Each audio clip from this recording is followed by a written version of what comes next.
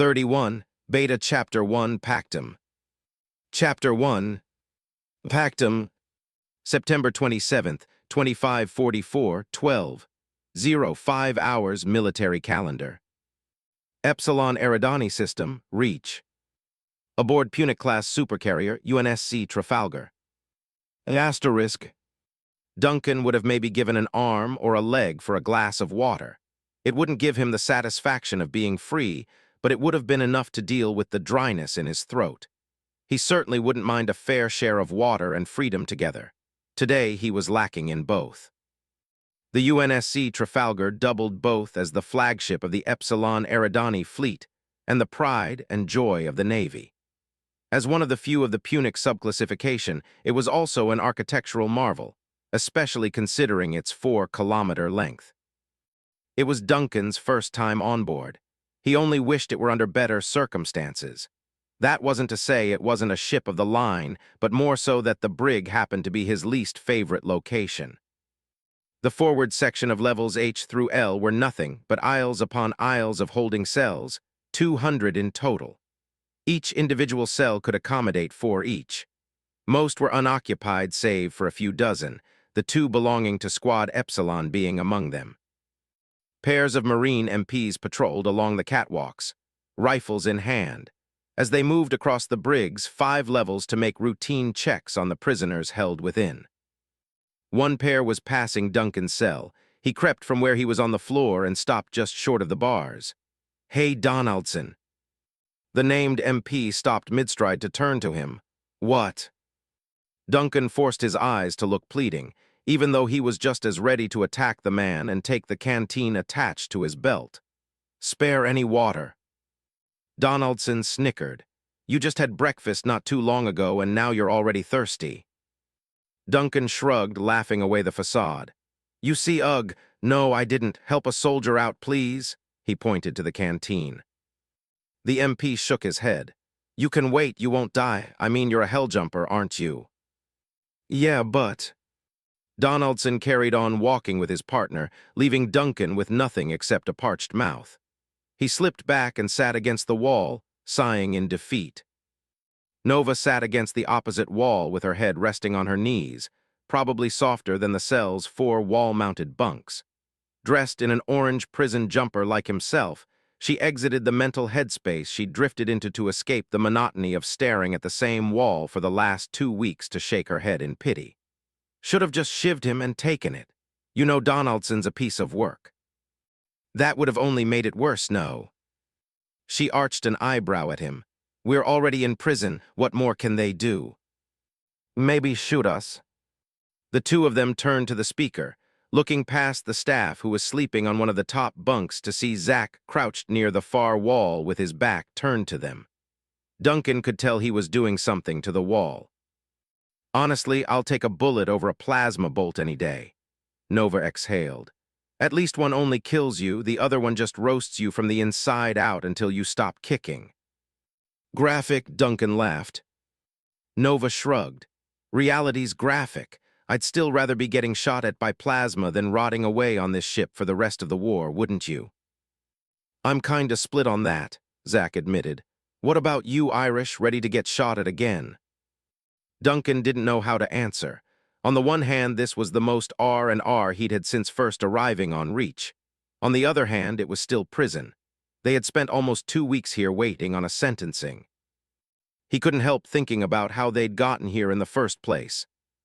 Shortly after boarding the Swifter, the ONI lieutenant commander had them arrested by Marines.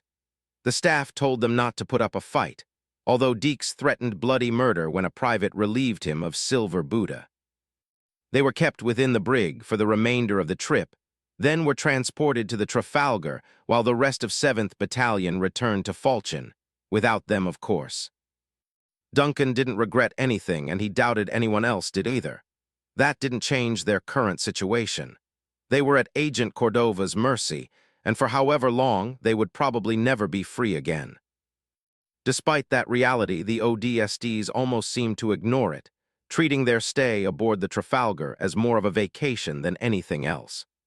Considering what they'd somehow managed to survive back on Miradum, it wasn't so bad a comparison. Each night they slept soundly, then met together during their few free hours with the rest of the squad.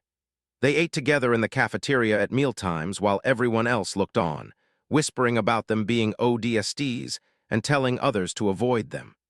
Duncan didn't mind the clout. It made him feel a bit bigger than he actually was when the larger inmates kept their distance. While the idea of a hiatus was nice and fun, it fizzled out once they were sent back to their cells. All they could do then was sit and think and try not to look suspicious, since the MPs tended to check their cells more frequently than anyone else, thanks to their being ODSTs. Pros and cons abounded. Yet there were two major cons that kept Duncan up at night, Erica and Noah. It sunk in day after day that he might never see them again. The promise he'd made to Erica on the day he decided to join the ODSTs haunted him. He wondered what they were up to right about now, if they would ever find out what happened to him, or if they would ever forgive him for winding up like this. He couldn't stop torturing himself with wondering what it might be like if Noah had to grow up without a father. Then the pain would only sink in deeper when he remembered that, in a way, he already was. "Do you regret it, Iris?" It was the staff. He'd managed to fool them all again by feigning sleep, and had taken notice when Duncan took too long to answer the question. "No, sir," Duncan said. "Just thinking about my folks back home is all." The staff opened one eye to look down at him. "Don't think too hard, you'll only end up hurting yourself if you do." Duncan could never say his squad leader was out of touch. That small piece of wisdom hit close to home in more ways than one. It made sense. Worry wasn't going to do him any good, even though it was the single strongest tether he felt connecting him to Erica and Noah at this point. "Yes, sir," he replied. He wanted to change the subject if he could. His curiosity led him to Zach, who was still crouched near the far wall. However, he looked like he was leaning towards something, a drawing with his mouth open. "Zach." Zach suddenly stiffened. He turned around, quickly retracting his tongue into his mouth.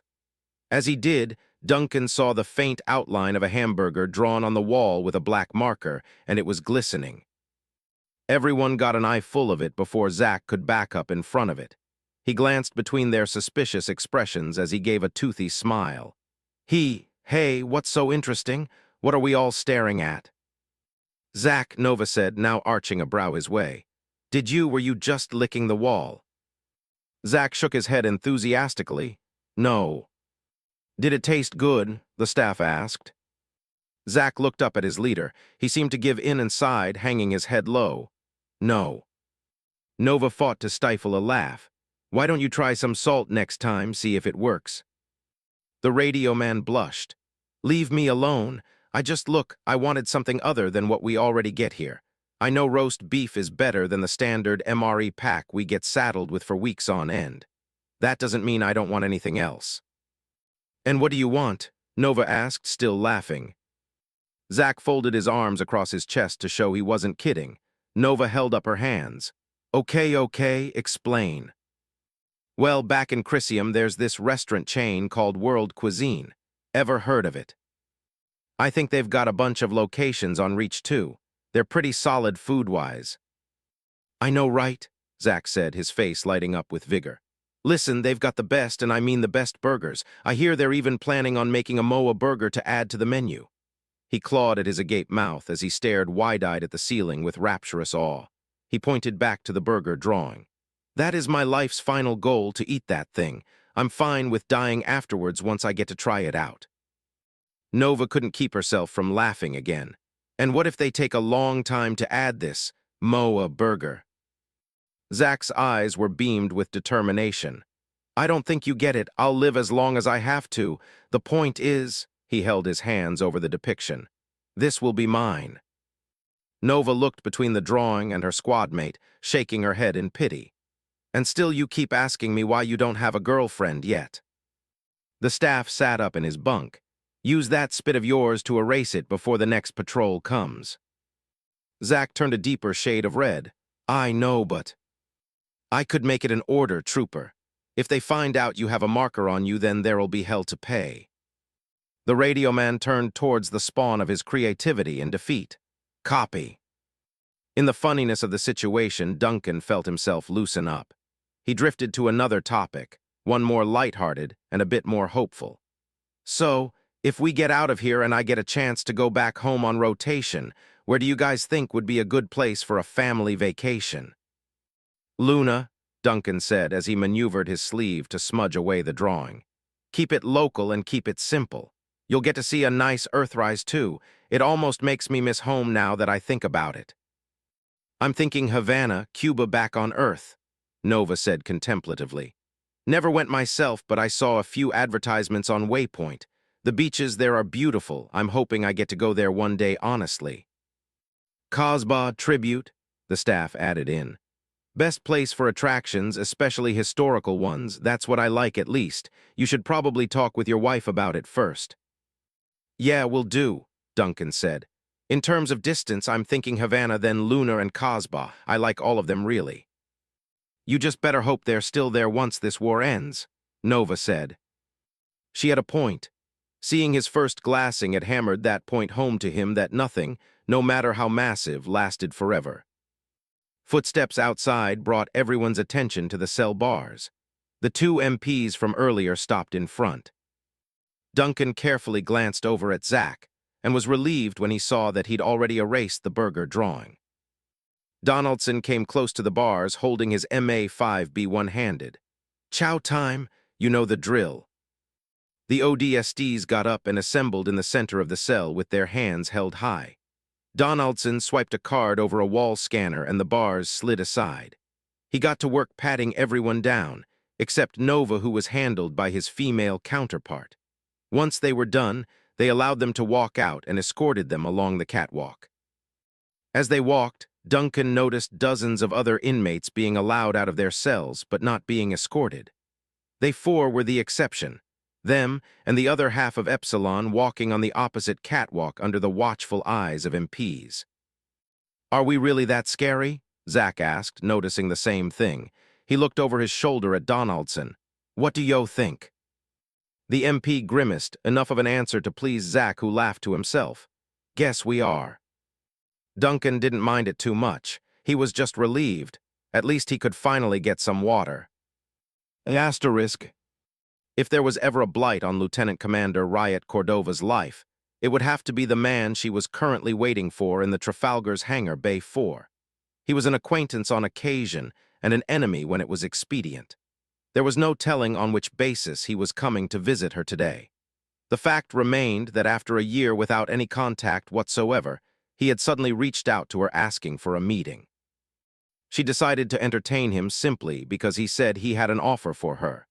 Then there was the fact that she was actively looking for a distraction that might take her attention away from her current dilemma.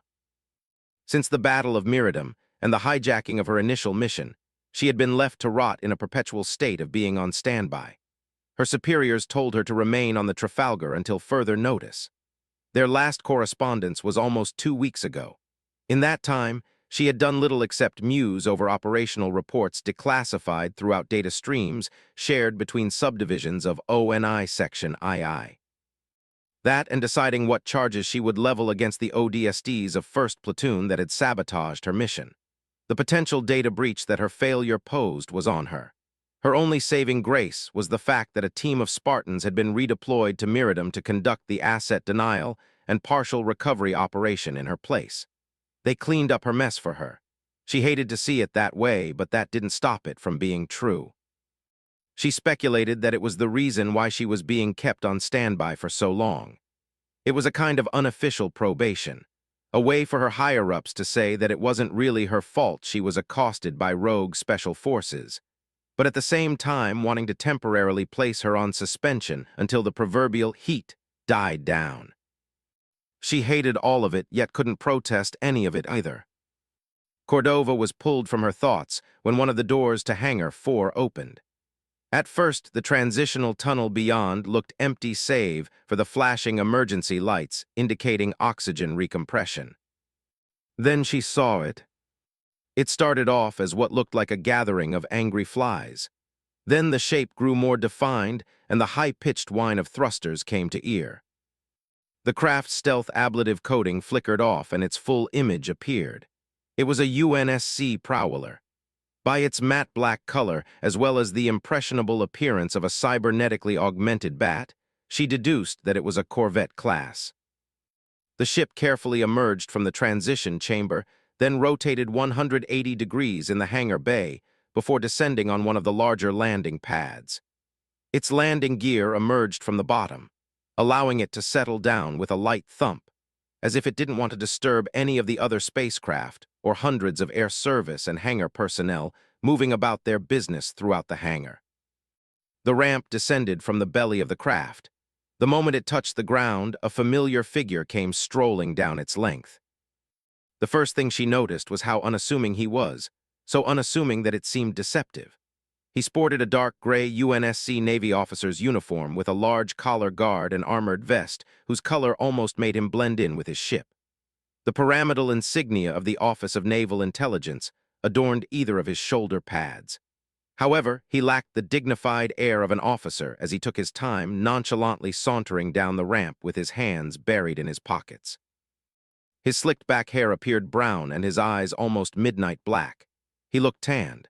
Whether it was a trick of the light or if he actually changed, Cordova couldn't tell as he stepped out into the hangar's overhead lighting. The illumination pried away her first observations of him as his skin turned abnormally pale. His hair appeared as its normal black, and his eyes a familiar gray sheen which darted from left to right, searching for something before finally settling on her. He spotted her on the ground floor and gave a slight smirk. She held back her scorn as he turned for the pad's stairwell. She felt her right hand shifting towards her sidearm, then quickly checked the action. Old suspicions died hard.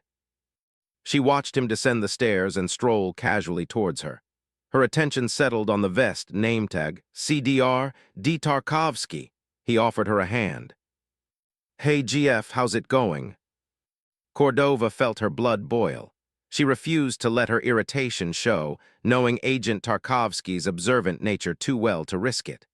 "I told you before not to call me that." Tarkovsky retracted his hand and looked disappointed, a well-calculated expression. "Geez, I thought we were on an informal basis here." He rubbed the back of his neck and sighed. "I guess time doesn't heal all wounds, huh?" "Cut the crap. What are you here for that you wanted a physical meetup?" He held out his hands defensively. "Hey now, I just wanted to talk. That's all talk. It's been a few years since I've last seen you. I figured we could have a little chat, maybe catch up." A chat? The trap had already been set, she realized. He was waiting for her to walk into it and asking nicely. She knew she was probably playing with fire, but she decided to humor his little mind games, for now at least. Perhaps in doing so she would discern his real intentions. Cordova nodded towards the far end of the hangar where there was an exit door. It was a 5-minute walk, long enough for a casual chat. Tarkovsky followed her lead down the walking space on the ground floor. They were initially quiet as they passed under the shadows of looming helipads holding longswords. The sound of whining hydraulics, rolling carts, and the banter of normal conversation filled the void between them. Tarkovsky spoke first, although with the ease of someone who was already talking. "So, how is she?" "Who are you talking about?" He gave her a knowing look. She was already aware who he meant. She just didn't want to give him the satisfaction of an easy conversation starter. "She's fine." The other agent nodded. "I'm assuming life at Camp Lincoln's treating her well then." Cordova felt a flash of worry course through her veins. She suppressed her reaction again. She scolded herself internally that she shouldn't have been surprised at what he knew. "I would assume so, yes. She seems to be adapting quite well from what she told me when I last checked in." "Good to hear," Tarkovsky said. "I was more than a little surprised when I found out she left us. I know it must have cost an arm and a leg to get that okayed by she who must not be named." "Who?" "The Queen of England herself, of course. The immortal one." "AHIT did. I think it's worth it, though. It's what she wanted to do, so I support her decision." "That's incredible, seriously. The fact you guys actually managed to pull it off. She's the first of us to ever get away like that. I doubt it's ever going to happen again." He perked up at some thought. She noticed his grin widen slightly. "Speaking of us, have you spoken to White recently?" "Even if I did, I wouldn't tell you." Sounds like a no then. I was curious to see if you haven't been isolating yourself from the family. You're not family. Like a family. No, you're not. Tarkovsky sighed. Geez, you're stubborn. Fine, I guess we don't count. He was about to say something else when his attention drifted upwards towards a craft parked atop one of the passing landing pads. It was the latest and most evolved derivation of the F-Series jets of the past, the F-41 exoatmospheric multi-role strike fighter. It was a broadsword, the longsword's cousin. He pointed up to it. You know, those things have an atomic internal reactor, quantum-based slipspace capacities, and lowered emission drives. The whole package. He squinted up at a crew doing maintenance on a removed section of protective wing paneling. I'm guessing they're doing shifts at 3 to 6, maybe 9 to 6, seeing how tired the crew chief looks. Then again, his other assistant looks lively, so I'm thinking it's a 1 p.m. gig. They're probably overhauling the starboard wing, purging the aeronautic systems for a retouch and recalibration. He glanced back to find Cordova staring at him incredulously. He shrugged. Sorry, can't help myself sometimes. I'm a Navy guy after all, noticing a ship's finer details can't be helped. Finer details. Cordova knew that if there was a such thing as a man's man, then Tarkovsky was a spook. The average ONI agent knew how to wield information as both the proverbial stick and carrot, using their know-how to apply the appropriate motivation to those they needed to manipulate. Then there was Tarkovsky, who had taken that technique and perfected it. He disguised the carrot as the stick and vice versa without anyone knowing which was which until he deemed it useful to tell them. Where most agents feared information leaks, he was a leaking faucet, always drip-feeding data-hungry associates what they thought they wanted to know, unaware that in actuality he was catching them in his web. He never made it seem like anything more than desirable intel, only to come back months and sometimes years down the line to tie everything together in a way that prompted them to act in his favor. So far he had talked about 2 people she knew. Then there was the F-41. How did that all connect? She wasn't sure, not yet. Enough games, Cordova said. Get to the point, why are you here? Tarkovsky shrugged off the question. Well, I personally don't like rushing into things, but I came because you want to give me something. Cordova arched a brow. And what exactly do I want to give you?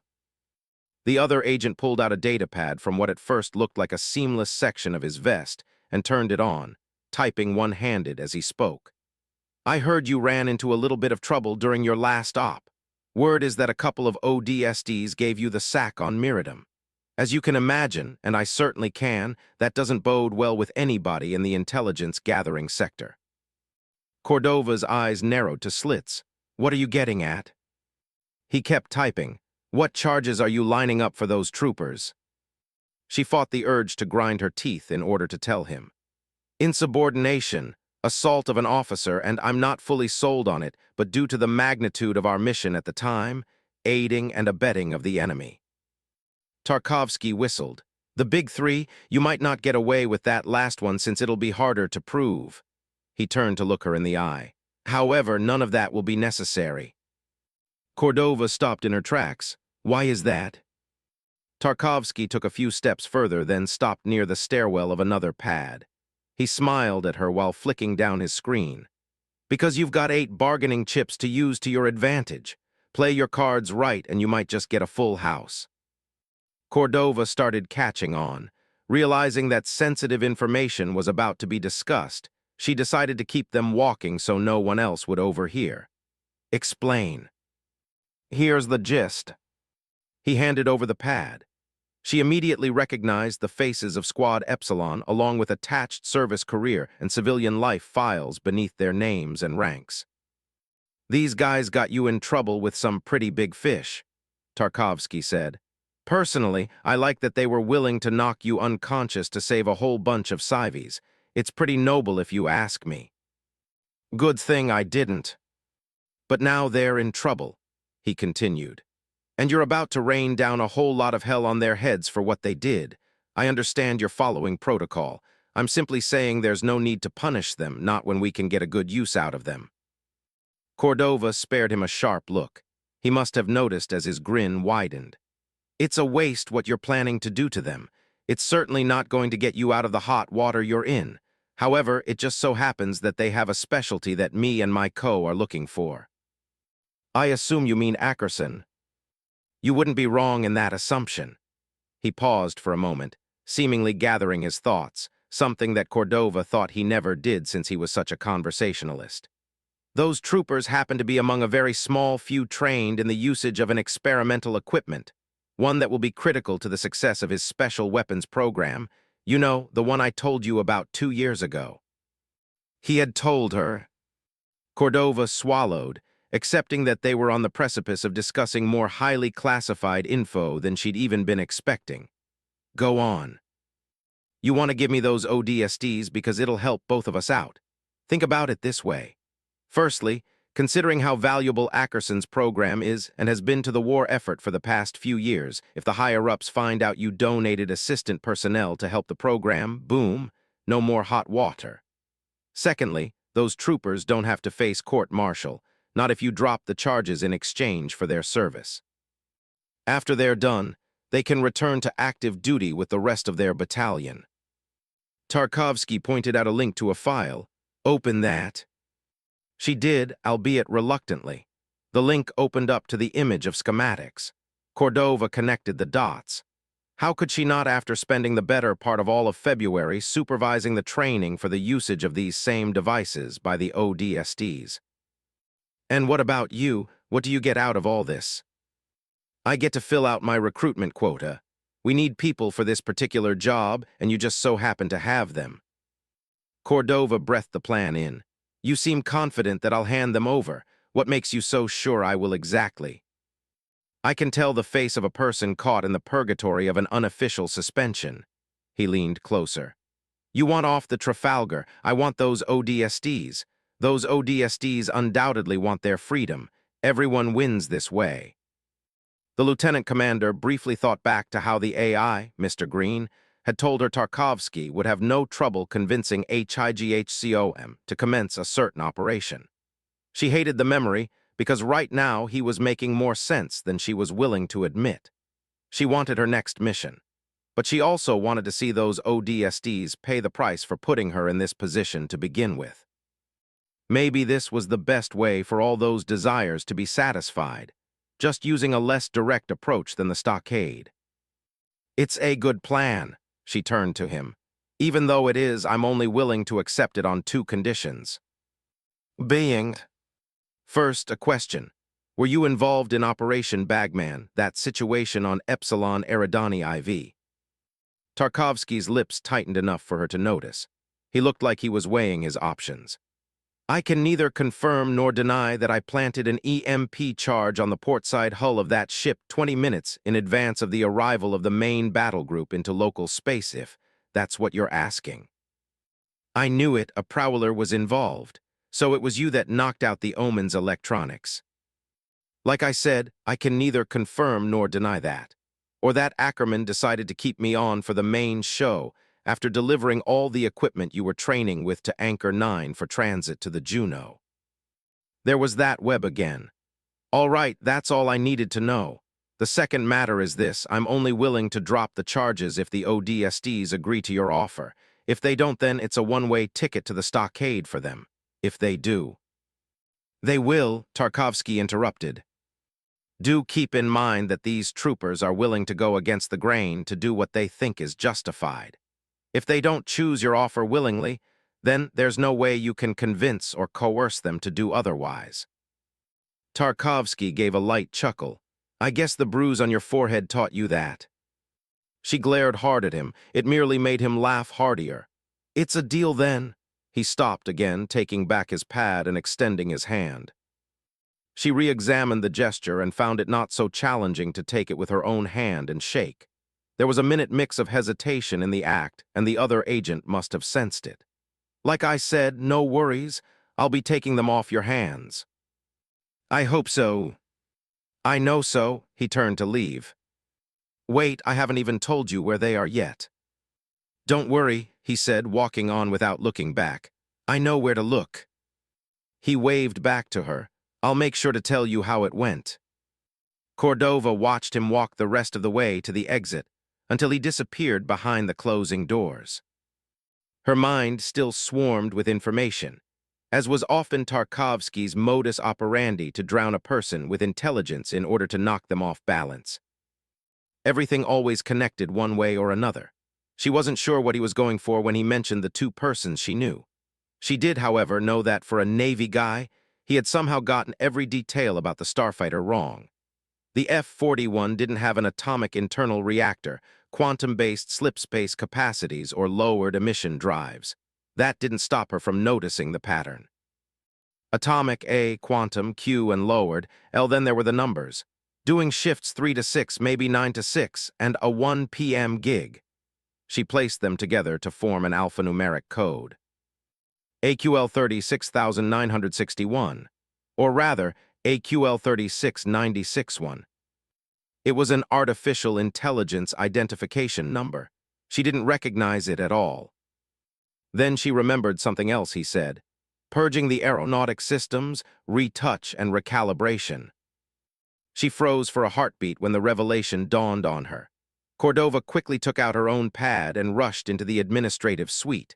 She scrolled through aisles of files until she found something in her downloads. It was an unfamiliar file extension, one nearly buried among many others whose names it had copied to camouflage between them. She pressed it and was immediately alarmed. Inside was the disguised source code of what she knew had to be an AI's subroutine. Judging by its extensions, it was connected to multiple avenues of communications, including her own contacts and recent conversations. She immediately engaged her counter-intrusion software to terminate the subroutine source, however long it had been on her device. At the same time, she sent the signal to activate the dead man's switch on her main server to purge everything. The software uprooted the intruder's virus-like connections in less than 3 seconds.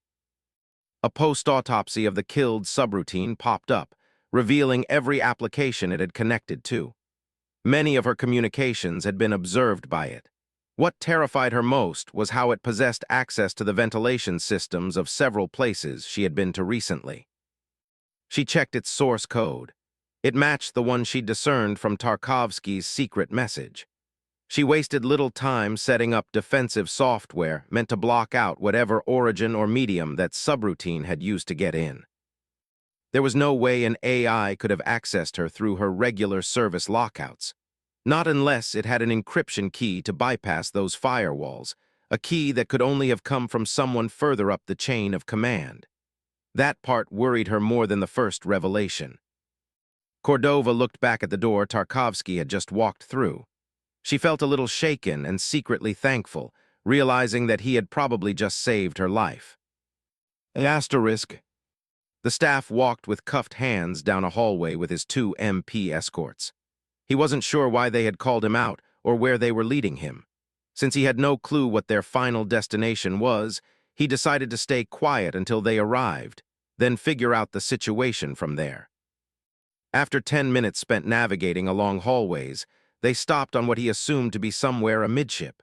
They stopped at an unmarked door which slid open. Judging by the rectangular steel table at the center of the medium-sized space before him, the staff pieced together that it was an interrogation room.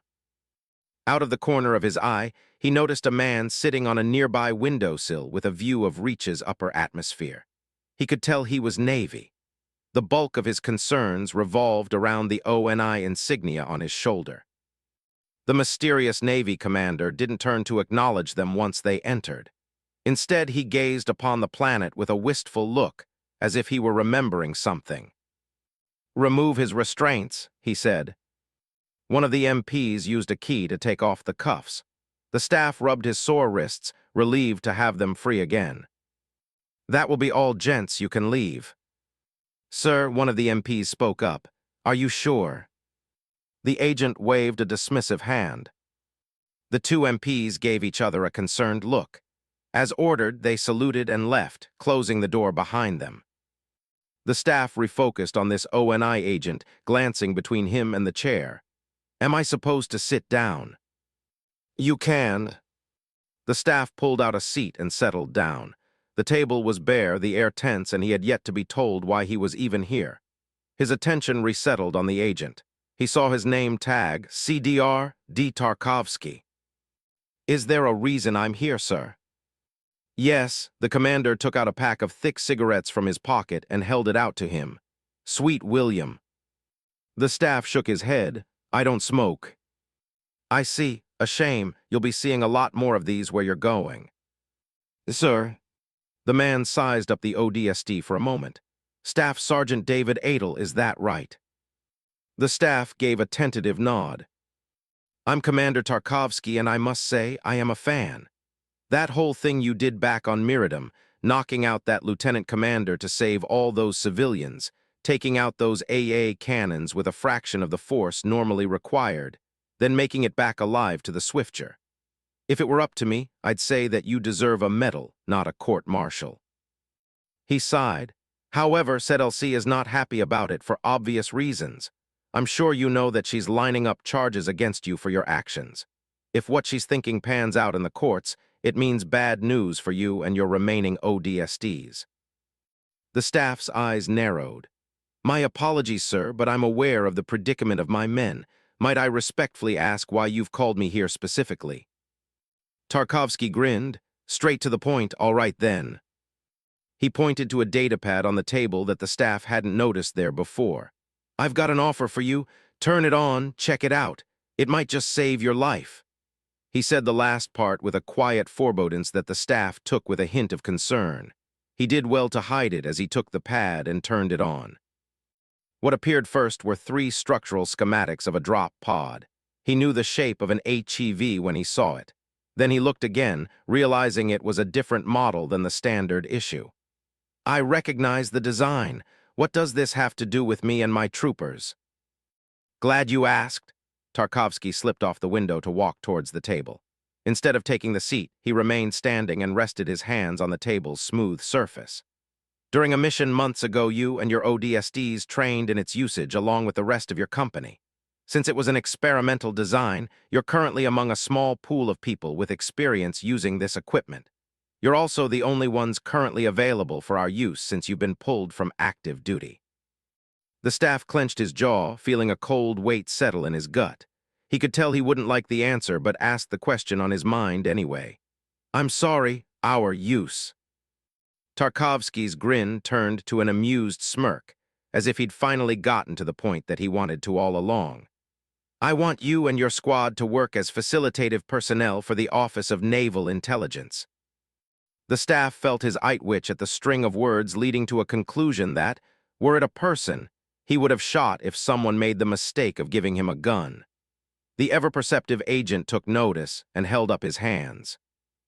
"Please understand what we mean by this. Think of it as a paid internship." "And what exactly are we being paid?" the staff asked. "Your freedom," Tarkovsky said, shrugging. "I came to an agreement with Lieutenant Commander Cordova. She's agreed to drop all charges against you if you decided to accept my offer. Do understand that after your designated period of service, you will be allowed to return to active duty with the rest of your company. How does that sound?" It sounded like he was being asked to pick his own poison to the man who had spent most of his military career fighting to survive. The staff never knew that a lifetime spent avoiding people like this would culminate in him being forced against the wall and told to either join up or throw in the towel. Knowing how shady ONI was from an outsider's perspective, he almost found himself regretting what he'd done to the LC. Almost. The staff shook his head. "Sir, I'm thankful for the offer, however declining wouldn't be in your best interests." Tarkovsky deadpanned, taking the pad from him. "Nor would it be in the best interests of your men." The commander typed something, then passed it back. The staff found himself looking at a long list of criminal charges, several of which were highlighted. "These are the charges against you: insubordination and assault of a co while under extremely vital operational conditions. If proven in court, this combined carries a minimum of a lifetime sentence for everyone involved. Everyone, but those 2 are the least of your worries." He pointed to one in particular. "Possible aiding and abetting of the enemy, if proven under the Articles of the Insurrection Act of 2430, comes with a hefty punishment. I'm sure you know what that is." The staff felt the cold feeling in his gut swarm into a blizzard that freezer burned through his veins. He knew it was a possibility, but now he was certain that the lieutenant commander had the intent to use it. He shut his eyes as he answered. Execution. For all parties involved, Tarkovsky finished as he walked around the table. That we cannot allow, not for people of your caliber that this war needs. He sat on top of the staff's side of the table and rested a hand on his shoulder as if he were a friend. The staff only felt a tinge of despair, and to a lesser extent, fear. It wasn't for himself, but for his troopers whose faces all flashed through his mind. They were as much family to him as the one he'd left behind. He shut his eyes even tighter as he realized how hopeless their situation actually was. Tarkovsky removed his hand and leaned back a little, somewhat relaxed. I'm sorry to tell you what you should already know, Staff Sergeant. When you cross us, the smart thing to do is to find a way out for yourself. Then again, maybe you were trying to do the honorable thing in getting arrested. I understand the sentiment, although I think if it were me, I would have done the opposite and made a run for it. He leaned forward again. So what's the verdict? The staff knew he was walking on ice. Whatever he said next wouldn't decide his fate alone. The entire squad would share it. He couldn't simply lead them to the lethal injection room, not if he could save them and get them back on the front lines. But to work for ONI? He wondered which was worse, being euthanized or working for employers who had a track record of making even the most insane conspiracy theorists seem like he had a point. What will we be called upon to do? The staff asked. The commander's smirk eased into a satisfied smile. He could tell they were getting somewhere. I can't tell you everything now, not unless you agree. The skim level of information I can give is that you will be assisting the training of personnel that hold extreme value to both the UNSC's current and future efforts against the Covenant. Rest assured, your work will be vital. The staff took a moment to consider the matter. It didn't sound all that terrible. He was still curious as to who these personnel were, yet kept that curiosity to himself. How long will we be expected to work for you? Can't say, not yet at least. What about our status while we're doing this? You'll be temporarily listed as missing in action. For obvious reasons, we can't simply say you went to work for us. The staff suddenly caught himself. Was he really about to make a deal like this? Still, the alternative was even worse. Nova, Deeks, Hector, Yuri, Rico, Zach, and Duncan. He couldn't bring himself to sentence all of them to their deaths or rotting in a cell for the rest of their lives for a plan that he arguably deserved all the blame for. He especially didn't want Duncan to suffer that fate, remembering that he still had a kid of his own. The staff sergeant quickly shut off the thought, knowing why he took exception to his being a father. He looked the agent straight in the eyes. Am I allowed to speak with the rest of my squad about this matter? If I wanted you to, I would have brought them here as well, Tarkovsky said dryly. This isn't really a job interview where I interrogate everyone involved. You're the squad leader. The call rests with you. Can I at least get some time to consider it for myself then? No, neither of us has the time. I need an answer from you here and now. A simple yes or no will suffice. The staff swallowed as he closed his eyes again, tighter this time. For some reason, he found himself thinking about Harper and Joel's. His chest felt a little heavier at imagining their tough and determined faces, ready to face anything the world had to throw at them. They had faced just that, and it cost them everything and everyone under their command. He held back the sensation inside that he had kept at bay since Miradum, one that could drive him to grief if he weren't careful to hold it back behind the need for strong leadership. Now wasn't the time for anything else. Now it was his turn to make a final decision not only for himself, but for everyone else as well. His mouth opened as his mind forced it to yield to his resolve. He said the one word that he needed to, accepting that he would probably hate himself for it after. Pactum Agreement 32, Beta Chapter 2 Do Assistantibus. Chapter 2 Do Assistantibus. October 3rd, 2544, 15:20 hours military calendar. In slipspace, aboard UNSC Falkirk. Asterisk. Working for ONI was a joy, but only if you were the one doing the work and not the one being worked on. Otherwise, it was a better summation of civilized hell. Tarkovsky had been doing the job long enough to know what it was like to be on either side of the spectrum. Another benefit of working for the Office of Naval Intelligence, or at least the Prowler Corps, was that one got the chance to meet more unusually interesting people than the ordinary rank and file. Tarkovsky personally enjoyed the sense of deep camaraderie shared between the Falkirk's crew of 90. 4 of those personnel were busy at their stations on the bridge. Petty Officer 3rd Class Natalia Miskov was an expert in manipulating what were known as slipspace economics, a way of describing her management of the ship's main drive whenever the Falkirk jumped through one of the 11 non-spatial dimensions of slipstream space. Before joining the Corps, she had worked as a systems analyst for VOSPER Engineering in developing the ground-based generators for Earth's orbital defense platforms. With the war's progression, the company had been ready to ship her out to a newly developing project aimed at getting ODPs set up over the inner colony world of Ballast when she encountered a mid-20s crisis. The job paid well, but she felt she was missing something. She just so happened to think a life in the Navy was that something. Now here she was, shifting her blonde, curtain-bang hair out of her eyes as she tediously scanned through the readouts on the displays of her engineering station. Then there was Petty Officer 3rd Class Mason Jones. He was a 40-year-old Navy vet with an imposing neckbeard, a bald scalp, and a grizzled bearing that would have probably frightened anyone who didn't know him. Before the Corps, he'd served on what was known as a celebrity ship because of the identity of the man that captained it.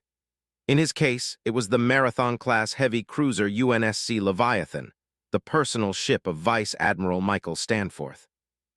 Mason was the ship's weapons officer for the better part of 10 years, during which his hardened eyes had seen far more than their fair share of action, and it showed. In his later years, he transferred to service in the Prowler Corps with the blessing of the Vice Admiral's personal recommendation. Today, he was keeping an eye on the internal temperatures of the Falkirk's several dozen nuclear Hornet mines to make sure they weren't at risk of overheating. Next was Petty Officer 2nd Class Dewey Abriot, a man slightly more than half Mason's age and a good deal less hairy to boot. His clean-shaven face was matched only by the non-regulation length auburn hair that Tarkovsky was considering telling him to cut. It was likely his hair had been even longer and more disheveled back when he was rescued from a remote scanning outpost in the Cygnus system. He was one of several survivors of an incident where an RSO stationed over New Jerusalem suffered a massive engineering failure which shot them out of geosynchronous orbit. It took 2 weeks for the Prowler leading the rescue effort to find the damaged station in the outskirts of the Uit cloud, though it was only because Abriot risked his life to reach the emergency beacon within a vacuum-compromised section of the station. Since then, he devoted the last 2 years of his life to working on the same type of ship that had saved him. While it didn't show through his yawning and lazy-eyed demeanor, he was focused on the readouts of the display at the sensor station to make sure they were ready for a quick tactical scan of their exit vector. Finally, there was the man who had served longer in the Prowler Corps than anyone else here, longer even than Tarkovsky himself. Petty Officer 1st Class Ignacio Delgado had his attention set on his console as he steered the Falkirk through the nothingness of slipspace from his seat at the navigation station.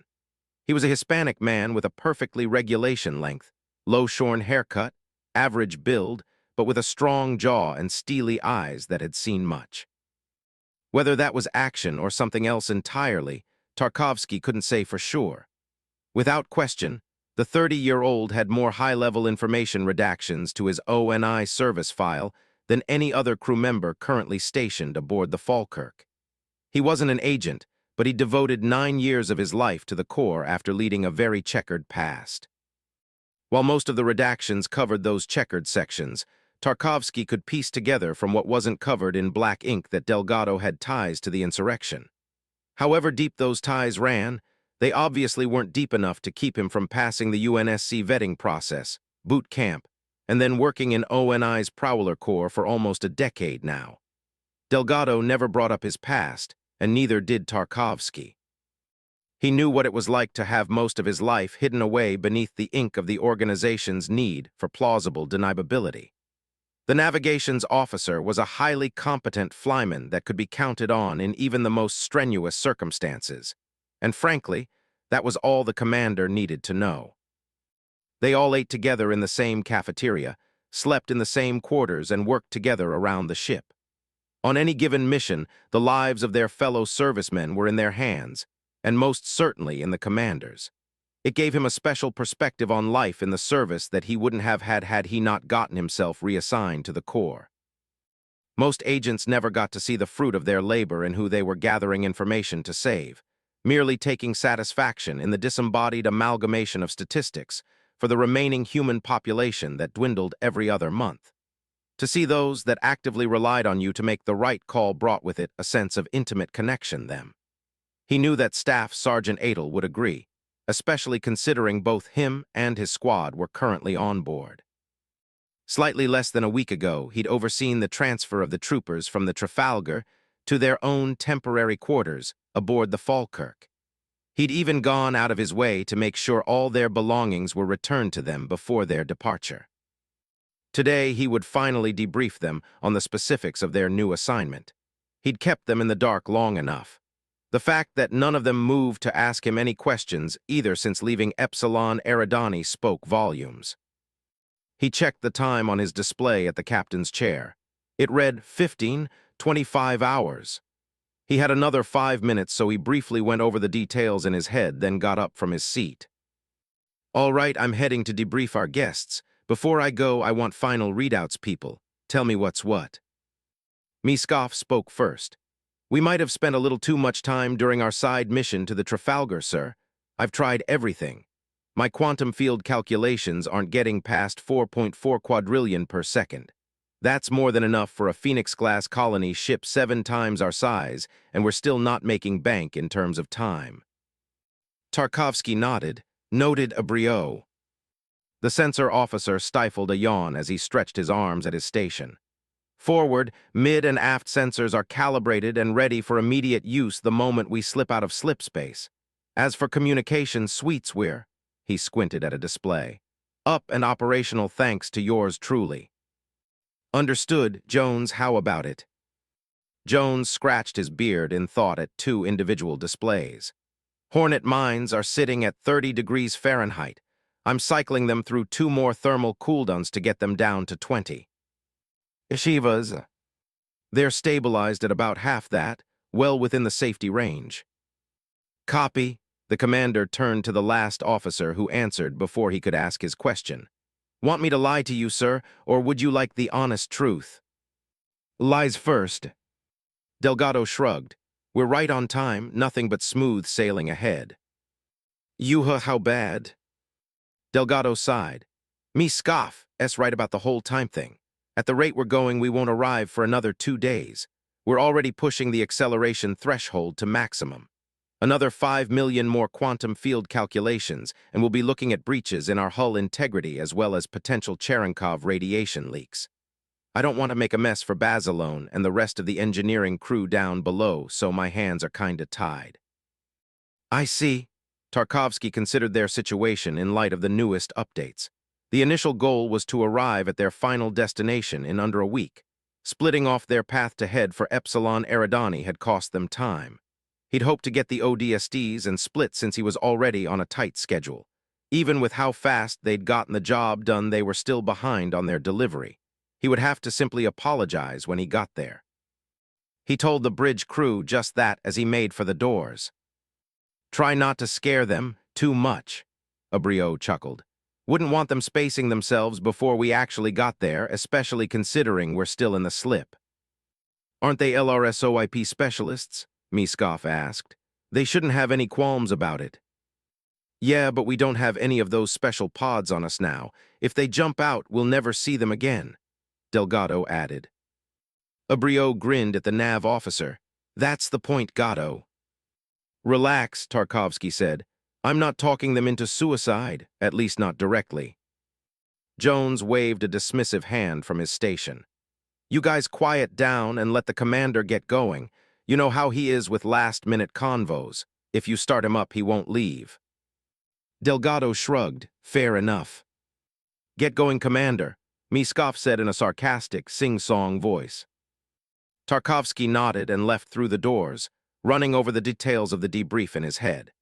He had kept quiet on the details till now so that the ODSTs wouldn't have the chance to hijack his ship and turn them around, not that he believed they would. But he wasn't about to get blindsided like Cordova either, and took her warning seriously. Even his own bridge crew had to be kept in the dark about certain things that their missions entailed. It was all to preserve their own plausible deniability, and with respect to the true essence of what he was about to discuss, they would all need their fair share of it. Asterisk. To Duncan, the Falkirk was more of a luxury liner than a prowler. The sleeping quarters were first-rate and the toilets never backed up, unlike those on other ships that did just that almost ritualistically. The shower was warm, the food hot, and the air condition cold. It was a 5-star experience compared to the brig of the Trafalgar, and the debriefing room had to be the highlight of the entire experience. Several rows of semicircular seats ascended from a large walking space on the main floor. The seats were comfortably cushioned, and the aircon chilled the room in such a way that he found himself ready to drift into some breezy dream when the doors suddenly opened. Squad Epsilon's attention snapped to the doors on the main floor as they slid apart, and Commander Tarkovsky strode inside. In a moment of hesitation, Duncan wasn't sure whether to salute the man or stay put. The source of the inner conflict stemmed from the fact that he hadn't wanted to be here. None of them had, but they didn't have a choice. By the way that the staff explained everything to them when he returned to their cell days ago, telling them about the commander's offer and what it meant if they refused, Duncan knew they'd been backed into a corner. Being in the same room as an ONI officer was already bad enough. Working for them felt like a mortal sin. However, sin or no sin, they were here, on board an ONI prowler about to work for them. He eventually stood with the rest of Epsilon in saluting from the 2 rows they occupied. They were all dressed in their ODST t-shirts and camo fatigues. Tarkovsky took the middle of the ground floor. He quickly looked them over, probably to make sure everyone was present. At ease. The troopers sat down, watching him with an intensity that was wholly warranted. The commander snapped his fingers. The large, wall-mounted screen behind him turned on. ONI's symbol slowly faded into view. "Ladies and gentlemen," Tarkovsky began. "More like lady and gentlemen, welcome to your new lives for what will be the next 7 months." Though he didn't show it, those last words pierced Duncan like sharpened arrows. Without moving, he glanced over at the staff. A few of the others were looking to him as well, mostly with disguised concern beneath their poker faces. The staff remained stoic, looking straight ahead at the commander. "For those of you that are concerned, yes, you heard me right. Starting in 2 days, your service to the office will begin and run from October 5th, 2544 to April 25th, 2545. During this time, you will be expected to work under the same branch as I do." Tarkovsky stopped to let his words settle. "That's right. Welcome to ONI. You'll be working under Section III within a highly specialized and equally classified division known as Beta 5. There's a very short list of people within the UNSC and even in ONI who know we exist, and as of 10 seconds ago, all 8 of you are on it." There were sections in ONI? That was news to Duncan. He'd always thought everyone worked under a single umbrella of organization, not several. The screen behind Tarkovsky changed to show S3B. "For the next half a year or so you will be assisting in a specialized project. To even speak to you about this matter is highly confidential, and its disclosure to non-certified personnel is punishable by an indefinite suspension of habeas corpus. To put it plainly, we're allowed to shoot you if you don't have the credentials to receive this info, or if you pass it on to anyone else equally unqualified. For that reason, I require you to sign your personal signatures on these contractual agreements." Beside each ODST, a section of paneling next to their individual seats shifted aside, and data pads slid out vertically from the openings. They tentatively took the devices which automatically turned on in their hands. On his, Duncan saw the title beneath the ONI symbol. Beta 5 Division, Section III, X-ray Directive Eyes Only. Beneath that was a lengthy list of contractual requirements and obligations spanning 8 pages.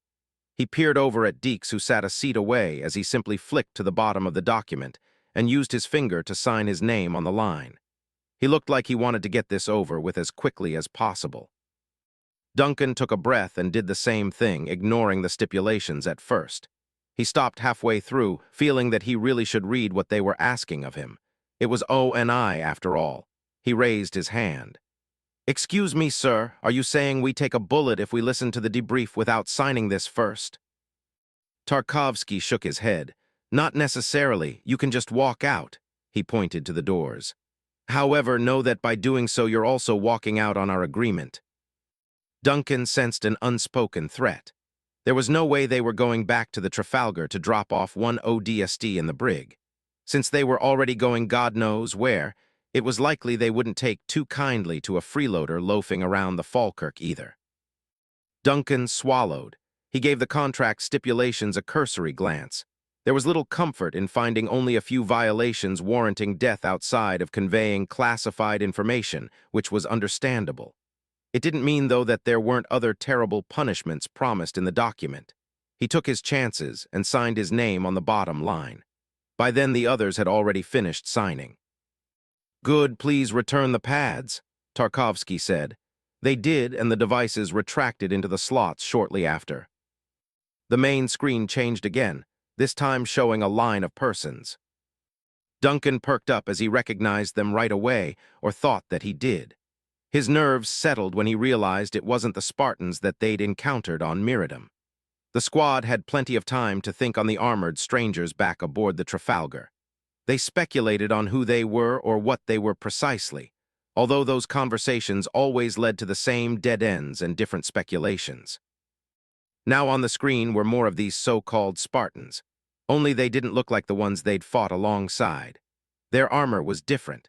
It was a similar shade of green, but their helmets were more uniform, reminding him of those worn by Air Force pilots. The armor design was similar to what he'd seen, but still different in a way that he felt only the squad's engineering specialist could describe. The image was positioned at an upward-facing side angle, showing the Spartans standing side by side, each armed with MA-5K carbines, and the flag of the United Nations Space Command waving behind them. "As per the X-ray directive, you are now officially authorized to receive this information," Tarkovsky said. He stopped, closing his eyes for a moment, then reopening them with renewed fervor. "Starting today, you 8 are now facilitative personnel for the Spartan III program. Your job will be to assist drill instructors already on the ground in conducting the final training stages for the candidates of Beta Company." Duncan's first thought was to wonder one thing: why 3? Did that mean there was a 2 or even a 1 designation? His head swarmed with questions. So did the rest of the squad, who stayed mostly quiet, their eyes fixed on the image of the Spartan IIIs. Seeing that no one moved to ask any questions, the commander continued. "To be specific, you will be lending us your knowledge in the use of these." The screen changed again, this time displaying 3 individual images. They were schematics showing the top-down, side, and frontal profiles of a pod that everyone recognized. Studying the exact dimensions of these pods had been vital for the last operation they'd undertaken against a more human threat, what felt like a lifetime ago. The long-range stealth orbital insertion pod has yet to enter mainstream usage due to its experimental nature. However, since its initial test under real-world combat conditions during Operation Bagman, it's undergone further improvements to the accuracy of its slipstream transition technologies. Regardless, it hasn't changed so much that your expertise becomes unvaluable. In fact, it's invaluable since you're among few with heavy experience using them. You will work to transition your expertise to the Beta Company Spartan IIIs, along with assisting in other training exercises, throughout the duration of your stay at Onyx. Tarkovsky could already detect more questions forming at the last name drop, and his smile curled with satisfaction. The screen behind him changed again, this time displaying a blue and green planet against a backdrop of stars. Onyx is a highly classified location within the equally secretive Zeta Doradus system of the Dorado constellation. It's the unofficial home of the Spartan IIIs, and now yours temporarily. There was another shift to an image of the surface.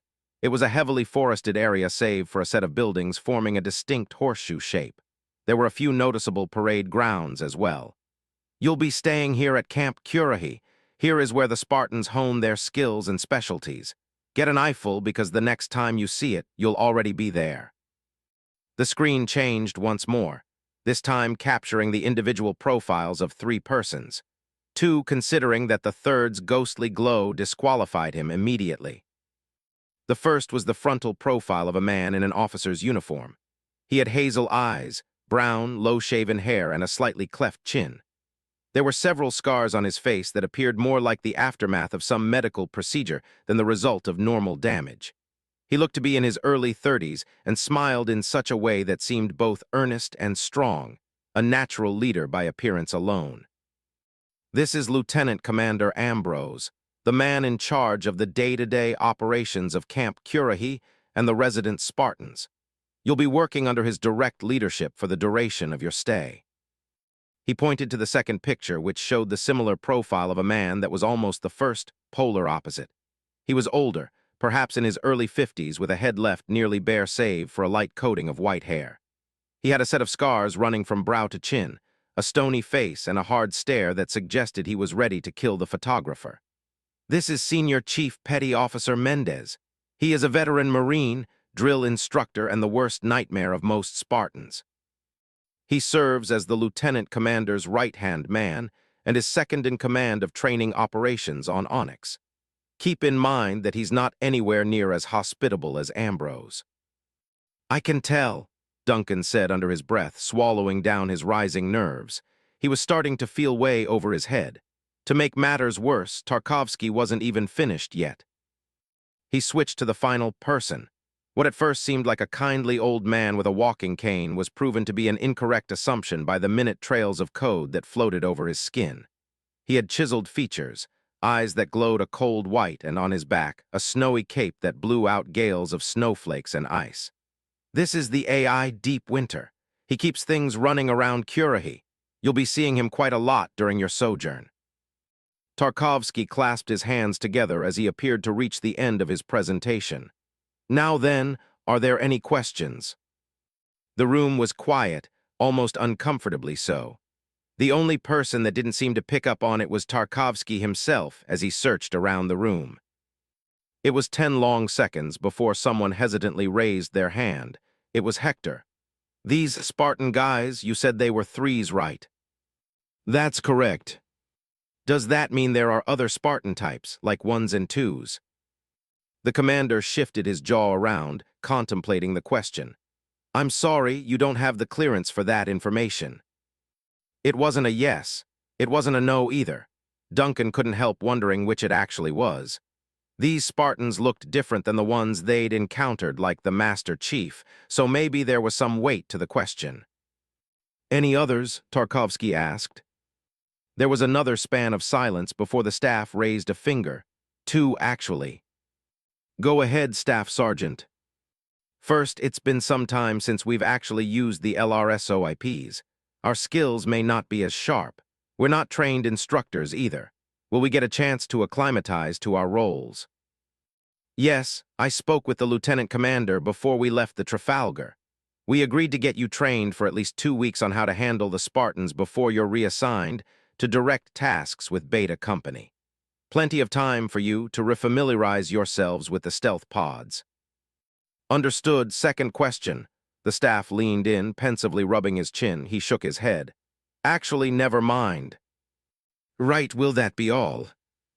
No one else spoke up, so the commander took the hint. All right then, there's something I want to show you all. He gestured towards the exit. Follow me. Asterisk. Tarkovsky led the ODSTs along a few hallways until they reached a section of featureless wall. He placed his hand on an area of the bare surface. A second later, a small section of the wall came apart, and a retinal scanner emerged along with a bioscanner right beneath it. He stood close to the first to allow it to get a scan while placing his hand on the second. There was a beep of confirmation from both devices. Seams suddenly appeared, tracing out a rectangular door that hissed apart for them. What lay beyond was a dark, open space. Tarkovsky placed a finger on his earpiece. Get me lights. Overhead lights turned on one row at a time, bringing the room into a fuller view. Each light shone upon the pillar-like cylindrical capsules, the size of cryopods that latticed the room. which was slowly panning out to be more of a chamber. On each ground-mounted capsule was a display and keypad that pulsed with readouts of whatever was stored within. At first, Duncan only saw a few dozen. Gradually, he could make out hundreds of the capsules that together formed a kind of incidental maze.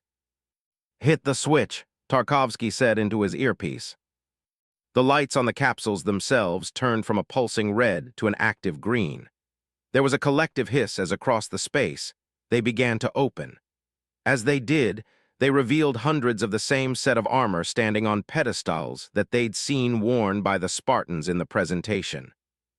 The commander made his way down a short staircase onto the main floor. The ODSTs came down after him, moving with mixed expressions of awe and suspicion as they looked around. The individual armor sets bore either male or female proportions. Names winked on the capsule displays, assumedly those of the wearers, which were followed by the letter B, and then triple-digit ID numbers. The ID numbers of those in front suggested that the armor sets really started from the back, since the ones they were looking at now were between the ranges of the 290s and 320s. Tarkovsky stopped in front of a set with male proportions. The name on the display read, Tom B-292. This is semi-powered infiltration armor, or SPI, Mark II. They feature photoreactive panels that mimic the surrounding textures of any environment. He pressed several buttons on the keypad, and the armor winked out of peripheral existence. There were a few whoa sounds and looks of intrigue from the troopers. After looking for a few seconds, they made out the slight visual distortions that retained the shape of the SPI armor. "Since when did we get active camo?" Deke scoffed. "That would have been nice to have a few, I don't know, years ago." "It's a derivation of the Covenant's active camouflaging technologies," Tarkovsky said. "We've reverse-engineered it to utilize those capacities within a select few armor systems such as these." He placed his hand behind the armor. Sure enough, they could still see it, although the system's light-bending technology somewhat distorted it. They could notice it because they were staring, but any Covenant that encountered a wearer wouldn't give them a second look, since their first guess more than likely wouldn't be to search for an enemy using their own tech against them. That was probably the armor's greatest advantage. The camouflaging allows Spartans to conduct specialized stealth missions and carry out objectives with a lowered risk of detection. Tarkovsky pressed the keypad again, and the armor flickered back into view. He pointed to the individual components as he spoke. Some of the components include a Mirage-class helmet, tech suit, environmental controls, biofoam injection ports, data sockets, and a built-in power cell fueling the entire operation. He turned to the ODSTs. "The reason I'm being so open about them is because you may be asked to utilize this armor yourselves. Camp Currahee DIs are known to use them in certain simulations. Right now, we're currently transporting these armor sets to the camp for use by Beta Company. The candidates are already lethal as they are, even to people like you, so keep on the lookout in case the Lieutenant Commander calls for you to wear these. You can look at a few more sets if you'd like. Just don't touch them, or the special security tasks will activate." Duncan kept that last sentence in mind. So did Zach. "What special security?" he asked mockingly. "What, is the armor gonna come alive and snap our necks or something?" Tarkovsky spared him a threatening grin. "Would you like to find out?" Zach winced and shivered. I'm good." The commander gestured for them to look around. Everyone except the staff took him up on his offer and dispersed around the room, moving along the lanes of capsules to check out the different armor sets. The staff, meanwhile, stayed behind with a pensive look on his face. Duncan went further right along the very front. As he checked out the different sets, he overheard the staff. "It's about my last question earlier." "Go ahead," Tarkovsky said. "Back in 2537, at the Battle of New Constantinople, my platoon was fighting near the oceanic border towns. The Covies had us hard pressed up until we ran into reinforcements wearing this same armor or something similar. We encountered a few individual teams along the way, figured they were just some new ODST units with special armor we'd never seen before. But everywhere they went, we won. We never even got to find out who they were. What I'm getting at is that if Beta Company is still in training, Then who were those guys back in 2537? That would have been Alpha Company, Beta's predecessor. Right, tell me something, if you can anyway. What happened to them, Alpha Company? There was no immediate reply. Duncan glanced back to see Tarkovsky and the staff staring each other down for an unnervingly tense moment. The latter shook his head. I'm sorry, that's classified information. Highly. How highly? I would be obligated to shoot both you and myself under the condition that I told you. The staff continued to stare him down with suspicion. At length he gave a slow nod and changed the subject. Duncan released the breath he'd forgotten he was holding to wander down to the end of the lane. He found himself looking at the armor set at the far end. It fell on the female side in terms of proportions. He noticed that this one was somewhat different. It had a forearm-mounted TACPAD on the left arm bracer. The device had a dock to the MC-5 individual data net and was often used by officers, intelligence agents, and even cryptanalysts like himself, which was why he recognized it to begin with. He felt a good deal envious of the gear and checked to see who it was that was getting the armor. The name on the capsule display read, Catherine B. 320. He nodded off to the suit with a modicum of respect for the tech. He was walking back towards the staff when another armor set caught his eye. It wasn't the armor itself, but rather the display. There was no name, merely the letter B and a following trio of ID numbers alone. He took a step closer. Why was there no name? Maybe it was a malfunction in the system. He didn't want to risk touching it to find out. He called over to the commander instead. Excuse me, sir. I think something's wrong with the display on this one. Tarkovsky excused himself from the staff's conversation and came over. Duncan pointed to the display. He looked at it. Duncan saw his forehead wrinkle slightly. He momentarily glanced between Duncan and the display and touched his earpiece. Abrio, shut down the unit in front of me now. Someone talked on the other end. All right, just close it. A second later, the capsule's lights pulsed red and it slowly hissed close. Duncan watched the number fade off the display. He turned to Tarkovsky in confusion. The commander looked at him seemingly on the verge of an emotion Duncan had never seen on the man's face, none at all. He was deadpanned. He laughed it off. Sorry about that, that one wasn't supposed to be on display. Please. He gestured with an open hand to the rest of the room. Duncan took the hint and got on his way. As he walked, he chanced peeking back over his shoulder and saw that Tarkovsky was still watching him out the corner of his eyes. Duncan quickly turned away and joined Hector and Rico near another set. The two were talking about noticeable differences between the male and female versions. He couldn't bring himself to join them, however. For some reason, he couldn't shake the feeling that he'd seen something he wasn't supposed to. He joined them as they headed further in to study a few more sets, himself moving a bit more cautiously so not to accidentally run into anything else that he shouldn't have. Do assistant Tibis, the assistants. 33, Beta Chapter 3, Lapidzonachinos. Chapter 3, Lapidzonachinos. October 5th, 2544, 11:10 hours military calendar. Zeta Dorada System, Onyx. Aboard UNSC Falkirk. Asterisk. Their descent through the atmosphere was easily the calmest Duncan had ever experienced, mostly because on every other occasion he was running a reentry vector in an HEV pod while breaking the sound barrier. Today he enjoyed riding out the descent within the Falkirk's cafeteria. The room was relatively empty, except for Squad Epsilon. They'd decided to all stay at their table with their duffel bags shortly after breakfast to discuss a few things. I'm still thinking it's not too late, Zach said. We can still hijack this tub if you guys want. We can turn around and... If you're betting on me getting us all out of here, then you have another thing coming, Antenny Boy, Yuri huffed. This isn't Long Sword or Pelican, much more complex. He rasped his knuckles against the table for emphasis. Hector breathed out. Honestly, we're better off where we're at.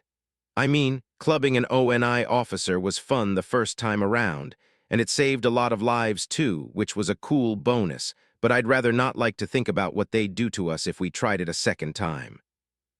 Especially given what we know now, Duncan added. Didn't the commander say something about ditching habeas corpus? A nice way of saying we're already dead men walking, Nova sighed. Dead woman in your case, Deeks corrected. Or have you been passing yourself off as something you're not? She shot the corporal a sharp look and he shrugged it off. Don't look at me, I'm just no fan of false advertising. Rico sized him up. I think you're just trying to get Nova all pissy because you're looking for an outlet. My guess is you're antsy about not being able to take Covey teeth for 7 months straight. No, sir, not true. I'll have plenty of teeth to take from these Spartans. They're not Coveys. Deeks leaned over. Didn't you see that armor, the SPI or whatever? They're getting active camo. It's nice and all, but the last time I saw it in use was a little under 3 months ago, back when a split-jaw tried splitting my own jaw. So forgive me if these Spartan guys seem a little bit more alien to me than they would otherwise. What about that lieutenant commander, that senior chief petty officer, the AI? Duncan asked. They look normal. They're probably freaks too. How do you figure? Before Deeks could answer, the staff spoke up, his arms folded across his chest and his eyes closed in thought. I'd rather we didn't discuss our new co's before we actually met them. The commander gave us a glimpse of what to expect, but it's not enough to draw any concrete conclusions. If we categorize them as freaks, then there's a high chance we'll go out of our way to avoid them, as well as these Spartan IIIs. We can't afford to allow any preconceived notions or prejudices to cloud our judgments and hinder our performance, or we might very well end up being sent somewhere else to do something a whole lot worse. While we're here, we keep an open mind and an open hand whenever we're called to serve, just like back at Falchion. There's no room for anything else here, not with ONI. He opened his eyes to look them each in theirs. Is that understood, troopers? There was a collective yes, sir, from everyone at the table, although Deeks was delayed. What was that, Corporal? Yes, sir, will do, sir. Duncan thought about that. Back at Falchion. He hoped it would be just like their Battalion HQ, their home. The test for that hope came sooner than he'd expected as the entry door slid open a few meters away. 2 of the Falkirk's personnel dressed in Navy jumpsuits stood at the threshold. Squad Epsilon, one of them called out. Who's asking? Hector asked back. The commander wants you at the armor storage chamber to assist with offloading the sets. We land in 5 minutes. The staff nodded to the troopers and they got up after him. The ODSTs followed the 2 Falkirk personnel back through the entrance. Duncan took one last look at the cafeteria, remembered the food he'd eaten here over the course of the last week, and knew he'd sorely missed the place. Asterisk. Duncan used the handles on the side of the armor capsule to keep it steady as he felt the Falkirk's touchdown. He pressed the handle's release trigger once he was sure they'd landed. There was a solid thump beneath the capsule, indicating its release from the holding socket. Heck, I got it, Hector said from the capsule's other side as he got a firm hold on the handles to balance it between them. There came a hiss from all around. Seams snaked along the chamber. There was a slight screech of hydraulics as the entire floor detached from the walls and lowered. Sunlight streamed through the growing cracks, causing Duncan to squint against the late morning rays. The first thing to greet him was the intense summer heat, then the smell. There was an earthy aroma in the air. In 10 seconds, the drone of hydraulics dissipated upon their touchdown. Duncan's eyes adjusted, allowing him to see his surroundings. Onyx was a world of tropical jungle, or maybe they had come to a tropical region. That much was obvious from the distant tree line of colossal banyan trees, royal poincianas in full red bloom and tropical conifers. The heat made the far-off horizon waver with the watery mirage produced by the sun. Beyond the trees, he could see the tops of a few of the buildings that made up Camp Currahee. They had landed on one of the smaller parade grounds 2 kilometers away from camp. The space was framed by double-layered, barbed wire fencing and dirt trails that walked along the sides. Commander Tarkovsky stepped off the descending platform first. Duncan and Hector followed, hefting the full weight of the capsule between them alongside the others carrying theirs. It was a fight to keep the heavy storage units vertical so that they didn't slip and hit the ground. The equipment looked more robust than the standard Helljumper BDU, but no one was ready to take any chances. They passed the Falkirk's landing struts and emerged from the ship's shadow. Duncan immediately felt the heat more clearly as it washed over him completely. It was a midsummer kind of heat. He couldn't imagine working in these conditions for longer than a few minutes before fainting. A few meters in front of the prowler was a 300-square-meter gravel square set apart from the enveloping grass. At the center was a flagpole with the UNSC banner floating freely in the hot wind. Tarkovsky led them over to it and let them rest their capsules down near the flagpole. Standing still, Duncan found, was even worse. The humid air settled on him like a thick blanket that threatened to suffocate him where he stood. He noticed the others breathing a little harder as well. The combination of heat, humidity, and carrying the capsules with their duffels had taken its toll. They'd only walked 10 meters from the ramp. Tarkovsky struck a hard contrast to them in the way that he stood unfazed. He squinted at the large dirt road that extended from the mirage-laced horizon, across the parade grounds to the area of gravel. There was no sign of movement except the refracting light that occasionally made the surrounding forest disappear, then reappear. The commander touched his earpiece. Tarkovsky to Curie C&C, I've arrived at Parade Ground Sentinel with the delivery and additional personnel. Is my pickup here yet? The reply came loud enough for everyone else to hear. Curie C&C to Commander Tarkovsky, we hear you, a man's voice said with the casualness of an old friend. Mendez is on his way. I'll patch you through. Another voice came on, this one raspy and audibly older. This is Mendez to Commander Tarkovsky. We're on our way. Keep your eyes on the horizon. Understood, ready and waiting. Everyone's attention went towards the horizon of the dirt road. A full 10 seconds passed before they heard the distant roar of burbling engines. They slowly made out the shape of 4 large 18-wheelers bearing down the road, led by an equal number of troop carrier warthogs. The heavy-duty transport trucks stopped around the gravel yard while the troop carriers stopped closer. Over a dozen Camp Curie personnel dressed in camo fatigues disembarked, several of them opening up the doors of the storage units on the flatbeds. One of them strode straight towards Tarkovsky.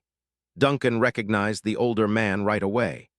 He was practically the same as his picture, the only exception being that he was wearing regular fatigues and not his officer's uniform. He was the man who was second in command of the Spartan III training program, Senior Chief Petty Officer Mendez. Mendez's stony eyes shifted between the ODSTs as he walked over, likely making quick examinations of each. He finally focused on Tarkovsky, who held out his hand with a smile. The SCPO received the gesture with a less than welcoming mug at first that slowly warmed, not into a smile, but a look of respect. Want to tell me why you're 2 days late, sir? He asked dryly. Got sidetracked? The commander nodded at the ODSTs, who stood at unanimous attention in the presence of another officer. Mendez took another second to scrutinize the troopers who were breaking out into a sweat in their ODST t-shirts and camo pants, even while he seemed perfectly air-cooled. He must have figured out who the leader was by looks alone, as he gave the staff a nod which he returned in jest. So is Watershed still using you as their delivery boy after this? Mendez asked. Tarkovsky shrugged, fixing his hands in his pockets. The division's got me running roughshod across Orion. Believe it or not, this is my first time in 6 months having my feet on good old terra firma. Things have just been getting that bad. After we lost another part of the Nexus Beltway, it's gotten pretty tight in terms of who gets what and when. Miradum, Mendez said, considering the name. We definitely don't need another one of those anytime soon. Which is why we'll need Beta at the ready as soon as possible. They're almost ready, and if these troopers are as solid as you say, we might very well get our Spartans out there even faster. Oh, they're the real deal, trust me, the commander said, walking back beside the staff to place a hand on his shoulder. This is Staff Sergeant Adel, leader of Squad Epsilon. I'd recommend you keep an eye on him. He's got enough balls to knock out a superior. Mendez stared down the staff. Think you got a big enough pair to try that with me, son? The staff didn't waver under his sharp gaze, instead meeting him head-on. Only if I had to, sir. Instead of the outrage that the others were expecting, The faint traces of a smile flickered on the ends of Mendez's lips. "I like them already." Tarkovsky introduced the other ODSTs in accordance with their call signs. Once he was done, the real job got underway. "I've brought a few DIs here," Mendez said. He pointed to two of the nearest trucks. "We'll load up the SPIs on these ones first, then we'll use the other two." "No problem." Tarkovsky turned to the ODSTs. "Ditch your duffels on the hogs and get on it." The troopers sprang to their orders. They jogged to the two nearest hogs and tossed their duffels into the troop sections before returning to the platform. The Currahee drill instructors joined them in hoisting the armor capsules between each other. They ferried them over to the open doors of the storage units, while Mendez and Tarkovsky talked more on the side. They got the first half of the sets loaded up by half an hour. Another 15 minutes and they were filling up the third flatbed with half of the remaining capsules. By then, Epsilon was struggling to keep up due to the heat. With another 15 minutes, they got the job done. Duncan helped push the last capsule into the stacked container. He breathed a sigh of relief as a pair of DIs closed the doors. The moment they were bolted shut, the senior chief petty officer shook hands with Tarkovsky. "Safe travels, Commander." "I'll try, although that's honestly not my style of captaining. Another reason I'm glad I'm not on your ship. I bet your Spartans are sad they're not. At least I can escape this place. They can't. They want to escape all right, only so they can kill Covenant. They make that more and more clear to me every day.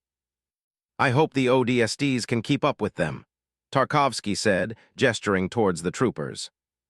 "I can tell that they're the survivor type. They'll adapt." "Or not," Tarkovsky said, shrugging his shoulders. "Catch you later, Chief." "Likewise." Tarkovsky turned and started for the Falkirk. He briefly eyed the ODSTs who stood winded a few meters away and waved at them. "Good luck, Epsilon. Stay alive long enough and I might just see you in 7 months." They watched him step onto the platform and disappear as it retracted into the ship, sealing shut. Mendez turned to address everyone. "DIs load up. Troopers, you're on the first 2 hogs over here. We'll rendezvous with the lieutenant commander back at Currahee Auditorium in 20. Move out." The troopers followed Mendez to the hogs and jumped into the troop carrier sections. The SCPO revved his Warthog's engines and pushed them down the dirt road, the troop carriers leading while the other 4 flatbeds took up the rear. Behind them, the Prowler's engines came to life. The ODSTs looked on as their ride to Onyx ascended into the air, turned about and proceeded to slip noiselessly back through the atmosphere, bound for open space. Asterisk. The road to the camp was fairly short. In less than a few minutes, they were crossing over another parade ground. Only this time, there were far more people around. Duncan saw dozens of men and women dressed in T-shirts, fatigues and boots who ran, crouched beneath and leaped through various obstacle courses. They were too far off for him to make out their faces. However, he could notice their strapping forms. They had the builds and fluid movements of Olympian athletes. One group of a dozen were jogging along the perimeter. Their speeds nearly matched those of the Spartans he'd seen on Miridum, covering distances that the average Marine or ODST would take far longer to. The convoy came in from the west, passing white quartz paths that hemmed in the long parade grounds. Some of the Spartan IIIs walking along the paths watched them pass by. Deeks, who was sitting next to Duncan, glared back at them. Being the squad's designated marksman, he had a natural eye for the finer details of any scenery that others wouldn't notice right away. Duncan watched him out the corner of his eye, wondering exactly why he looked troubled, even confused. Whatever the reason was, he kept it to himself. The staff who was riding shotgun asked, "What are the training hours around here, sir?" "We primarily conduct physical evolutions from 400 hours to 900, then 1020 to 1200 hours after breakfast," Mendez said, fixing his rearview mirror with one hand while keeping the other firmly on the wheel. "Since we're more on the tropical side here at Currahee, we conduct our drill sessions early on to avoid the heat. They commit to their studies until around 1630 when the sun's a bit more bearable. We continue on to 20-30 hours, then call it a day." He glanced at the staff and the rest of the troopers through the rearview mirror. "Don't worry, You folks will get used to life out here quick. Zach spoke up. With all due respect, sir, we're only used to dealing with temperatures like these for about 3 to 4 minutes tops, and that's when we're on a drop. In that case, you shouldn't have come here, Mendez said with a straightness that lacked any polite pretenses. There's an old saying, if you can't take the heat, stay out of the kitchen, the staff said contemplatively, finishing the old idiom. Exactly. As much as I'd like to think you and your troopers did a good job back on Miradum, there's no escaping the fact that you're paying for it now. You're not prisoners, but you're not guests here either. Consider this a new line of employment that you can never add to your official resume. Any expectations for how we'll perform out here, sir? Mendez leaned back in his seat as they rounded a bend in the road. Put out or you'll get put out. If you want the specifics, you'll just have to wait until we get to the auditorium. The LC will explain everything there. That would be Lieutenant Commander Ambrose. Correct. The staff nodded, letting the rest of the trip pass them by in silence. They passed the parade grounds and came across the rest of Camp Currahee. Like it had appeared in the presentation, the camp was a 400-meter U-shaped arrangement of various buildings and individual complexes.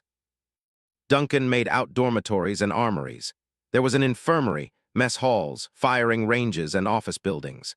White quartz paths honeycombed the interior while the exterior of the camp was clear of jungle for 300 meters. There was a perfectly geometric inspection yard at the heart of Currahee, and in front of that the auditorium. It was 30 meters in width and nearly twice that in length with 4 stories. The convoy pulled up in front of the inspection yard, and they leaped out from their vehicles. Staff Sergeant, take your ODSTs inside, Mendez said and pointed to the doors. You'll get directions from there. Yes, sir, the staff gestured to the squad. They grabbed their duffels and made for the revolving doors. Stepping inside, they were greeted by a refreshing chill of air conditioning that embraced them. The front lounge was cool, occupied by a flurry of cascading snowflakes that shifted and coalesced at the holotank near the center of the room. The figure standing atop it observed them with glowing white and aged eyes whose depths held an elderly wisdom. The AI leaned on a cane while he spoke. Squad Epsilon. That be us, the staff affirmed. Your senior chief petty officer sent us here for directions. The AI nodded yet continued scrutinizing them. I am the AI in charge of running the various facilities here at Camp Currahee, although I believe you already know my name. Deep Winter, right? Duncan asked. He smiled at him. Indeed, now with self-introductions out of the way, let's get you all moving. A door slid open, leading to a staircase. Lieutenant Commander Ambrose and I are waiting for you on the 3rd floor, debriefing room 7. Take the first 2 flights of stairs, then head down the hallway. It will be on your left. Epsilon followed the AI's direction up the stairs and along the corresponding hallway before stopping at the door. It slid open automatically to reveal a semicircular room.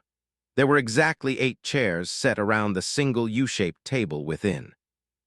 Leaning against the blank board on the nearby wall was, Duncan couldn't tell what he was exactly, because he was taller than the average man, taller even than a Spartan or an elite. Somehow he was equally proportioned, standing at an imposing 2.5 meters. His arms were folded across his officer fatigues and his left leg casually crossed over his right. His brown hair was shorn low, his cleft chin bobbing a little as he breathed. His eyes suddenly opened, and the hazel pupils settled directly on the squad. The staff spotted the bars of a lieutenant commander on his shoulders and quickly stood at attention. The others mirrored his example. The giant of a man smiled and turned to them with hands on his hips. I'm guessing you'd be Squad Epsilon. The LC covered the distance between them in 2 far-reaching strides, covering the staff in his shadow. He extended a hand. Lieutenant Commander Kurt Ambrose, nice to finally meet you. He seemed genuinely welcoming, even despite the several scars on his face and outstretched arm. The staff took the larger hand and shook it. Good meeting you as well, sir. We're ready to get work. Just tell us what you need. Ambrose nodded with an appreciative grin. He looked the others over and pointed his thumb at the seats. At his behest, they spread out and sat in the chairs. Duncan saddled his duffel over his lap and watched the LC closely. He was obviously a Spartan judging by his physique. Duncan mentally compared him to the image of the Spartan IIIs outside and couldn't match it. Ambrose was simply too tall, but it made more sense when he compared him against the Master Chief and the Spartans from Miradum. He was slightly taller than them as well. It was still the closest match. Perhaps there really was some truth to Hector's question about different types of Spartans. Now he wondered which fit Ambrose best, being a possible one or two. The LC returned to leaning against the wall, eyeing each trooper in turn. Private Iris, Private Second Class Matthews, Korkeva, Mastovich, Paulson, Corporal Deeks, Specialist Novik, and Staff Sergeant Adel, welcome to Camp Currahee. As you know, you're here to assist our program in lending your LRSOIP expertise. However, the ship we plan on using for that practice will not be available for another week. In the meantime, my goal is to mold you all into DIs capable of dealing with our Beta Company candidates. He clasped his hands together. This is rather short notice, but we hadn't initially planned on additional LRSOIP training, at least not until last month when I was informed by my superior of the availability of the technology, as well as a potential future need for its use by the Spartans. We'd first hoped to incorporate some specialists from the experimental teams that did the original tests to teach the Spartans. That changed when we were informed by Commander Tarkovsky of your availability. He said the last part with a hint of sympathy. I agreed to have both the experimental teams and you ODSTs brought in. This way the Spartans will receive a mix of exposure from both trial experience as well as the real-time experience from you all. Before we do that, there's something that we need from you. A holographic image appeared next to the LC. It was a to-scale display of the SPI armor. Your custom ODST BDU simply won't cut it for the types of exercises you'll be exposed to here. You'll need to learn how to use the SPI armor. You will begin training with it starting in 1,800 hours. Consider it part of your DI preparational training. I'll be busy with the Spartans, so Mendez will be the one overseeing your lesson. Holographic snowflakes appeared and spiraled into the form of Deep Winter, his cape flowing in the simulated breeze. And I will help you familiarize yourselves with the various armor components and functionalities using available armor sets. Duncan snuck occasional glances at the others to see if they were just as stunned as he was. To their credit, they were better at disguising any reservations they had about the announcement than he was. For him, it was still a lot to swallow. He hadn't thought that anything remotely similar to SPI armor existed a little over 3 days ago. Today he was about to wear one. Things seemed to keep jumping from one level to the next, catching him off guard whenever he thought he'd already seen the impossible. The training session will be brief, Ambrose said, taking over. We want you to get a feel for the suits over the course of this week. You'll be undergoing armor integration at the same time as the Spartan IIIs. Your training will take place near El Morro Point.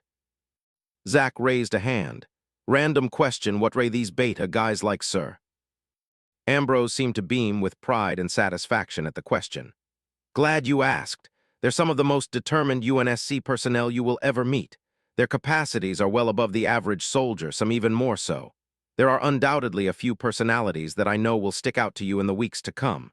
That said, they still need a guiding hand to sharpen their rough edges before graduation. Their strength, their speed and wits are easily their greatest assets. And your greatest challenge in training them, which is why you'll need to get used to the SPI. Deeks raised his hand. How old are they on average? There was a palpable hesitation from the lieutenant commander. He clenched his jaw, looking at the ground like he was considering his next words carefully. They're not your traditional special forces. Duncan noticed that it wasn't a direct answer. How so? Deeks asked. Ambrose fixed him with a look bordering on curiosity, more so of the corporal than of the question. You'll see. He looked to the others. Any other questions? The ODSTs looked amongst each other, then back at the AI and LC, though not with any questions, only a uniformly determined stare that matched theirs. Yet Deek's gaze held trace levels of suspicion. I guess not, Ambrose said, then Zach raised a hand. Go ahead. So where's this El Morro Point place? Asterisk.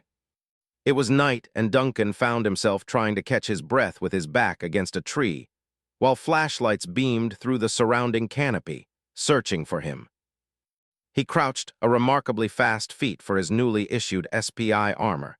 It was by far more maneuverable than the standard ODST BDU and admittedly lighter. The amenities were good as well. It had a TACMAP feature which he quickly utilized. El Morro Point was an area several kilometers from Camp Currahee. Two rivers, one running south and another southwest, converged a short distance away from the handful of facilities comprising the point. His personal contact showed him 300 meters south of El Morro. There was still a trek ahead, and he would have to do it while avoiding the patrols. 2 hours ago, Lieutenant Commander Ambrose had briefed them all on what the training session would entail. The ODSTs would spend some time learning about the new armor's various functionalities, and given how similar it was to their own BDU, it took them less than an hour to get used to the systems. Most of that time spent learning how to use the camouflaging systems. Then came the actual test. The purpose was to gauge their versatility with the armor in an applied environment.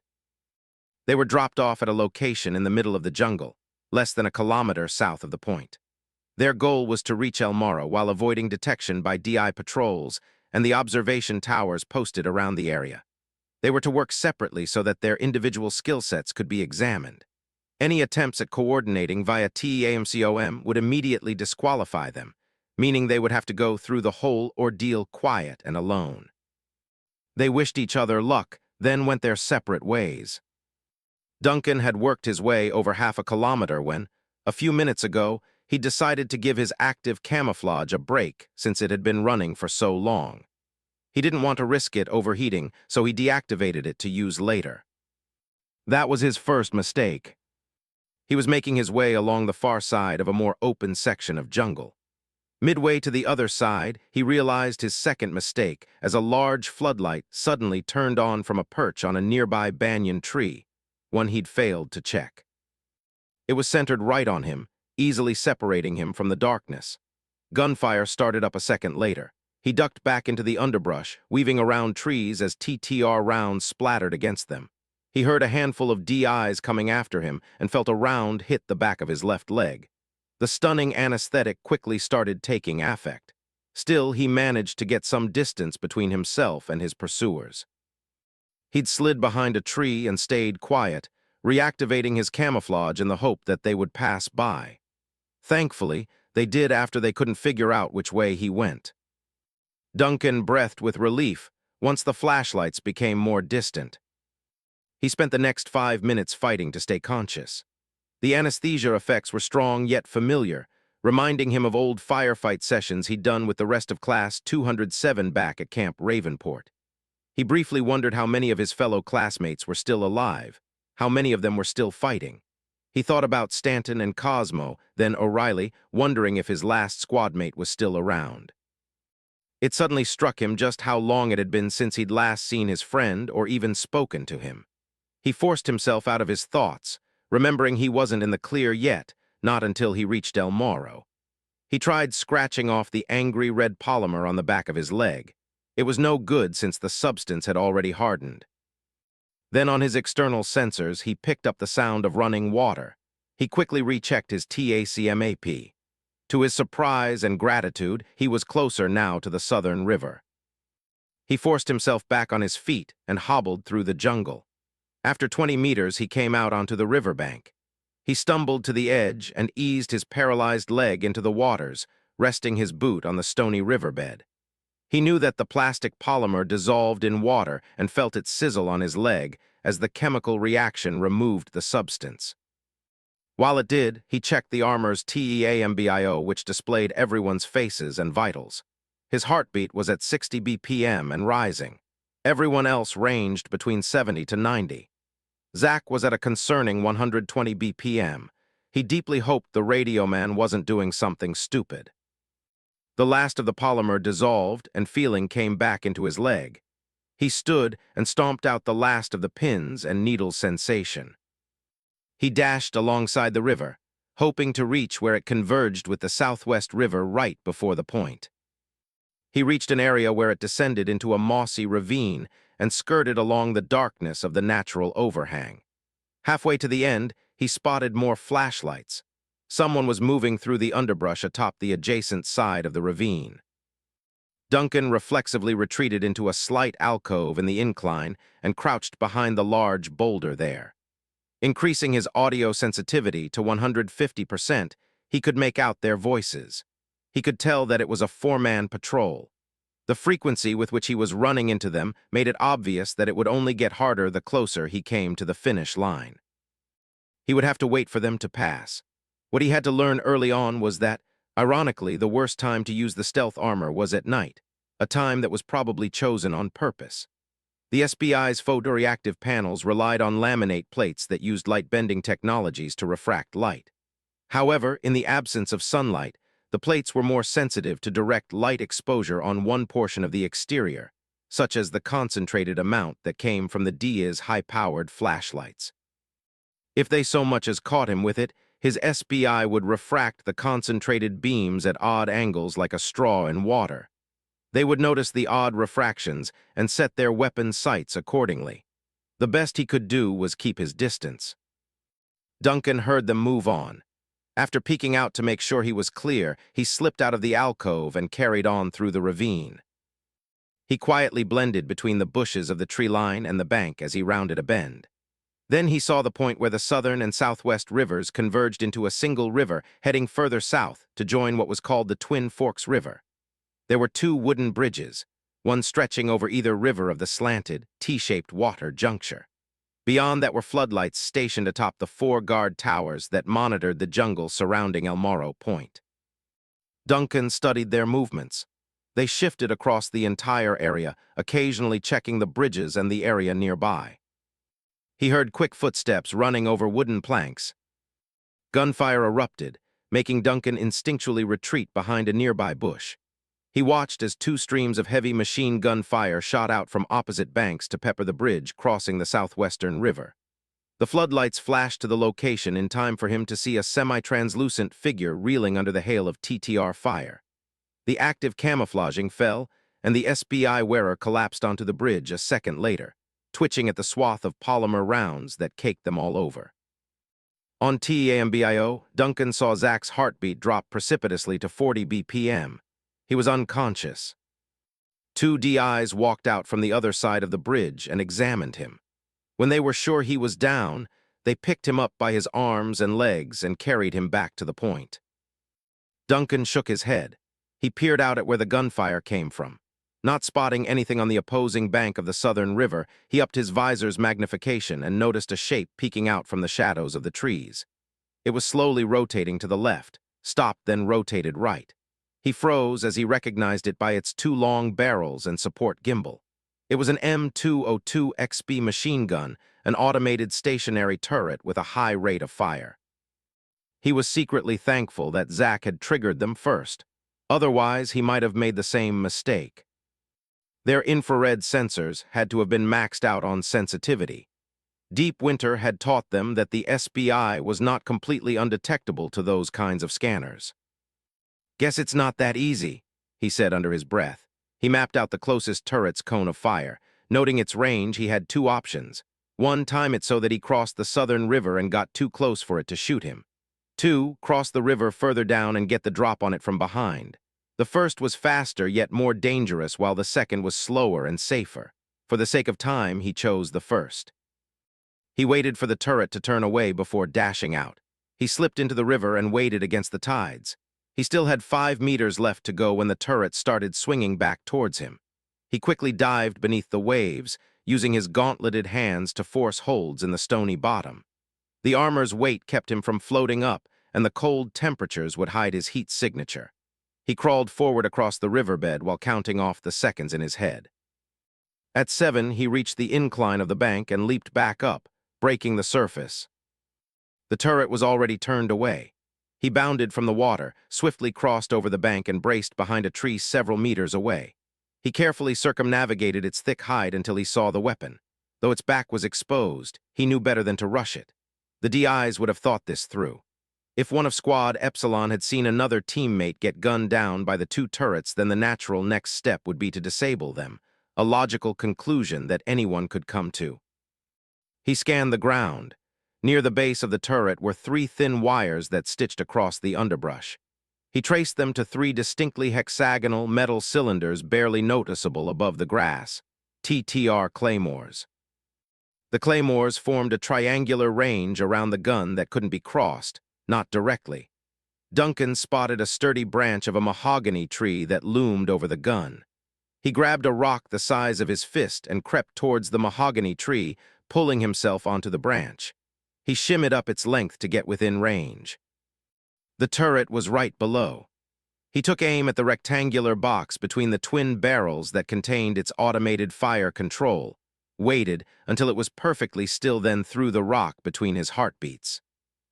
The armor's strength enhancements gave his throw the extra boost it needed to pierce the housing and slam into the firing control. There was a whine of sparking machinery. The turret's rotation slowed to a halt and its lights winked out. Duncan slowly shuffled back off the branch and leaped down to the ground. Now all that remained was the other gun. No sooner did he direct his attention to the more distant turret farther down the southwestern river when he spotted a blur of movement followed by a flash of sparks. The second turret stopped a second later. He quickly realized that he wasn't the only one with the same idea. He sprinted for the southwestern bridge. With his camouflage still engaged and the way clear, he quietly moved across the wooden planks, giving thanks that none of the floodlights turned his way. Duncan reached the tree line, ducking well below any lights combing the jungle. The perimeter fence of El Morro Point came within sight.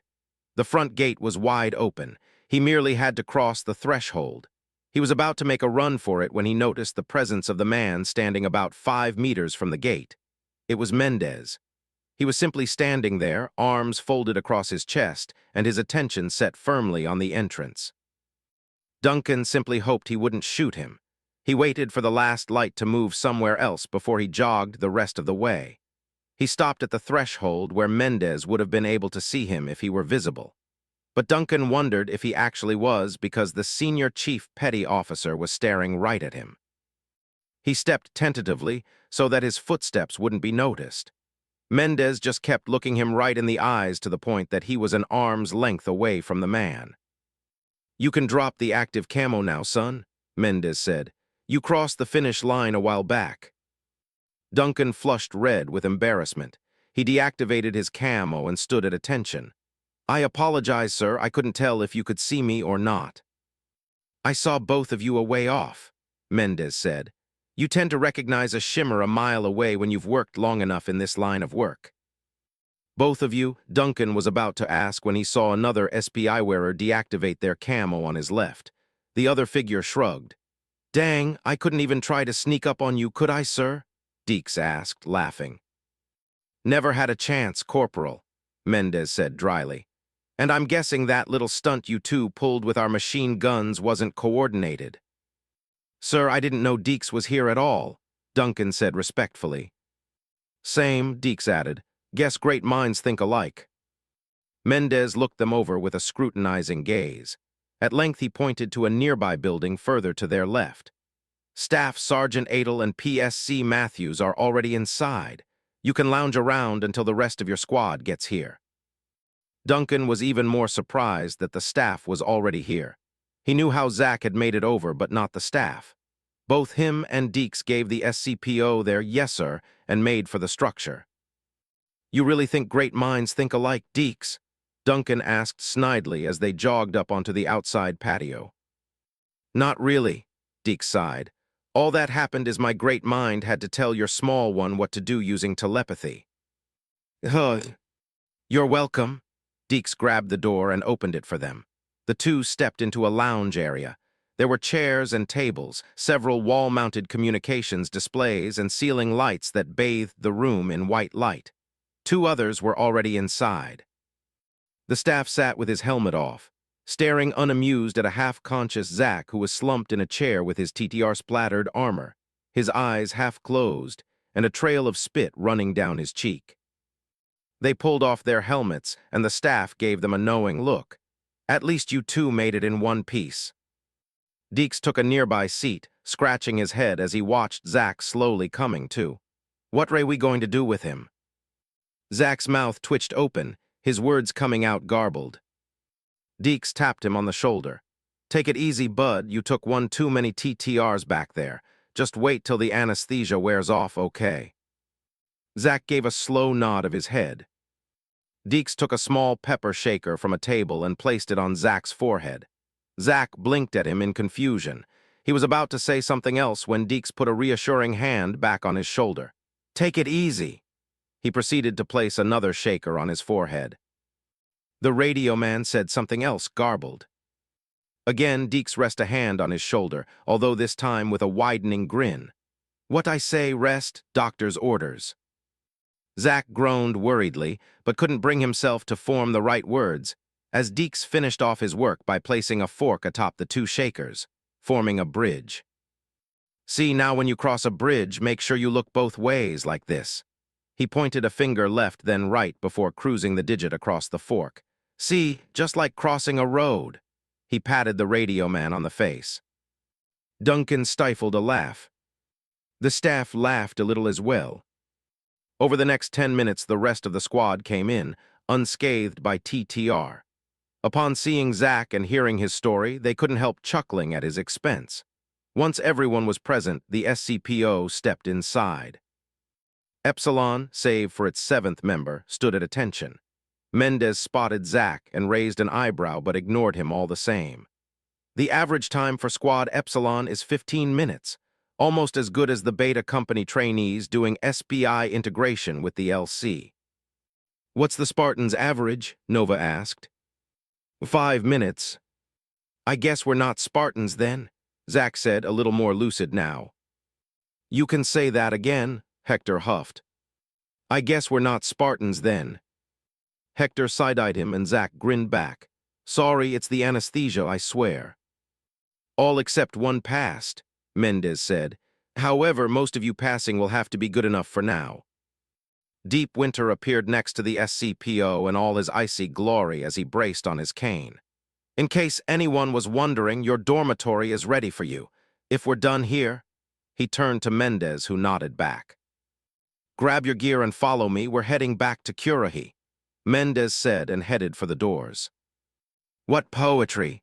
Deep Winter chuckled before disappearing in a puff of snowflakes. The ODSTs slipped their helmets back on. Since he still had trouble walking, Hector slung Zack's arm over his shoulder and helped him along as everyone left through the doors. Lapides Onicinos Onyx. 34, Beta Chapter 4, Millets. Chapter 4, Millets. October 21st, 2544, 14, 20 hours military calendar. Zeta Doretta System, Onyx. Near Camp Curahi. Asterisk. Lieutenant Colonel Ambrose considered the happenings of the last 2 weeks in line with everything that was about to unfold. Since their arrival on Onyx, Squad Epsilon had adapted quickly to life at Camp Curahi. The armor integration training for the first week was a success. He noticed a similar rate of proficiency development between the Beta Company candidates and the shock troopers. He had gotten a decent feel for the personalities of all his Spartans in Beta, just like he had with Alpha. It was the same for these ODSTs.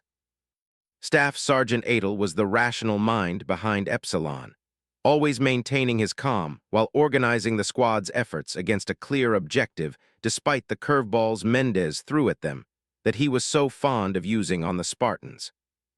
Specialist Novik, the team's engineer, was an effective second-in-command for the staff, often being a competent leader when the squad broke into teams of 4 to accomplish a given task. Private Second-Class Matthews had all the characteristic hallmarks of a high school dropout conscripted into the Marines, somewhat aloof at the worst of times, yet able to get his head in the game when necessary. PSC Paulson was at his best behind the wheel of a warthog. Despite his generally laid-back disposition, his vehicular prowess was nothing to scoff at, possibly even comparable to that of Spartan B-096. Kurt, however, was somewhat concerned about PSC Mastovich. For an ODST with Air Force accreditations, he was, unequivocally, strange. In an instant, his uncaring demeanor could change into fierce antagonism, and on every other occasion he had a near animalistic glint in his eyes.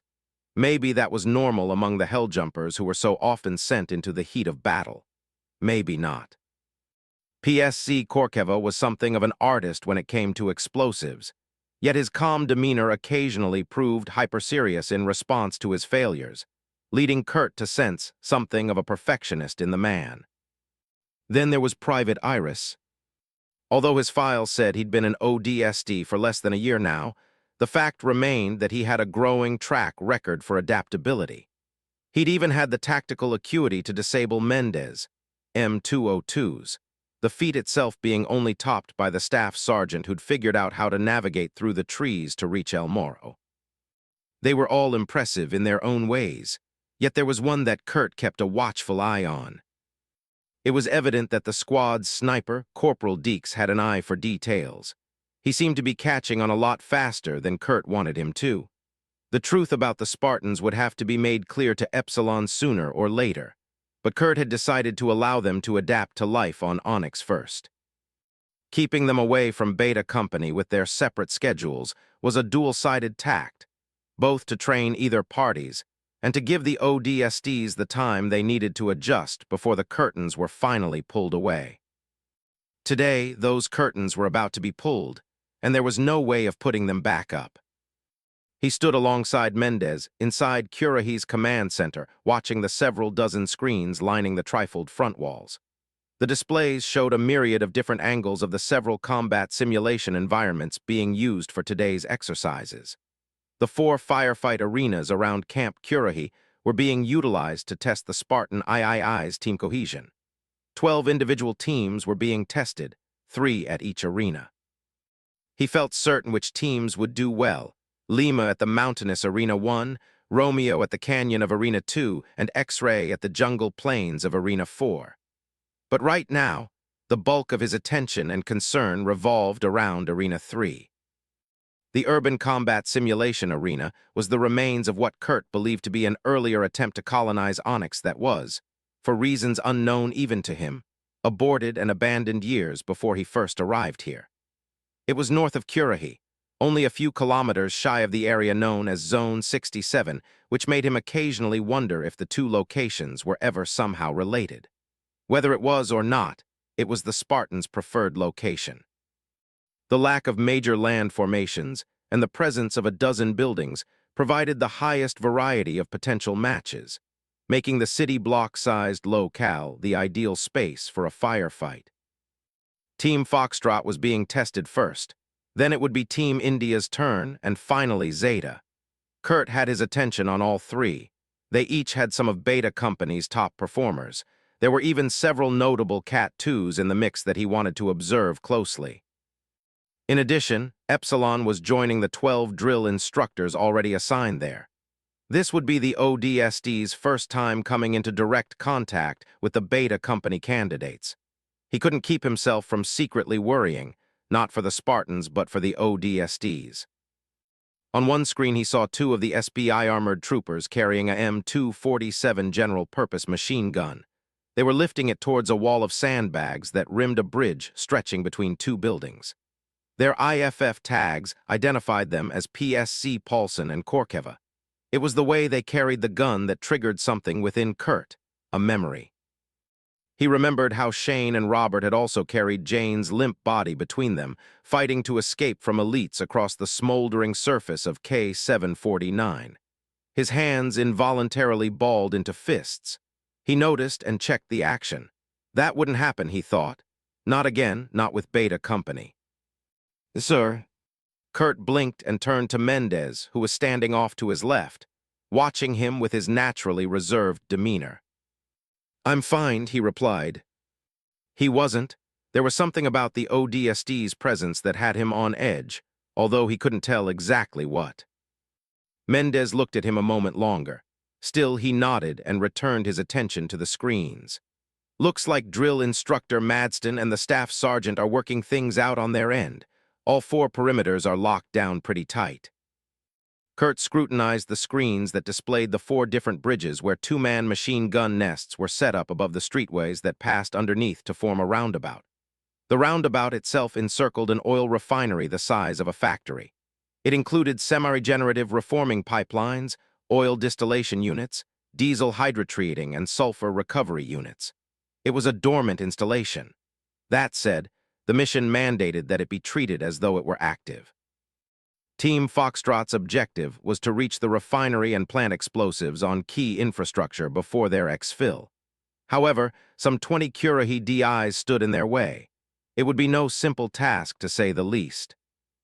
The DIs had established gun nests on the northern, southern, eastern, and western bridges to guard the inroads to the refinery. A sniper pair manned the installation's rooftops.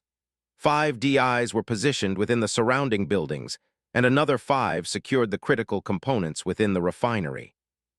"Let's see how this plays out," Kurt said, eyeing the timer. "Do you think he'll have a strong showing later?" Mendez asked. "Who?" Mendez looked at him. "ONI's prodigy. Didn't you see his armor details? They've practically already made the down payment for him." "I saw," Kurt sighed. He glanced back at the screen with an expectant glare. "Which is why I've put additional obstacles in place for that group. Not to show favoritism, but each team has had its objectives determined based on what prior examination criteria suggested they needed to improve on." Mendez folded his arms across his chest. "Let's hope the ODSTs are just as ready for this as they are then." Kurt nodded. "Let's hope so." Asterisk. Duncan would have actually preferred being in an HEV plunging through the thermosphere than standing where he was now. At least it wouldn't be as boring. For the better part of half an hour, all he'd done was hide behind a set of pipes in the refinery's primary storage chamber. Since the start, he and Nova were posted behind the 3 filtration boilers, each the size of a Scorpion battle tank, at the back of the room. The staff and Zach provided internal overwatch from the overhanging lattice of ceiling beams some 10 meters above. These 3 boilers were Foxtrot's objective. They would lie in wait to ambush them if they made it this far in. "I think they're mind gaming us," Duncan said. "Shouldn't they have attacked by now?" "Don't let down your guard, they still have 10 minutes left," the staff advised. "Deke says they still haven't spotted anything," Zach added, his feeds showing all 4 streets clear. Nova shrugged. "Maybe they're out getting lunch first, so." "Hold on," Zach interrupted, perking up. Hey, check out Rico's feed. Looks like they're starting." Duncan used his heads-up display to quickly scroll through the helmet cams of the 20 DIs and stopped at Rico's.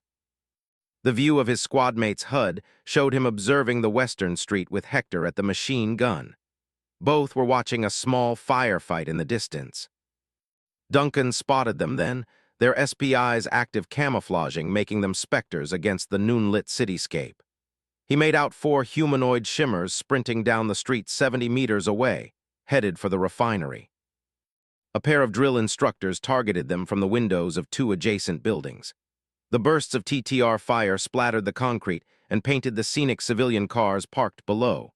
Yet the Spartans were fast, too fast for them to accurately track. They broke off into pairs and separated, sticking close to the sides of passing buildings while firing at the instructors with pinpoint accuracy. Windows shattered at the return fire, and the 2 DIs fell to well-placed headshots. On the team roster, their names were marked off with an X, labeling them out of action. Through Rico's camera, he saw a tracer from a sniper round miss a Spartan by centimeters. The team of 4 pressed closer to the sides of the buildings leading up the western approach, using the structure's verandas to cover their movements. A second sniper round rang out, splattering harmlessly off the top of a veranda. The Spartans carried on regardless, quickly closing the distance. Duncan heard Deke's growl over comms. While Hector started up the M247, Rico tried tracking the shimmers with his grenade launcher. He pulled the trigger, loosing a grenade. It sailed over 30 meters and detonated beneath a truck, throwing it onto its side and showering the front of the nearby building with red polymer. Except for hitting the glass windows of the ground floor, it helped halt the Spartans' advance. Seeing the blast, the shimmers stopped and took up firing positions behind 4 support columns beneath the verandas, 2 on either side of the street. Hector hammered their positions with the M247. He periodically switched between the 2 sides of the road to keep both binaries pinned. Duncan wondered if Hector was losing it with his tactics. The constantly predictable maneuvering would leave the Spartans not immediately being targeted with openings to take him out. Then he started figuring out what he was actually up to when he saw Rico paying attention where Hector wasn't. He'd switch with his squadmate to cover the opposite area in tandem. They were covering each other's blind spots while potentially convincing the Spartans that Hector was wide open. That way they might step out and give Rico an opening. The tact paid off when 2 shimmers on the left broke cover and made a run for it. Although they were smart to move in different directions from each other, Rico wasn't keen on letting them get far, sending a grenade at the one sprinting towards the bridge.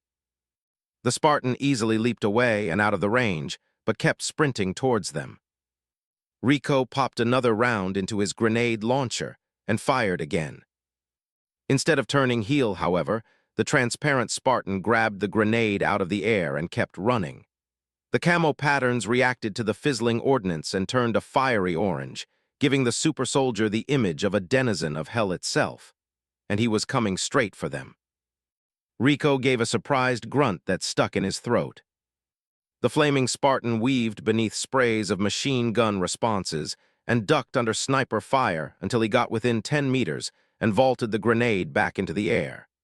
It hit the bridge at such an angle that it bounced past the lip, directly in front of Hector and Rico. Duncan winced as the feed winked out. On the team roster, Hector and Rico were marked off with an X. Starting to get slightly worried, Duncan switched to Deke's view. He found himself sighting through an SRS-99 at 10x optical zoom. The corporal was struggling to keep up with Foxtrot's serpentine maneuvers. When he thought he had one dead to rights, they managed to leap to the side as if predicting his aim. In following their movements, his scope passed the western bridge where Duncan saw 2 limp forms lying prone, covered with polymer from the waist up. The scope caught sight of a Spartan that had deactivated their camo. They were running with a backpack while firing their MA-5K at the several DIs opening up on them from different levels of the refinery. On Duncan's HUD, the software identified him as Min B-174. Deeks pulled the trigger. Again, the Spartan dodged. Min suddenly skidded to a stop right next to a sewer manhole and tossed the bag on top of it before rolling away. It detonated a second later, punching through the manhole, at the same time releasing an encompassing smoke cloud. Min leaped inside, followed by his nearest squadmate. The last 2 came running and gunning and disappeared into the smoke together. When the haze finally dissipated, Deeks zoomed in to find nothing there except an open manhole. "Not good," Zach sighed, having watched the same feed. Duncan logged off the view, feeling more alert. "Anybody knows where that leads?" "In here," the staff said. "You know what to do." Duncan, Nova, and Zach flashed their acknowledgement lights and crouched behind their positions. While they were waiting, Duncan checked the feeds of 2 DIs inside the building. Instructors Nelson and Ackerman were guarding a hallway not far from the storage room. The emergency lights flickered red, indicating a security breach. Blaring horns came on that prompted them to sight through the crosshairs of their Ma-5 BS down the passage. A minute passed where nothing happened. Duncan almost missed it when an arm snaked around Nelson's neck from behind and pulled him into the shadows. His camera immediately winked off. He checked Ackerman's view and found a similar blackout. The 2 instructors were marked off simultaneously. The ODST took a breath to ease the growing anxiety burning in his chest. He tensed when the chamber door burst open, courtesy of a breaching charge. He hooked his finger around the trigger of his carbine, held it close to his chest, and listened. Metal footsteps moved across the room. He discerned the presence of at least 2 individuals. He checked the staff's camera view.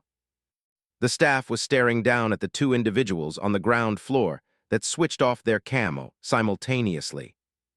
The pair were a male and female, the former being taller than the latter. His HUD identified their IFF tags as Tom B292 and Lucy B091, respectively. The pair fanned out across the room, scanning the small labyrinth of crates and the far wall for targets. As they moved for the boilers, they were unable to spot the staff as he lined up his sights on Tom. There was a loud bang. The staff's view shifted to the ceiling's adjacent side, where the gratings on two vents were kicked out by armored boots. Another pair of uncamouflaged Spartans leaped out onto the crossbeams and opened fire on the staff and Zack. The ODSTs stayed low while returning the favor, turning the area above the room into a small firefight. Duncan peeked over at Nova, 2 boilers down. She held up 3 fingers and counted. At one, they both sprinted out from cover to ambush the 2 on the ground. Nova was stopped halfway when a gauntleted elbow from the side struck her in the visor, flooring her instantly. Duncan turned to see her struggling to wrestle her gun barrel out of the hands of 91. He was still confused as to when the Spartan had gotten there when TTR's shot passed. He returned fire, spotting 292 just as he swiveled behind a crate. At the same time, the staff and Zack were marked off the team roster. He could hardly believe it until he looked up and spotted their polymer-covered bodies hanging from the crossbeams. Things were falling apart far faster than he'd expected. He ran towards Nova while trading fire with 292 to keep him at a distance. There was no chance of holding him off in close quarters. Even with the SPI, the Spartans proved faster than them, markedly stronger even. Halfway to Nova, he felt a round strike his left knee mid-stride. He reeled forward and grasped at the quickly numbing limb. A shadow descended over him. He tried bringing his carbine to bear, but an armored boot pinned his gun arm to the floor.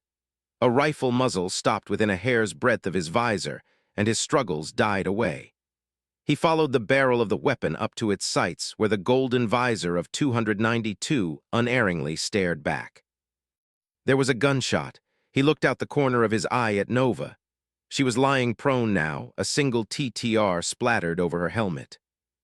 She, too, was marked off the roster. Lucy B091 casually strolled over with her M6 still in hand. B174, Min, rappelled down from the ceiling using a rope and landed on the ground floor, walking towards them with a similar casualness. "Waiting for something?" Lucy asked, pointing her sidearm at Duncan. "Is the room secure?" "As secure as it'll ever be. Adam's already on guard duty," Min said, nodding up at the ceiling. Duncan saw the shadow of the sole SPI wearer left crouching on the ceiling beams, aiming his carbine at the open doorway. His IFF tag identified him as Adam B004. Tom turned to Duncan. He traced a single finger around his visor to form the arc of a smile as he leveled his carbine at his chest. "Thanks for the easy win." A 3-round burst to the gut left him gasping for air while his armor locked down, immobilizing him. The Spartans moved on. He watched the 3 of them plant fake explosives onto the vulnerable boilers, then set the timers. "All right, let's move," Tom said. At his order, they made for the door. Adam rappelled down to join them. They regrouped at the threshold and departed, disappearing just as quickly as they had come. The room was quiet again. Unable to move, Duncan listened to the consecutive beeps from the charges. While they were going off, he decided to see who was left. More than half of the DI roster was wiped out. The comm chatter was confused. He couldn't say anything because his own comms was locked down to simulate being dead. Still, he could make out the remaining DIs, Yuri and Deeks searching unsuccessfully for the Spartans. A minute passed before the charges stopped, indicating 0. A voice came on the intercom. "This is Lieutenant Commander Ambrose to all staff in Arena 3. The boilers are destroyed and the Spartans have successfully evac'd. Suck it up, people. Looks like this round goes to Foxtrot." Asterisk. Arena 3's commercial district was an array of a dozen buildings of varying heights and sizes that together formed a 3-layered urban maze.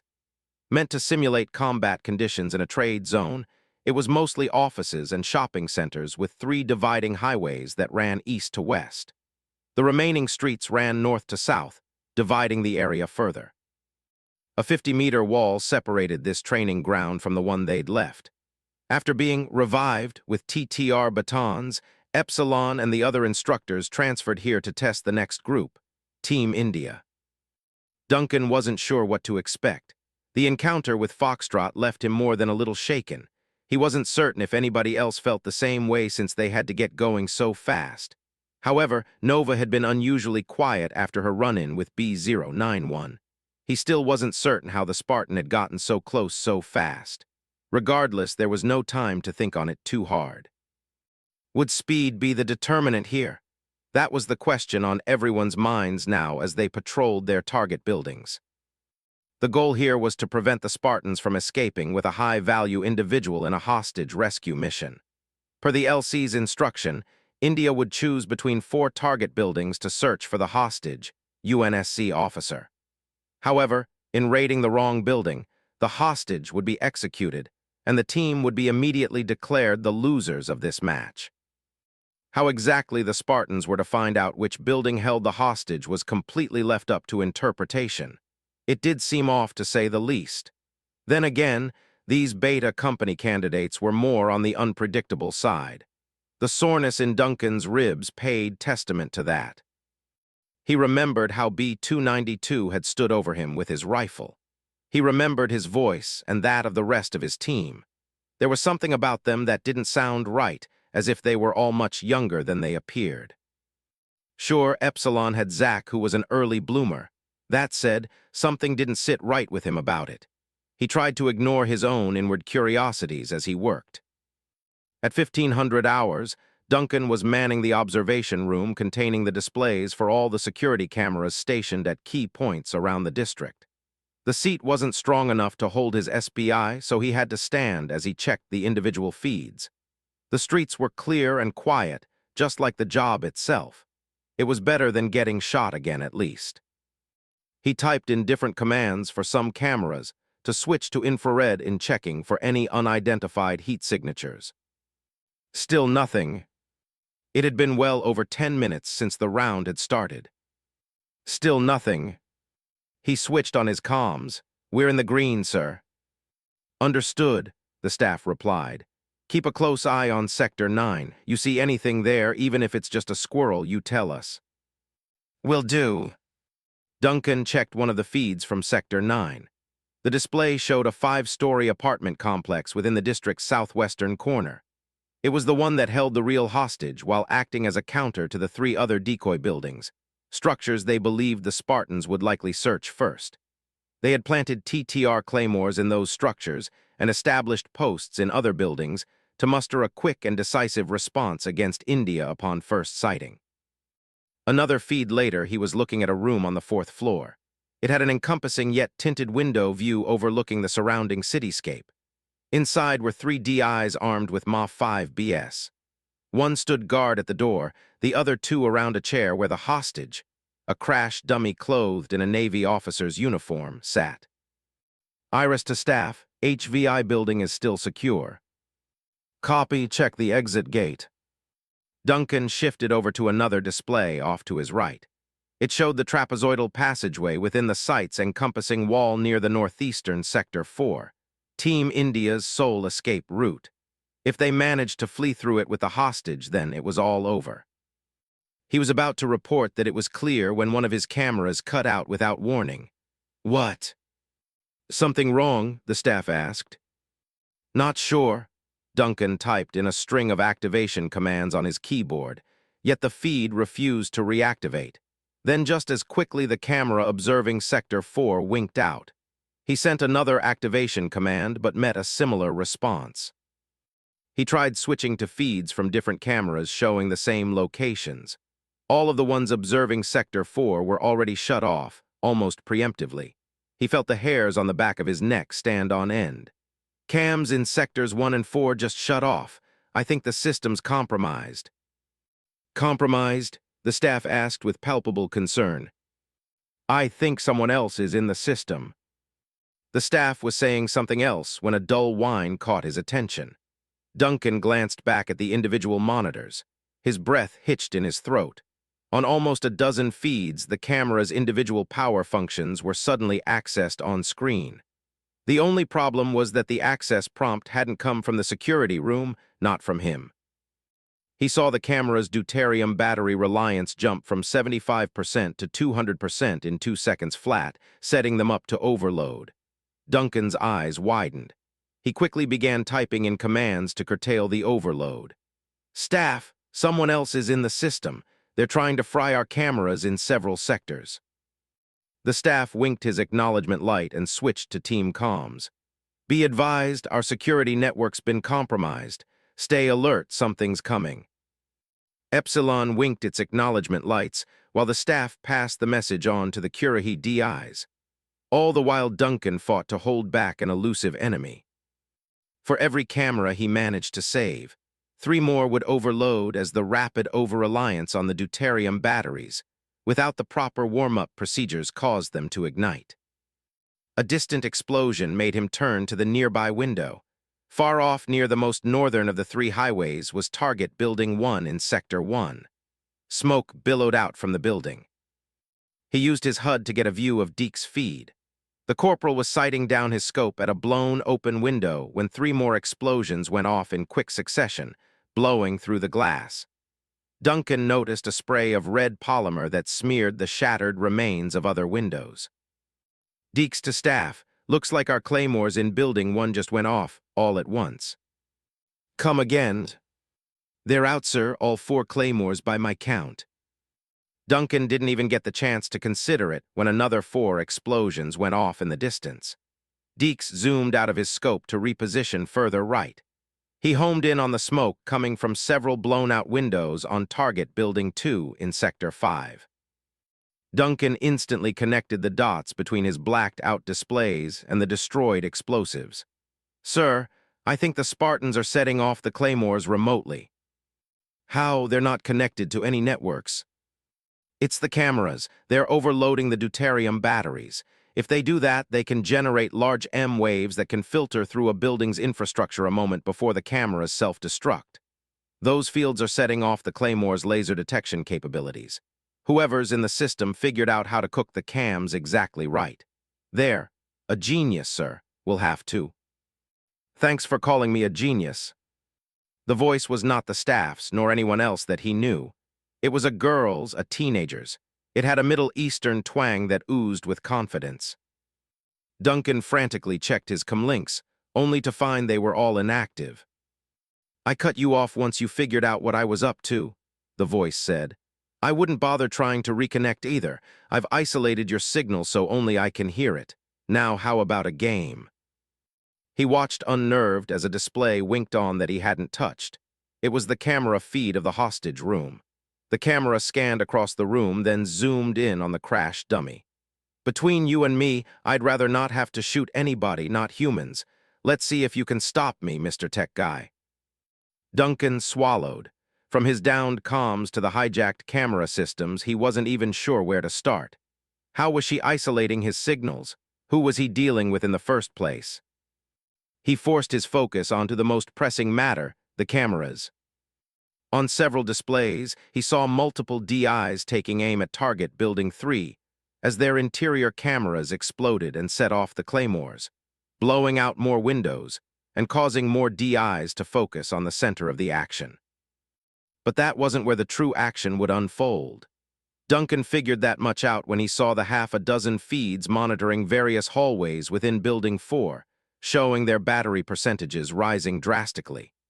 If they detonated, they would easily set off the claymores within, clearing a path straight to the hostage room. He grabbed the keyboard and started typing in rapid-fire commands to halt the camera's overload. Some responded far slower than others. Most refused outright. That wasn't a good sign. It meant his competitor, this likely Spartan, was implementing the inherent counter-intrusion software within the individual camera servers. They were literally using his own system against him. If it was the main server, he could simply stop it at its source. But using the individual cameras made it so that he had to conduct search and destroy on each intrusion software using the system override code posted on his desk. He was a conventional force waging war against a guerrilla fighter, refusing to face him in open combat. In that way, they were smarter. Now he was spending more time uploading overrides against each camera's rogue intrusion software, only to have less time to keep the cams themselves from blowing up. It made him feel like he was having a hard time playing checkers, while the other person was breezing through a round of chess. Team India had to have been detonating the claymores in the other buildings to give the impression that that was where they were. Yet they weren't. That wouldn't stop the DIs from watching the entrances to those target buildings. It would ultimately leave them open to being blindsided, and he couldn't even tell them that at this rate. At disabling the fourth camera, he was blindsided himself. A rising firewall stopped him in his tracks, blocking his overrides. The notification that popped up branded his codes as a detected virus trying to gain entry. Ironic, right? The mystery Spartan chuckled over comms. You were so busy with the software that you didn't keep track of the hardware. Duncan winced and swiveled to the central processing unit, a disc-shaped device attached to the wall in front of him. He finally noticed the blue light that was on. Then it clicked. They had gotten into the system by somehow forcing a connection. That alone suggested he was dealing with someone like himself, a cryptanalyst who wasn't an amateur to boot. He thought back to the Falkirk's collection of SPI armor, remembering the single set with the TACPAD. That had to be it, the device they were using. The only thing that escaped him was the name attached to the armor. Duncan tried the code again. Again, it rejected him as the cameras continued to overheat. The system suddenly threatened to lock him out unless he verified his identity. "Just curious, what's your name?" the voice asked with intrigue. Duncan felt the sweat beading off his face. Cryptanalytically speaking, she already had him in a chokehold. He gritted his teeth in frustration. "Who wants to know?" "Ah," the voice said mockingly. "Turning the tables on me, are you? Think you're good enough to know? If you asked me, I'd say you're pretty bad at your job. You're not very humble yourself, are you?" "I'll admit I'm not humble if you admit that you actually suck at this." Duncan laughed while still searching for a way out. He reached for the CPU's power cord. Maybe if he amused her with conversation while rebooting the whole system, sure, he would be temporarily blind, but he could at least. "Nah, not happening," the other said. "Nice try, though." The battery reliance on the remaining cameras of Building 4 suddenly spiked to 300% before their feeds blacked out. The explosions in the distance came in quick succession, followed by the sound of showering glass. Duncan switched to the available camera views on Sector 9. The building there had several windows blown out. His brow furrowed at the extent of his own failure. She'd been toying with him. She could have blown the cameras the moment she gained access, but she decided to test him first. He felt utterly humiliated. It really was just a game for this Spartan. He switched to D.I. Rodriguez, feed right in time to see him and another instructor turn towards the door of the hostage room. The D.I. standing guard there was thrown clear as the door blew open a second later. 2 flashbang grenades flew in, creating 2 small suns that temporarily blinded them. Duncan was still able to make out the Spartan that came barreling inside. Their IFF tag instantly identified them as Geno B-307. He sprinted past the discombobulated DIs, leaped and grabbed the hostage out of the chair before using his momentum to crash back first through the nearby window. Duncan switched to a feed in Sector 9, showing Geno falling 4 floors with the dummy. What he wasn't expecting was for the Spartan to land effortlessly on the hood of a warthog waiting on the street below. The impact dented the hood slightly. Geno nodded to the driver, another Spartan whose tag ID'd him as Owen B096.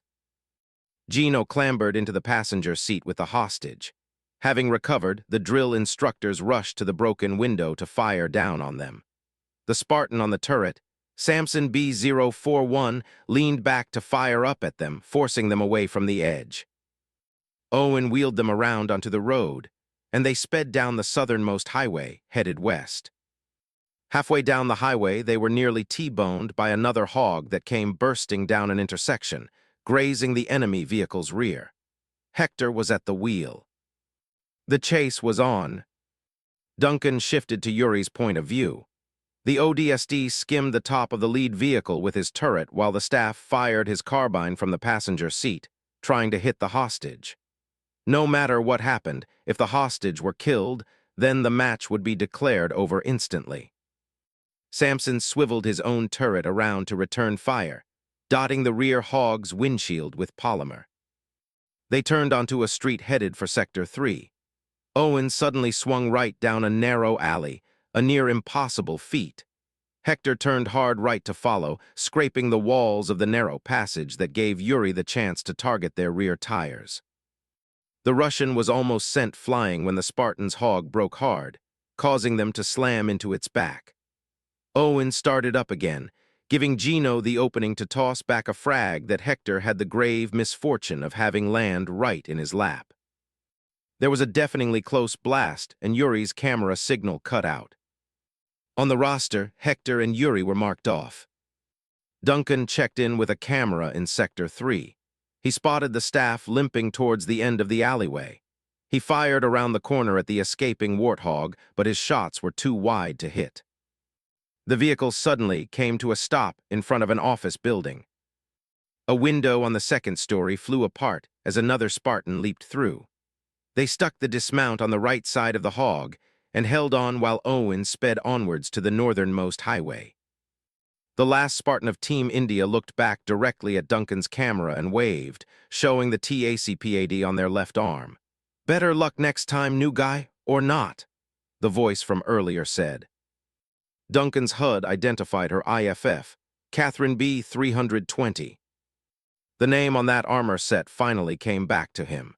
He watched helplessly as Team India drove through Sector 1 and disappeared beyond the exit gate.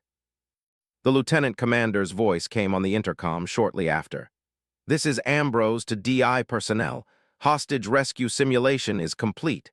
This match goes to India." Asterisk. The shipyards was the third and final section of Arena 3. It included 3 massive docking aisles, each large enough to hold a stalwart-class frigate. 4 L-shaped dockmaster buildings occupied the 4 corners of the kilometer-square perimeter. Here Team Zeta was about to be tested on its proficiency in the current systematic clearing operation. It was really just a nice way of saying annihilation training. In a war of extinction where true victory was measured in body counts, the ability to massacre an opponent completely and irreverently was a skill set to be valued. Duncan only wished he weren't about to be on the receiving end of that skill set. This Team Zeta seemed different from the others. It showed in the 5 additional drill instructors that were added to the facilitative personnel for this round. Moreover, 4 M202 XP machine guns were stationed around the yard. That was more than enough to convince Duncan and the rest of Epsilon that something was up. They closely scanned the rooftops from behind the cover of their sandbag wall between the northeast dockmaster building and a nearby docking aisle. The scores of crates around them, combined with the lift platforms and cranes surrounding the docking aisle, would provide decent cover against sniper fire. Meanwhile, Epsilon's own sniper was posted on a nearby crane, acting as their guardian angel. The sole exception to the squad's norm of vigilance proved to be Zach. Duncan watched him worriedly leaning against a sandbag while staring down the barrel of his own carbine. "If we took ourselves out, it wouldn't be a problem, right? I mean, hey, we still count as a kill if we're killed. Does it really matter who pulled the trigger?" The staff didn't bother answering. At length, the radio man sighed and turned the muzzle away from his visor. "I'm just thinking if I'm going to get shot anyway, I might as well do it myself, you know." "No," the staff finally replied. "I don't. You're an orbital drop shock trooper. It's your duty to get killed by the Covenant if it comes down to it, not for you to do the job yourself." "I'd kind of prefer Covies to this. I'm still sore from the refinery." "Get it together, trooper. The match starts in." A loud alarm blared across the entire space, signaling the start of the match. And if Duncan didn't know any better, he thought he'd heard a sniper round fire in tandem. He peeked over the sandbag wall to the crane 20 meters away where the corporal was stationed. "Deeks." "I heard it too," Deeks replied. There was another shot. Duncan ducked back behind cover and checked Deeks' POV. The corporal was bracing himself against the side of the railings, lining the crane's rear counterweight. On both their HUDs, 2 DIs were marked off simultaneously. Crap, Deke sighed. Staff, looks like Marquezet and Jeffrey got hit. They were running overwatch on the 2 southern dockmasters. I'm thinking that's where the attack will come from. Prepare to engage, the staff said while clicking the safety off his weapon. If you see anything, take the shot or call it out. Yes, sir, Deke said with a detectable anxiousness. Duncan knew it didn't bode well if the squad's resident sociopath wasn't feeling comfortable about their chances. Still, that wouldn't stop them from fighting anyway. After all, a helljumper that didn't think they were going to die on a given mission wasn't one that was thinking clearly. Another shot rang out. Deke zoomed in on the northwestern dockmaster to their right where a fully exposed DI lay limp, his sniper cast aside. The sound of an explosion immediately drew his scope away to the space between the northeast and southeast dockmasters. In the place of the M202 machine gun originally stationed there was a smoldering skeleton of burning machinery. Deeks caught sight of a faint shimmer that sprinted out of view a moment later. Gunfire erupted across the shipyard. On the comms, drill instructors called out targets, shouted for backup, or went silent. Deeks traced part of the commotion to the western esplanade. There a squad of 5 visible DIs fired from superior positions at an invisible enemy. Whoever they were shooting at proved more elusive. One by one, they fell to bursts of fire that appeared to materialize out of thin air. There was a brief scuffle between 2 invisible figures that ended when one blew back into reality as their head was snapped back. The stricken instructor slid to a stop against a crate, unconscious. The revelation dawned on Duncan that Team Zeta were covering for each other in binaries. One targeted the auto turrets so the other could clear out DIs in that sector. On the feed, a sniper round grazed the corporal's helmet. Deeks ducked and rushed back along the gantry before sliding to better cover behind the central control cabin. That shot came from the southwest, Deeks said. Whoever their guy is, he's good. He's taken out every other Overwatch except me. We'll need that sniper out of commission if we hope to stand a chance out here, the staff replied. Deeks winked his acknowledgement light. Bracing against the cab, he shuffled along to the corner, crouched and took cautious aim at the southwestern dockmaster building. The rooftop looked relatively clear, that is until he saw a muzzle flash. A second round zipped past his stomach, barely missing its mark. He squeezed off a round where he figured their head would be in reply. The shot knocked out their active camouflage as the round glanced off a shoulder pauldron. The enemy sniper fired their SRS-99 a third time the cabin, barely missing Deeks' visor. Deeks ducked back while the Spartan dashed across the rooftop. The corporal slid out to track him, but failed to notice the arm sliding around his neck in time. There were 3 suppressed shots. Deeks' camera view inverted as he collapsed onto the gantry. Everyone quickly looked back to the corporal's position. He was lying unmoving with a very visible Spartan standing over him, the smoking barrel of a suppressed M6 in his right hand and in the left, one of Deeks' tooth necklaces. His IFF identified him. Jonah B-283. Maybe sensing that he could be seen, Spartan B-283 turned to look at the rest of Epsilon staring back at him far below. He slowly raised the hand with his sidearm. Instead of shooting, he waved back at them. They took aim. Take him out, the staff shouted. The squad opened up. Jonah proved faster. He ran down the gantry at full speed and dove headlong off the end. Managing to grab hold of the steel cable, he used his momentum to swing across open ground towards the nearest docking aisle. Duncan tried predicting his trajectory, but was stopped short when his target activated his camo, causing him to disappear against the afternoon sky.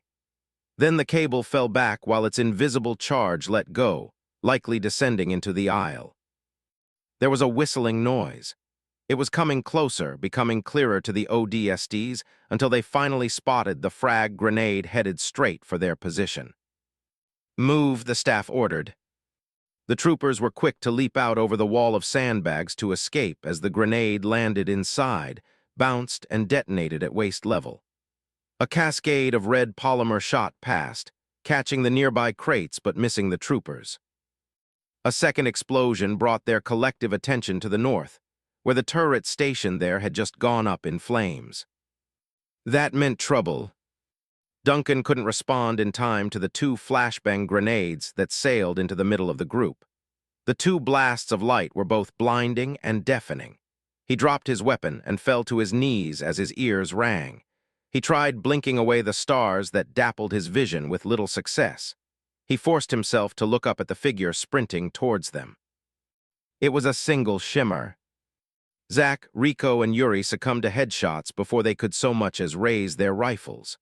While those 3 were still reeling, he witnessed Hector, for all his size, knocked clean off his feet by an invisible rifle butt to the stomach. He crashed back down to the ground and took a 3-round burst to the gut. Nova and the staff emerged from behind 2 crates to fire full auto on the area before them, but the rounds did little except splatter off the empty space. A 3-round burst caught either trooper in the back. The 2 of them collapsed like paper folding in on itself. Duncan stood alone then. He hesitated as the shimmer turned on him. The Spartan slowly started walking towards him, not even bothering to avoid his line of sight. But if there was one thing Duncan wasn't about to do, it was back down in front of his squad. He steeled himself and pulled the trigger. The shimmer easily sidestepped behind a crate, then leaped on top of it to shoot his leg out from under him. He fell to his knees, yet aimed his carbine one last time right as his opponent leaped from the crate. The camouflage dissipated, and he saw the SPI wearer some several meters above him, silhouetted as an angel of death against the afternoon sun. The Spartan swung his carbine across Duncan's helmet, sending him flying several meters. He slid to a stop at the edge of a docking aisle, leaving him dazed. He could tell that the Spartan would have killed him outright with that blow were he wearing lesser armor. He watched helplessly while the Spartan approached him with weapon raised.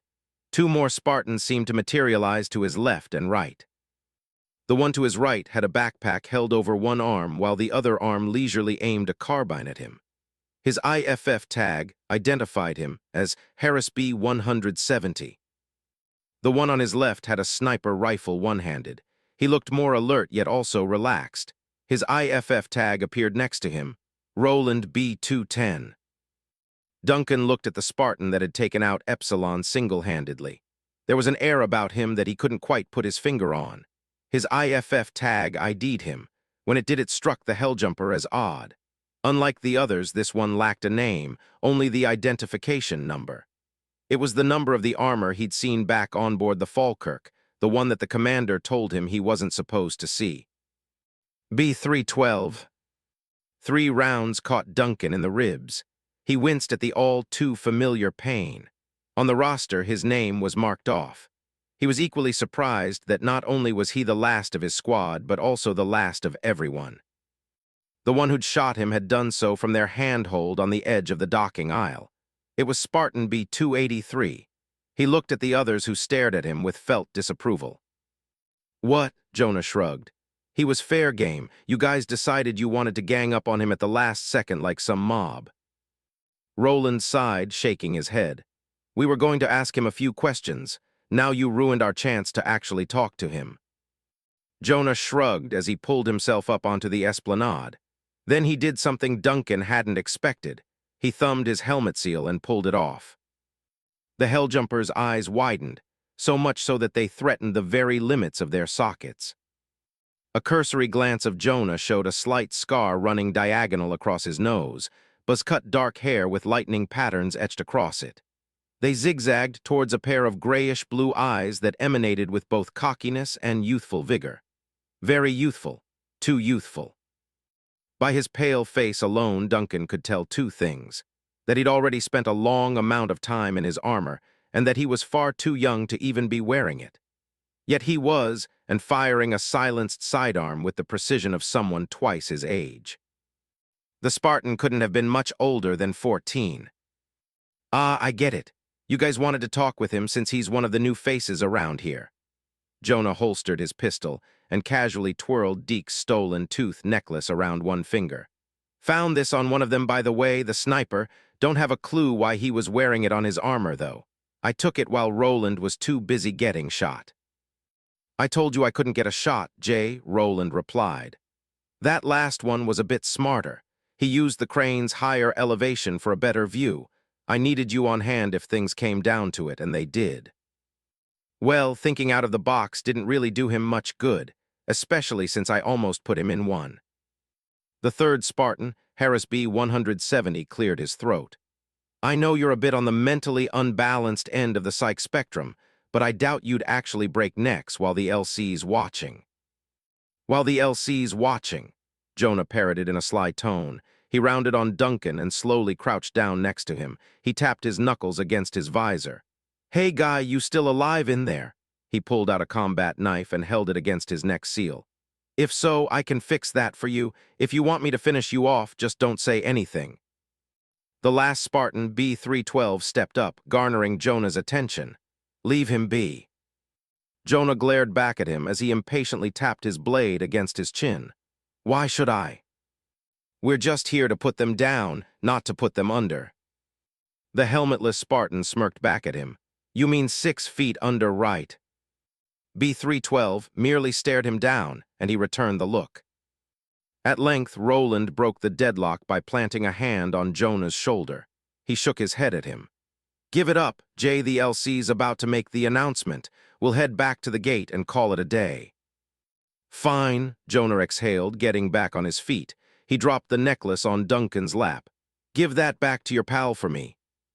The 4 Spartans of Team Zeta turned and walked off towards the gate. Their last victim watched them leave while leaving him with more questions than answers, the likes of which he was both afraid to ask and even more terrified to find out. But that couldn't stop him from asking himself the one at the very forefront of his mind. How old were these Spartans? He barely heard the lieutenant commander's voice on the intercom over his own racing thoughts. Clearing operation is complete. The victory goes to Team Zeta.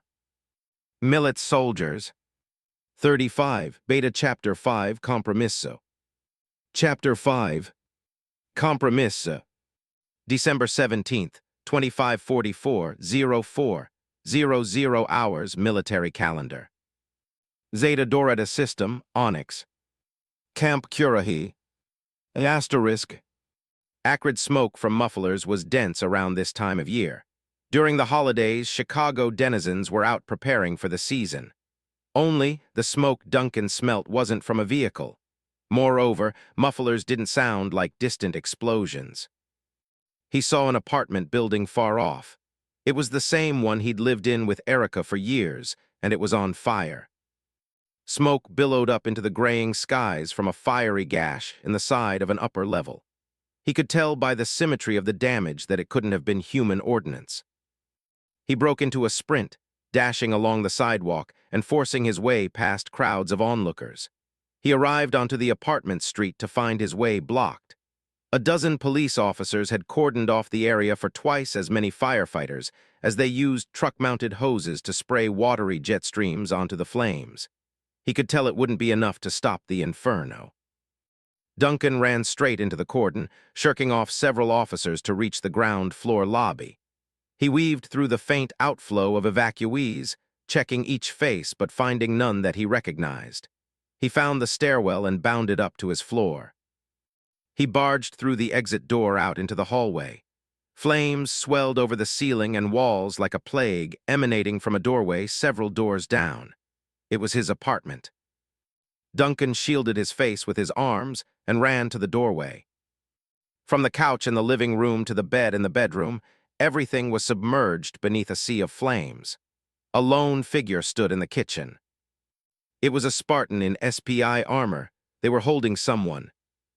Duncan's eyes widened in recognition of the long blonde hair caked in dirt and blood running past emerald eyes too weak to open. Erica was limp, breathing but unmoving in his arms. He froze as the armored titan walked across the burning room, passing him as though he wasn't there. Duncan spotted something, the baby high chair in the kitchen. It was empty. Something deep down told him that he already knew the answer to the question on his mind. He stared at the Spartan out the corner of his eyes. He swallowed, his dry mouth creaking open. Inoa. The Spartan stopped. He looked back over his shoulder at Duncan and said nothing. Asterisk. Duncan awoke with a start. He gasped for air to extinguish the fire in his lungs. After a few seconds, he was breathing easy again. He wiped the cold sweat off his face and looked at his glossy hands. The DI dormitory was quiet.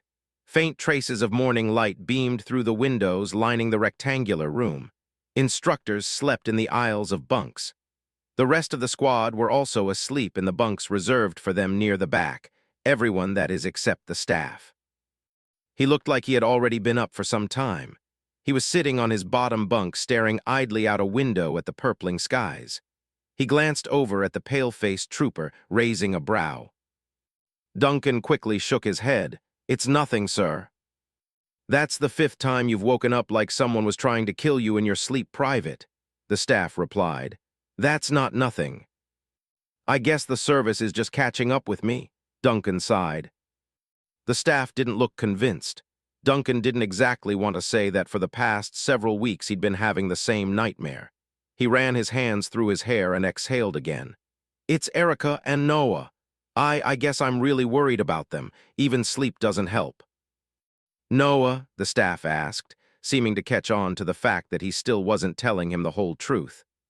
You've been with us for almost a year now. Before this, you never seemed to have any more trouble sleeping than anyone else.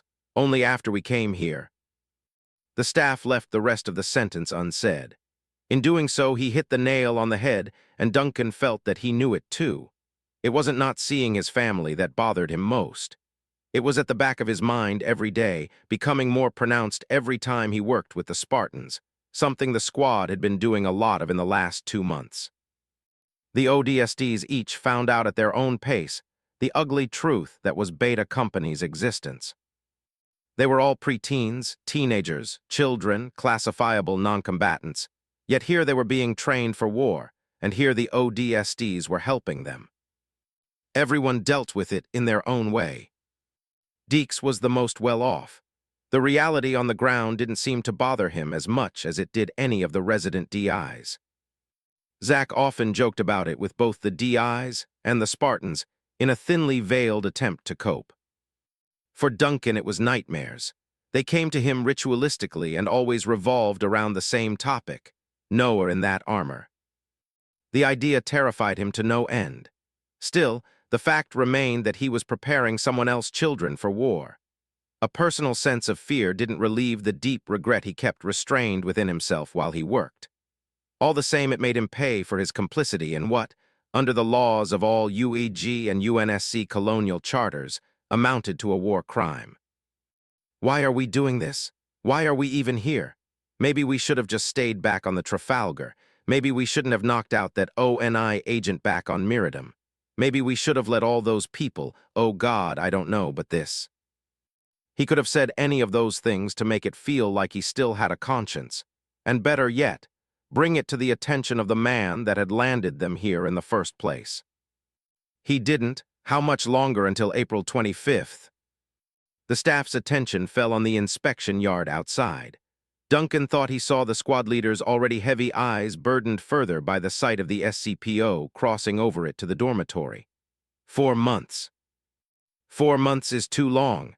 Zach yawned as he shifted in the overhead bunk, cuddling his pillow like a lover. Someone make time go faster, please. Nova, who was on the bunk below Duncan's, creaked her eyes open, rolled the bedsheet back, and threw her legs out to stretch. Didn't Ambrose say something about another pod session today? Yeah, Hector answered, rolling over to face them. I bet Foxtrot isn't gonna take it easy. They've been looking for another go-around since last week. I'm just not interested in getting blown up again. Yuri kicked off his sheets and slid down from his top bunk to start getting ready. Deeks tossed a fresh shirt up to Rico, who caught it and pulled it on. The squad quietly slipped into their normal morning routine. Duncan was sure, however, that their internal clocks were not all so precisely tuned. They were probably awake that whole time, listening in on their conversation. They made small talk with the DIs as the room got ready. They were putting into place the last SPI armor components when Mendez walked in, prompting them to stand at attention. We're headed to the Pioneer for today's pod training. We're expected to link up with Ambrose and the Spartan IIIs at Parade Ground Julius in 10 minutes. Any questions? Zach spoke up. Are those ONI APs hanging with us this time too, sir? I'm guessing you don't like them, Matthews. The opposite, sir, Zach laughed. I think they don't like me. There were a few short laughs among the DIs. Even Mendez smirked. Any real questions? No one moved to ask any. Good, let's move. On his word, the gathering followed him outside.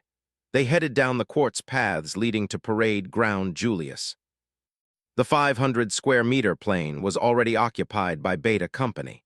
All 300 Spartans stood in 10 platoons of 30, each facing towards a fleet of pelicans diving through the dawning skies to pick them up. Lieutenant Commander Ambrose, ever imposing, stood out front coordinating the loading process. Each platoon split up into halves of 15 to occupy a given drop bay. As one squadron set off, the others holding overhead would descend to take whoever was left.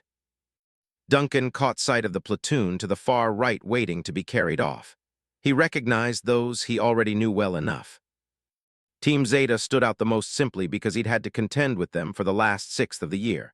He could tell the one sitting cross-legged as they etched out something in the grass with a combat knife was Jonah. Standing next to him with arms folded in apathy was Roland. The Spartan standing behind them with hands on his hips and head leaning back in nonchalance was Harris. The last one next to him stood at rigid attention with their focus set solely on the last two descending pelicans. B312 or 6, as his teammates called him, was seemingly one of Zeta's more disciplined elements next to Roland, with Harris and Jonah on the opposite end of that spectrum. During his time here, no one had exactly told him why 312 had his numerical name except for Jonah, who, when asked, told him that his real name didn't matter because ONI said it didn't matter. He explained by counting his fingers. 3 + 1 + 2 is 6. Trust me, pal, when on a planet that technically doesn't exist working with people that technically don't exist, it doesn't get much simpler than that. B312 didn't appear to mind the name. He seemed to accept it without any real problem save for when Jonah overused it to mock him every other minute. Harris was one to cheer on a fight, while Roland was one to break them up before they started throwing fists. All four of them were Cat 2s, so having a peacekeeper in their group was a necessity. The four, like the other 26 standing in line with them, sported black accents on their limb bracers and shoulder pauldrons. Together they formed Black Platoon. 9 others of 30 Spartans each mirrored the pattern of color-coded call signs. After the first phase spent testing the individual Spartan team's cohesion, whose importance the LC regularly stressed, the new goal was to test the cohesion between the teams themselves. The purpose was to move the Spartans towards coordinating as a single, highly functional company. Today's training was an offshoot of that overall objective. Ambrose briefed them during yesterday's staff meeting that the training would occur at Arena 4, the Aguilar Jungle Plains west of Currahee. The location was an open savanna 4 square kilometers in size with patches of jungle foliage for cover.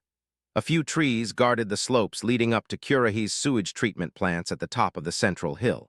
The first platoon would be dropped from the Pioneer while in slip space.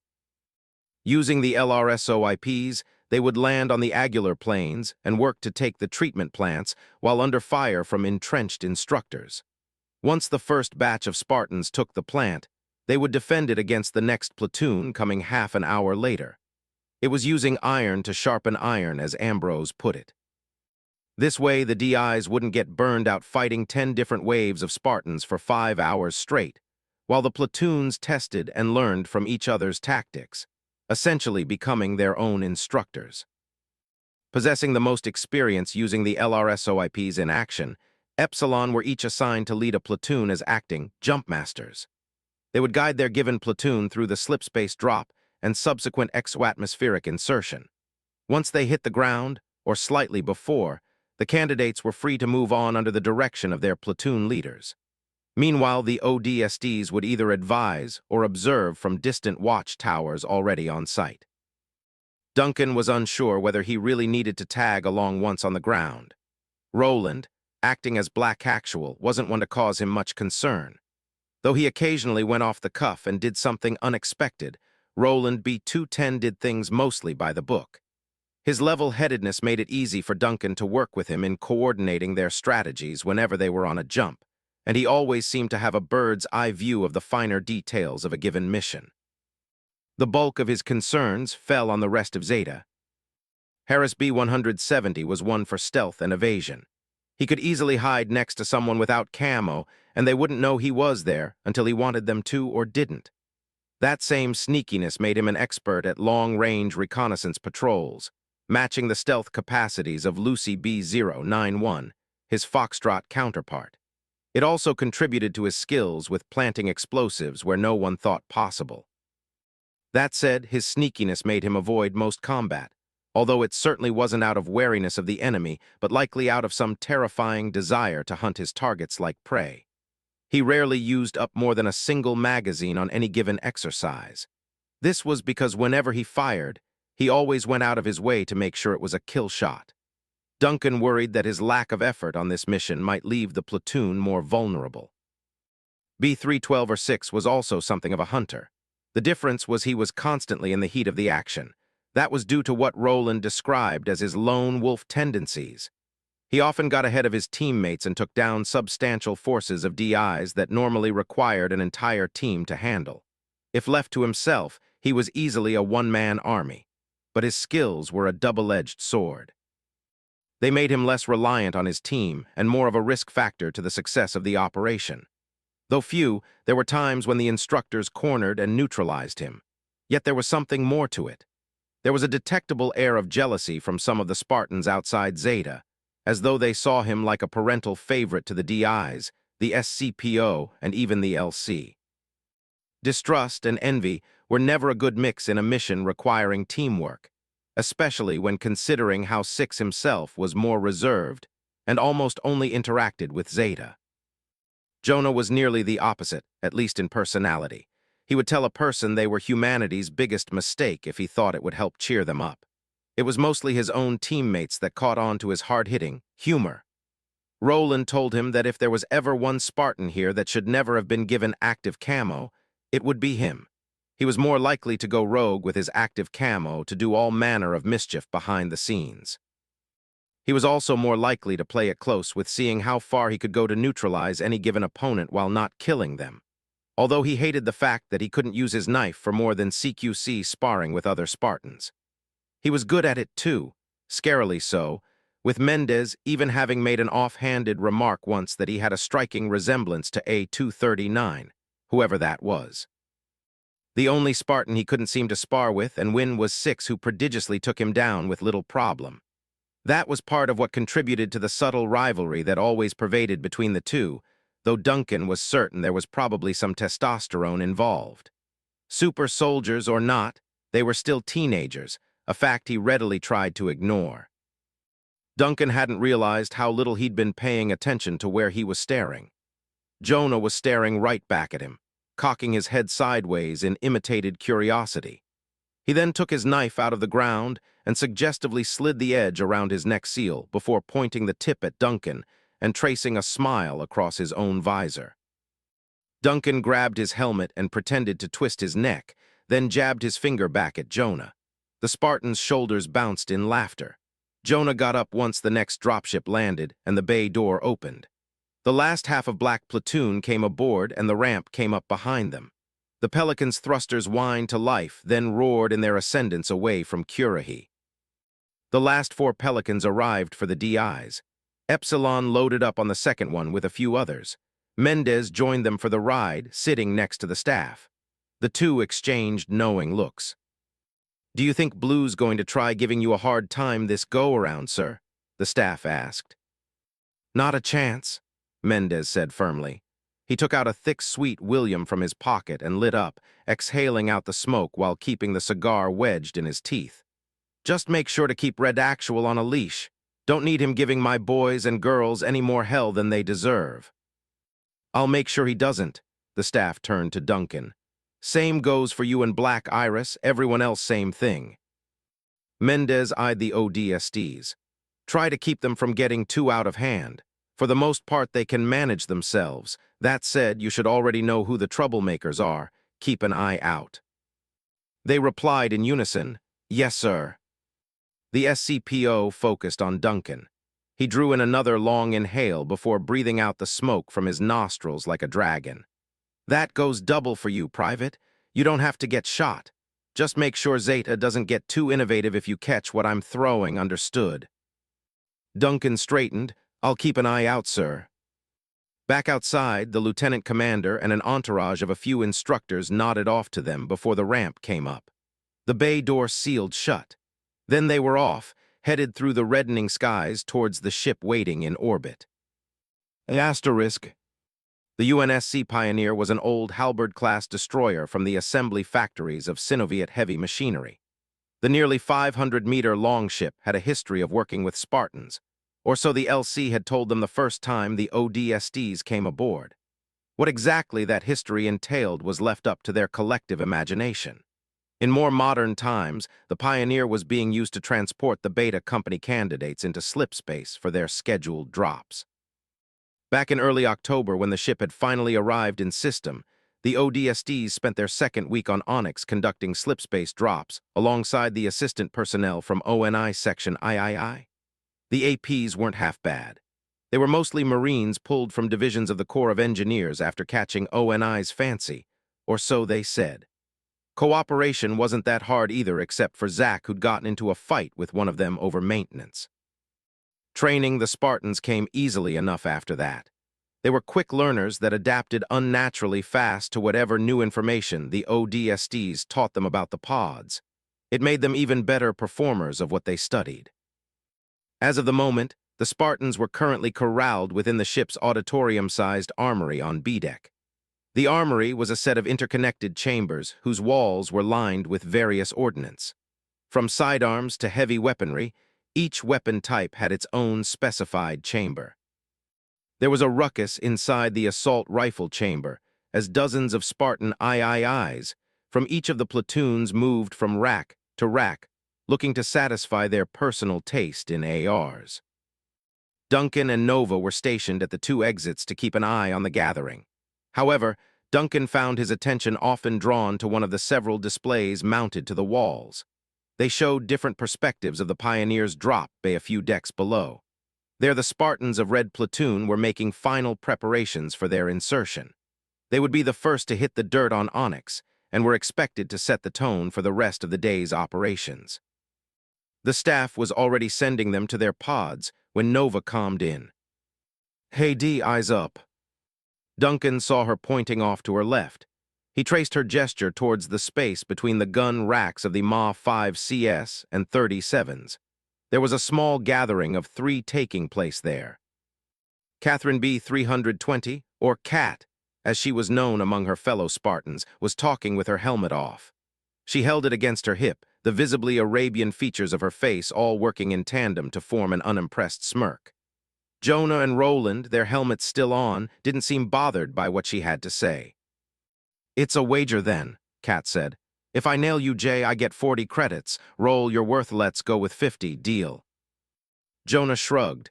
"I mean, if you think I'm worth that much, then hey, I'm flattered." He pointed to the grunt tooth necklace wrapped around his arm.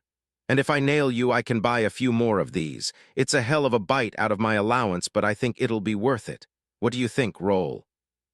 Roland looked between the two determined Spartans incredulously.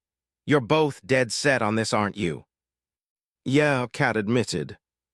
"Pretty much," Jonah quipped, then thought better of it as he turned to Kat. "Hey, how come Roll's bounty is worth so much more than mine?" 3 reasons. She held up 3 fingers and counted them off. "First, think of this as payback for yesterday's match. He shot me in the face. I'm getting him back. Second, he's your platoon leader. I knock him out and I'll put the rest of you off balance when you try to take our position. Third, because I want to." "You saying you enjoy shooting me?" Roland asked. Kat's smirk widened. "I hear you give the best reactions when you get hit in your not-so-happy place. I'd like to see that myself. At the end of the day, winner takes all." The two stared each other down for a long moment. Jonah, noticing the palpable tension between them, stepped in. "So, are we all set?" After a second, Roland answered, "Yeah, we're set." "How about you look me in the eye and say that rather than hiding behind your visor?" Kat said with predatory intimidation. Roland met her challenge by popping off his helmet, allowing his buzz-cut crimson hair and pale, diamond jawline to show. He had a tentative scowl accompanied by light hazel eyes that beamed back at her with the same level of friction, then slowly melted into an equally determined smile. "It's a deal, Kat." Kat smiled back and slapped him on the shoulder. "Good luck out there, Red Actual," she said in a sing-song voice as she headed off to join her own team. On the way she passed B312. The two nodded at each other with silent respect as they went past. "Me and Harris are all set," Six said, hefting his MA-37 across his shoulder. "Same goes for Echo and Lima. The rest of the platoon is still gearing up." Roland scratched his head in thought. "All right, we'll give them some more time. Black will need all hands on deck if we're going to beat Gold." "Speaking of which," Six gestured back at Kat, who was speaking with Nova. "What was that about?" Before Roland could speak up, Jonah butted in. "Yeah, I think she likes him." Roland rounded on him with a fresh scowl. "Shut it, Jay." Jonah held up his hands. Hey, don't shoot the messenger, all right? I'm just saying what I'm seeing. She's the one that said she wanted to shoot you. If that doesn't mean she likes you, then I don't know what does around here." "Lock that down. I need you focused on the mission." "I think you like her too, but you're just trying to throw us off." "Jay, your kids will look good at least, though that'll probably come more from her side than yours." "Jay." Roland fixed him with a look that finally made him back off. All right. Roland breathed out, shaking his head at him. "What am I going to do with you?" "Make me the godfather." "Not happening. Like I told you, I'd trust an elite with my kids before I trusted you with them, if I ever have any." Low blow, Harris said, having walked in on the conversation with his carbine on his back. "Nah," Jonah shrugged. "That's a pretty fair assessment." Roland finally noticed Duncan, who'd been watching the entire exchange from the sidelines. He started over to him with the rest of Zeta following after. "Hey, Instructor Iris, got a moment? I want to discuss our strategy with you." "Have at it," Duncan replied. Roland's next words were cut off when the Pioneer suddenly lurched forward, indicating a slip-space jump. The attention of everyone in the room turned to the displays. The cameras in the drop bay showed the hallways cleared, and the 2 rows of drop-of pods lining the exterior were ready to deploy. After 10 seconds, the 30 pods rotated in their launch tubes to face the drop bay as the doors opened to the void. The staff came in over comms. "On my mark, 3-2 mark." The lines of stealth pods blew out from their launch tubes and rocketed down into slipstream space like newly released polymer seeds in the wind. Their training kicked in, and the Spartans of Red Platoon fell into a spiral formation behind the staff. Enter transition sequence in 3-2 go. There was a flash of a pinpoint of light against the dark void, marking the staff's exit. A string of bright flashes came right after as the Spartans left the alternate space for the real one. The moment they were all gone, the Pioneer slipped back into the system. The destroyer emerged just over Onyx's northeastern hemisphere. Immediately, the displays switched, each splitting up into screens of 6 to capture the individual helmet feeds from all the Spartans. Their names appeared in the upper right corners to show who was who. Duncan kept a close watch on the staffs. He was steering on down through the planet's western hemisphere. A look at his monitors showed the rest of Red Platoon falling into an arrowhead formation with him at the tip. In less than a minute, re-entry flames flickered into being across their pods as they punctured the mesosphere. Like comets, they speared through the stratosphere into the troposphere, bulleting through the pre-dawn clouds. At a minute to touchdown, the area of Arena 4 came into view. The inclining savanna of the Aguilar Plains led upwards to the central hill. On top were what to Duncan looked like 3 bullseyes. The plant's 3 clarifiers were a trio of large circular pools with multiple catwalks crisscrossing their diameter like garden lattices. 3 large filtration tanks connected to them by pipes, one in the north, another in the south, and the final one in the east. The location was hemmed in by a meter-tall wall running the full length of its circumference. The closer they came, the more Duncan could make out the more than 24 dots moving across the plants. The garrison of DIs down below were taking up defensive positions at the surrounding wall. "You're up, Red Actual," the staff said. "On it," Tom B-292 replied. 4 nav points appeared to the north, south, east, and west of the hill. "Break up into your teams and man those approaches. Don't advance until the snipers are set up and I give the order." Across the board, the rest of the platoon winked their acknowledgement lights, then proceeded to break off from the formation. Individual teams of 4 clustered together, bound for their established nav points. Drag chutes popped out on the pods, slowing them down. At 50 meters, the braking rockets reduced their speed further before they slammed into the ground. The multiple landings thundered across the surface of the Aguilar Plains as clouds of roiled earth erupted around the hill. The Spartans blew the bolts on their doors and leaped out into an unrelenting hail of TTR fire. From their defensive positions on the hill, the DIs homed in on the individual pods, turning the open area into a firing range. Spartans shot back from behind their pods. There was too much room for precision with standard weaponry, however, since there was still more than 100 meters of space left between them and the hill. Tom's feed showed him peeking out from behind his pod to squeeze off several 3-round bursts at the eastern face of the hill with his BR. The suppression fire allowed one of his teammates from Foxtrot, Adam B004, to reposition behind the thick bark of a nearby rubber tree. 2 other teammates, Lucy B091 and Min B174, covered him as well, the former from her pod which she'd wrestled onto its side. Response fire from a ratcheting machine gun put Tom and the others back in their place. "Red Actual to Red Platoon, hold your positions. Teams Oscar, Lima, Romeo, and Sierra, are you in place?" Several team leaders checked in one after the other, confirming they were where they needed to be. "Good, wait for my signal." Tom looked back at the eastern horizon. The clouds overhead were starting to thin out around the pink sky that gradually turned a bright orange near the world's edge. Tom kept watching it until the fiery orb of Zeta Doradus finally blipped over the horizon. Its light bathed the landscape in the first rays of morning. As expected, the light temporarily blinded the DIs, who momentarily stopped firing to reduce their light sensitivities. "Now sniper teams take the shot." The sniper teams of the platoon squeezed their respective triggers all at the same time, creating what Duncan thought was what a thunderbolt sounded like if it landed within an inch of someone. From within the branches of trees, prone on the ground, behind pods and boulders, the 16 snipers stationed around the hill struck at its defenders with unerring precision. On individual displays of more than a dozen sniper scopes showed a drill instructor toppling back after taking a high-powered TTR round to the head, stomach, or shoulder. Right away, the 4 concrete bunkers containing machine gun nests went quiet. The DIs left standing quickly ducked behind the wall, effectively bringing an end to the barrage. As it turned out, having more than half of the assault force armed themselves with SRS-99s was a good idea on B-292's part. "Looks like they're out for the count," Lucy remarked with some anticipation as she got on her feet.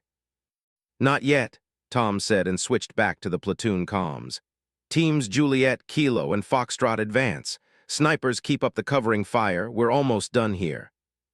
The teams lit their green acknowledgements. Tom nodded at his team. They switched on their camouflage and dashed out into the open. Other feeds showed teams Kilo and Juliet also sprinting across the savannah with their gun sights set on the northern and western hillsides, respectively. Halfway to their objective, there was the sound of a loud thump, followed by another in quick succession.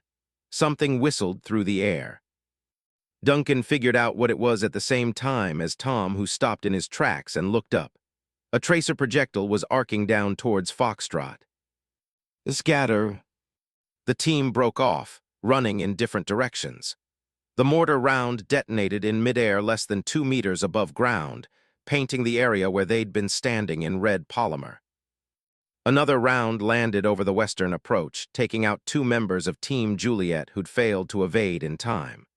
On the platoon's collective displays, Clark B-275 and Adrian B-340 were marked off with an X. Foxtrot kept moving. "Looks like they're not down and out just yet," Adam said. "No kidding," Min huffed. "We don't have any 440s. My guess is Mendez probably left us another unwelcomed surprise at the top." "Or a present," Lucy said with a hint of an idea forming in her mind. She looked back at Tom, who seemed to catch on. "Juliet 3 and 4 don't stay pinned," Tom said over comms. "Move up where you can. Kilo same goes for you. Let's see what they're packing upstairs." Halfway to the hill, the surviving instructors manning the walls peeked out from new positions to target the incoming teams. Oscar, Lima, Romeo, and Sierra didn't let them get much done. However, and either took out more DIs or forced the remainder to keep their heads down. The Spartans broke up again at another mortar barrage, then switched to serpentine maneuvers once a revitalized M247H inside a bunker began stuttering at them. They reached the base of the hill and slid to cover inside a small alcove. Tom peeked over at the top to spot the bunker and eyed the 20 meters of open incline between them. Oscar 1 and 2, second machine gun bunker, eastern approach. 2 sniper rounds zipped overhead. The gun immediately fell silent. "Let's move." Foxtrot clambered onto the incline and sprinted up its length, covering the lip of the topside with their targeting reticles. No more DIs showed up to challenge them. They vaulted over the concrete wall and landed on a catwalk.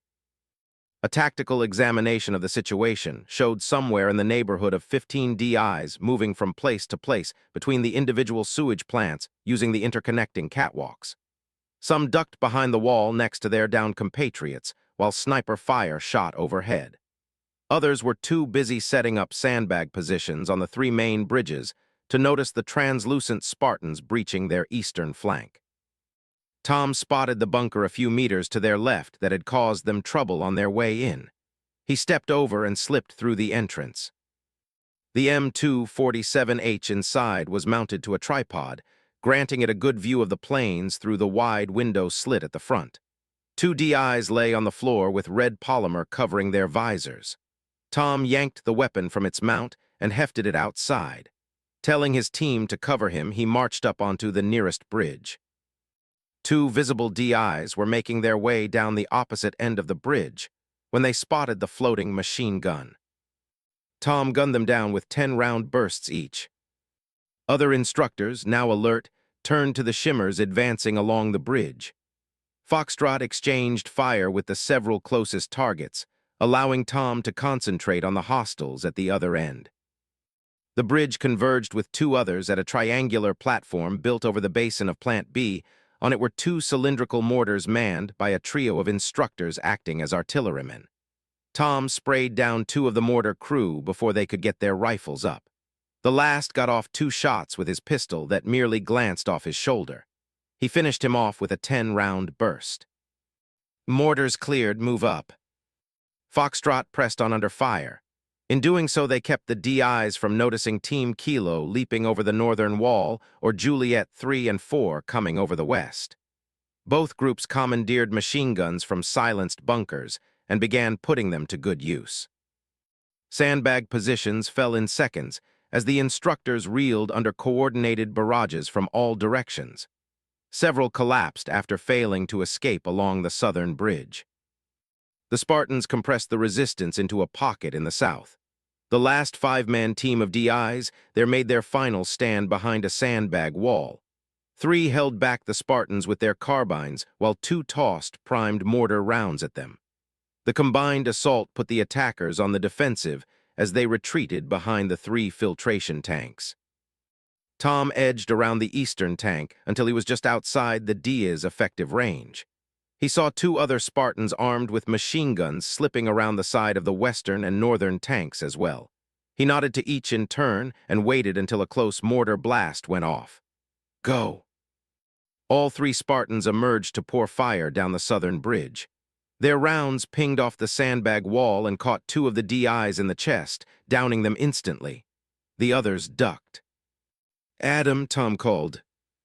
Adam burst from cover and ran past.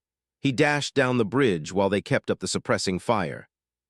The Spartan leaped over the wall, rolled across the mortar-covered floor, and came up with the barrel of his M90 already pointed at an instructor's chest.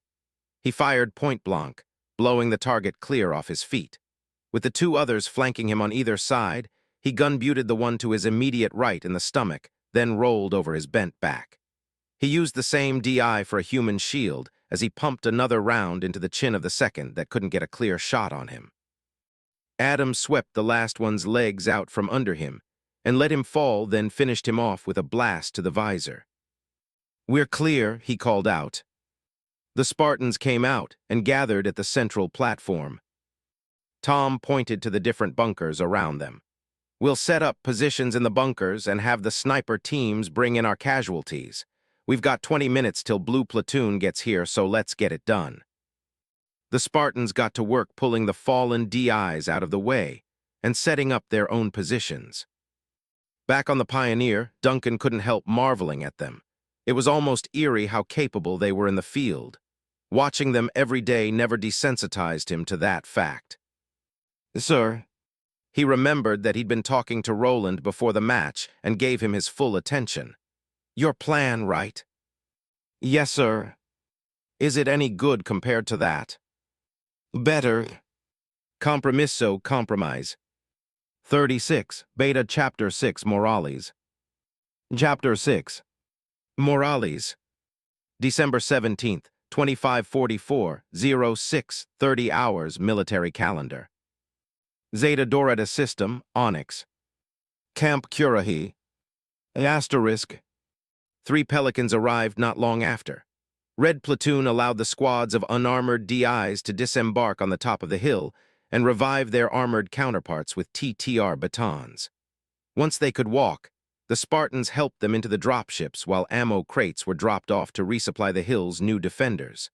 30 instructors departed for Currahee, leaving the platoon to manage its own affairs. Minutes later, Blue Platoon's pods burst through the clouds above and descended on the Aguilar Plains. They came under fire immediately upon landing. Red Platoon proved unrelenting, using their higher elevation and superior positions to dish out several different kinds of hell. Mortars, sniper, and machine gun fire that filled the intervening landscape. The enemy platoon managed to reorganize, circumventing their sectors to rush into a four-sided pincer maneuver aimed at dissecting the hill from both the east and west. But by then they had already lost a sixth of their fighting force. Worse yet, the four-way pincer formations converging on them like the number 8 were obviously meant to split their attention. The only thing it did was condense it. The defenders brought their machine guns from bunkers not under attack to those that were. Mortar rounds started landing on the converging forces. Even their camo did them little good. 5 minutes after they'd landed, the last Spartan of Blue Platoon fell to a 3-round burst from Lucy's carbine as he crawled up the western slopes. The defenders lost no one in turn, making it a clear victory. Hector, Blue Platoon's jumpmaster, watched the situation unfold from a far-off observation tower alongside the staff. Both had decided to keep their distance, and both simply shook their heads at the massacre. Another Pelican squadron picked up the defeated in exchange of more ammo crates. As the dropships extracted their foes, Tom and the others reloaded in preparation for the next wave. Then it was Green Platoon's turn. This time the pods rained down in clusters. Blowing open their pods, the Spartans leaped out, each armed with an M312 grenade launcher. With Mendez' advisory blessing, the Spartan IIIs launched smoke grenades on their own positions, keeping enemy snipers from pinpointing them. On Tom's order, the snipers switched to infrared in an attempt to spot their heat signatures. Yet the Greens had prepared for that as well by deploying flares amidst the white smoke, skewing their signatures by proxy. What happened next was something reminiscent of a game of leapfrog. The Greens pushed up towards the hill by shooting smoke grenades to cover their advance, shifting from one cloud to the next, with the Reds proving unable to track them with mortars or automatic fire. Once they were close enough, the green-accented Spartans deployed smoke over the hillsides. Eventually, the world beyond the perimeter wall was sealed off behind a vaporous barrier. At Tom's orders, the Spartans of Red Platoon fell back to the catwalks, lining the interior of the sewage plants. They now found themselves crouching behind the very same sandbags that had done the instructors little good. The silence was finally shattered as projectile grenades sailed through the haze from every direction. They bounced into Red Platoon's positions, wreaking havoc once they detonated. In less than a few seconds, a third of their number had succumbed to blasts of polymer. 30 shimmers broke through the smoke like multi-layered reflections of the same figure. The Greens resorted to shock and awe, hitting their enemies from all fronts. Fighting raged over the interconnected catwalks and platforms as both groups traded fire at long range. But the fog from the profuse amounts of smoke gradually rolled in with the morning breeze and overtook the hill.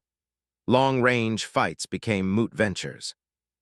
Close-range encounters became the new norm as Spartans gunned down foes at arm's length, grappling and tackling each other above the stagnant waters. Uniform grenade launches into the center of the treatment plants proved to be the most effective method for the Greens. More and more Reds fell to the explosions until they were whittled down to only a handful. Tom dragged a paralyzed Min behind a filtration tank, then prepared for a final stand with Lucy and Adam. They watched for any signs of a Green. It was nearly impossible to identify any of the shadows that moved within the artificial clouds. What was easy to identify was the grenade that bounced into their ranks. Tom pushed Lucy away and leaped on top of it right before it detonated, throwing him a full meter into the air. He landed prone next to his teammate, dead, but successful in having saved them. Then a hailstorm of TTRs pierced through the smoke, and Adam and Lucy were summarily cut down. It was a defeat team Foxtrot likely wasn't soon to forget, especially thanks to enduring the humiliation of needing to be carried to the exfil Pelicans a few minutes later. Duncan watched the other platoons follow a similar fate. Yellow Platoon was able to knock out the Greens using well-coordinated hit and run tactics against the hill. Gray Platoon kicked out the Yellows by landing in overwhelming force at the base, then using pure brute force to muscle their way to the top. Orange repeated the pattern, only for White Platoon to break it by unexpectedly pulling off what the Reds had done earlier in the day. They batted away the Oranges then, in a work of unexpected genius by White Actual, and perhaps a bit of advice from Deeks, decided to subsequently abandon their objective. They instead opted for taking up stealthed positions across the plains. After arriving on the ground, Silver Platoon was lured in by the lack of any resistance from the hill. They made a move for it, allowing White to spring the trap by firing on them from hidden positions across the flatlands. They isolated the enemy Spartans into 3 distinct pockets. From there, they had their cornered opponents shelled into defeat with coordinated mortar strikes, wiping out the whole platoon. Yet Spartan B-320 was not one to fall for the same trick twice. Duncan surmised as much from watching her feed. The moment Nova gave her control over the rest of the descending gold platoon, she began issuing orders. They were all to land in the same place, 200 meters south of the hill. Then, with little more than 30 seconds to hitting the ground, she unexpectedly changed their landing coordinates, this time to the north of the hill. The fleet of pods were forced to veer north, coming within a few dozen meters of colliding with the treatment plant to land less than 100 meters away. It was a fake-out, Duncan knew.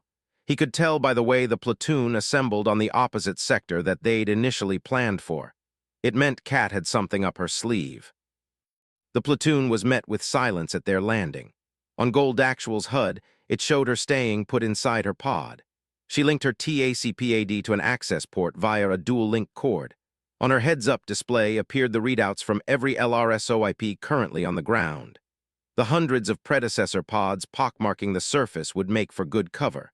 However, she seemed to have something else in mind. Another feed showed one of her Spartans, Samson B041, stopping to knock on the side of her pod. "You almost done in there, Cat?" "Is the rocket team in place?" she asked back. "Owen's working with Tango to get them ready." "Everyone else?" "Gino's already got them establishing a perimeter around your pod, 20-meter spread.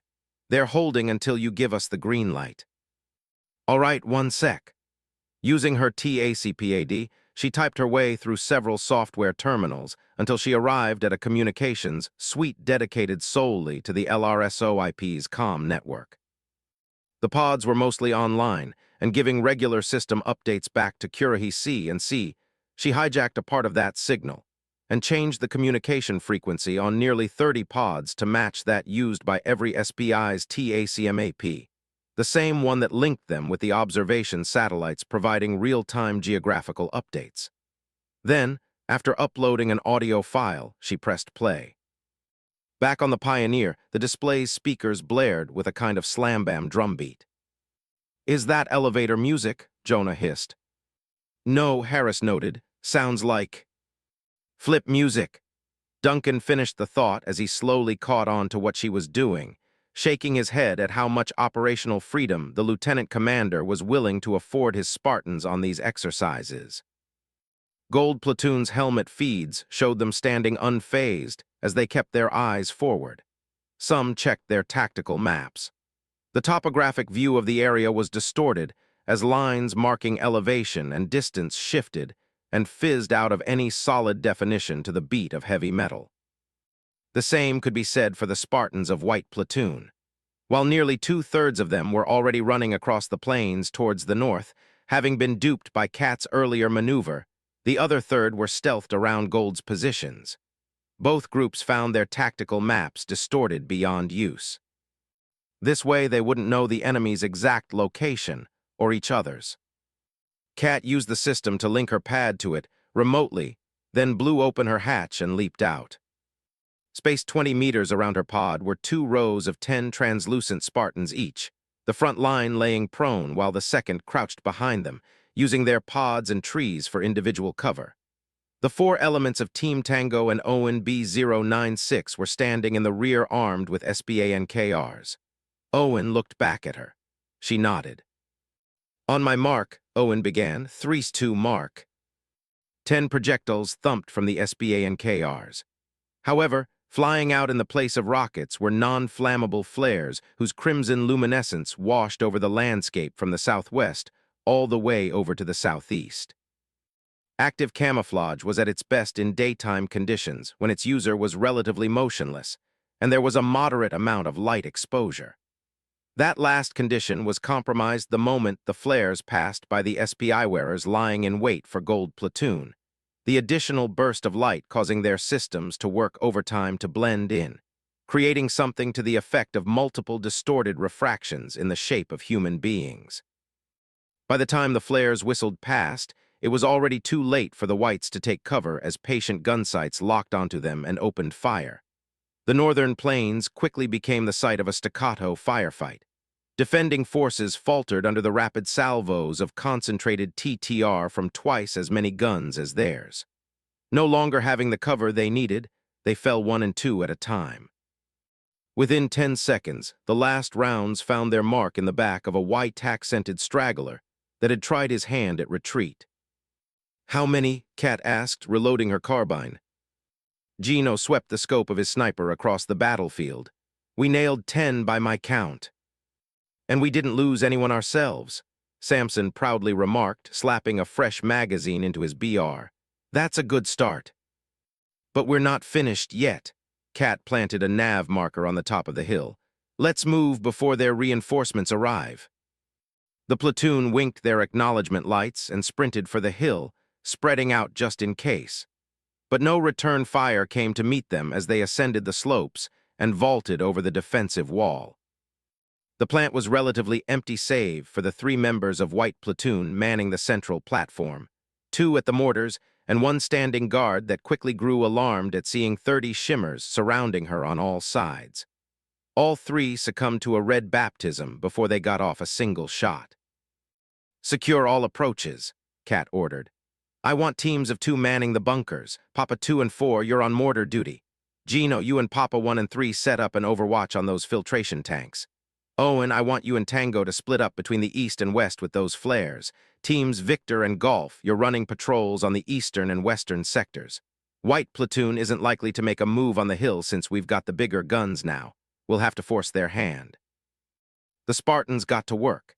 As the machine guns in the bunkers were put under new management, Gino and the two other snipers clambered up ladders onto the top of the filtration tanks to get a better view of the area.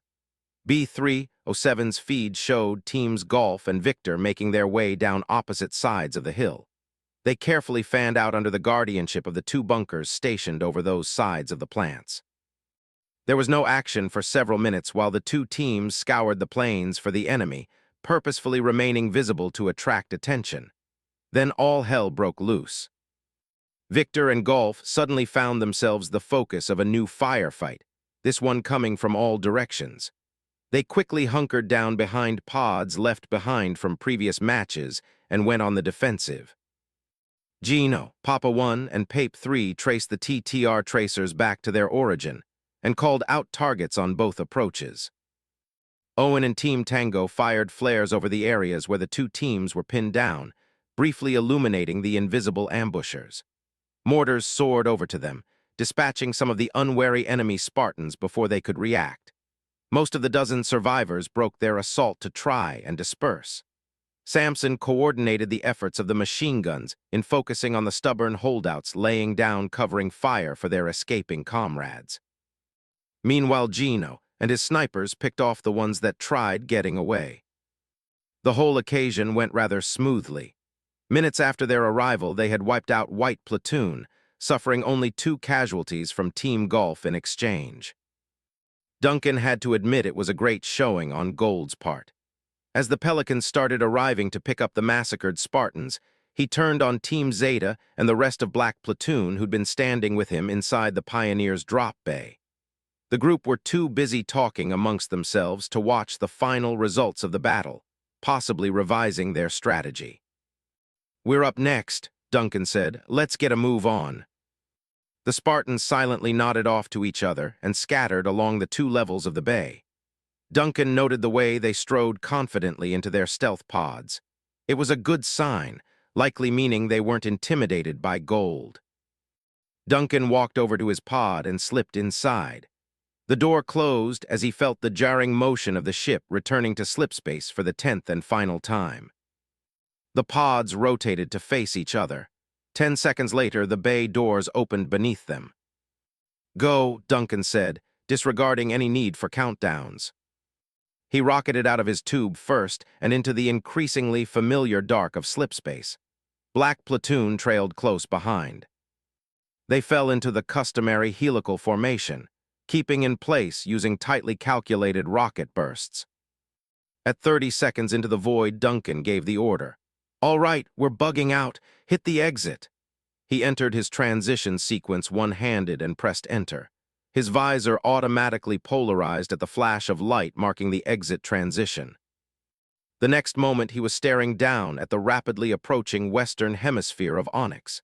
It was nearing evening on this side of the planet. Black Platoon exited slipspace in his wake. He quickly made sure everyone was accounted for, then gave them their new orders. "Diamond formation for 5 kilometers. Let's go." They fell into place with practiced accuracy, using Duncan's pod as an origin point to form a diamond. Jonah sighed over comms. "I feel like I'm getting cooked in here." "It's more like a tanning booth, honestly," Harris stated calmly. "You've never even used a tanning booth before." "Nah, but I figure it'd be something like this." "Oh yeah, okay, freak," says the guy that just learned how to sew teeth together into a necklace. Roland buted in. Hey, don't knock it just cause you're jealous. If you want to learn how to do it, you've got to go to Instructor Deke, same as I did." "Okay, freak." Duncan waited until they'd plunged into the stratosphere, then spoke up. "All right, Roland, you've got the reins." "Solid copy," Roland replied and started issuing new orders. He repositioned the platoon according to the details he'd shared about their plan.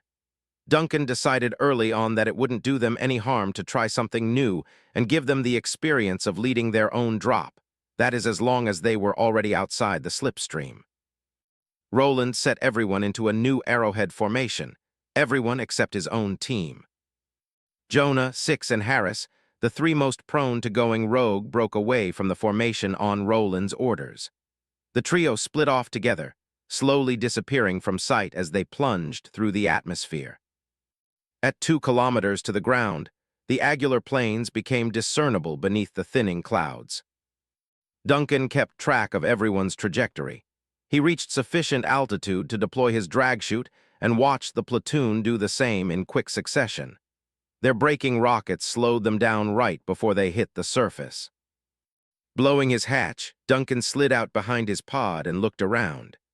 Black Platoon's pods were landing in an oblong circle, with Roland hitting the center like a bullseye. Gunfire picked up the moment they were all out. Sniper rounds glanced off the side of Roland's pod, forcing him and everyone else to take cover. Duncan checked the skies. There was no sign of the rest of Zeta to be found anywhere. "Hey, Irish, over here." It was Zach. Duncan looked left and spotted the guard tower standing at the edge of the surrounding tree line. The rest of Epsilon stood watching from its wide platform alongside Mendez and one of the ONI APs. They had stayed there after escorting their platoons to the ground. Zach was waving at him. "You common or not?" "Not," Duncan replied. "I want to keep an eye on these guys. Watch my back for me so nobody shoots it, will you?" Zach gave him a thumbs up.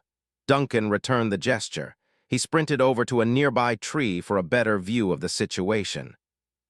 There was a growing forest of stealth pods across the angular plains that was quickly outnumbering the number of resident trees like some invasive species. Black Platoon traded fire with Gold from their northerly position. Over the course of the next 10 minutes, that was about all they did. No one made any moves to advance, only to spread out when the occasional mortar round came crashing down. Thanks to the empty pods, there was ample room to maneuver. Even so, Roland ordered everyone to maintain their positions relative to where they'd landed. At 11 minutes, Duncan wondered if Gold Platoon had caught on to what was secretly unfolding in the background.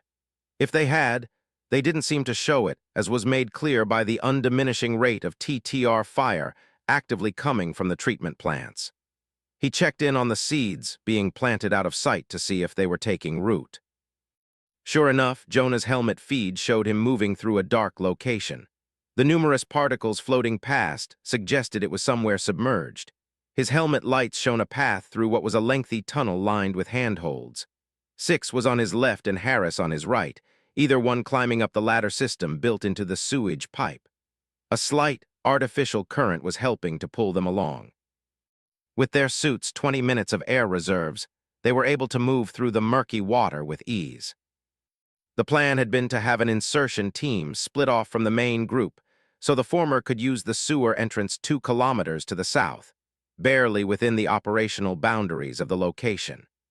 Meanwhile, the main force of Black Platoon would keep Gold's attention fixed on them in the north. Soon the exit came within sight. It was blocked off by a protective grating. Light shone through the surface of the water on the other side. Harris angled up from his ladder and let the current pull him onto the grating. He whipped out a blowtorch and got to work burning a circle through the metal. The other two covered him until he'd cut through the last bars and kicked the grating loose. It floated away, allowing them to approach the edge. The interior of Plant B's clarifier was less murky, but perhaps dark enough to keep their movements hidden.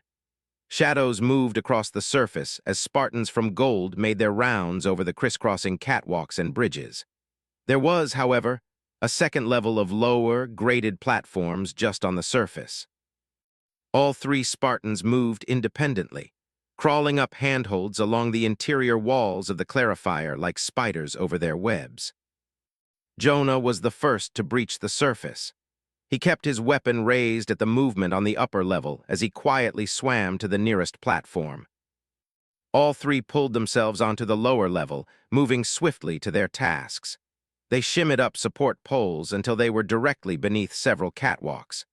Members of Gold regularly ran over to new positions to attack the enemy in the distance, none the wiser to the ones lurking right beneath them. The trio planted compositions 7 charges loaded with polymer to the undersides of the walkways, doing the same to the 3 main bridges. They slipped back onto the lower platforms once the job was done and set their sights on targets of interest. In unison, they held their detonators, not saying anything to each other since Roland had told them to stay radio silent.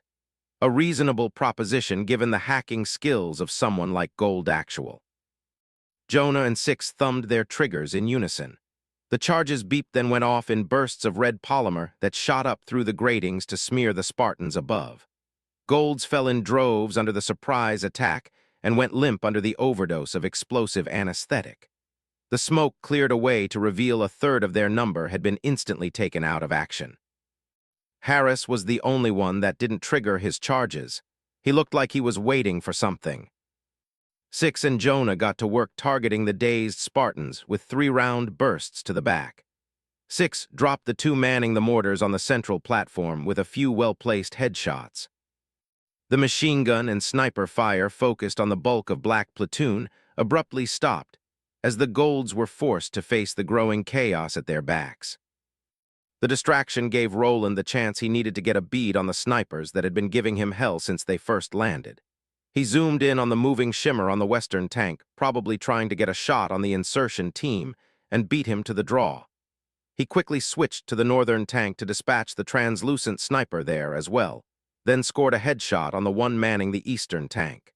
Their camouflage dissipated under the kill shots. He ran out from cover and sprinted forward. Move up.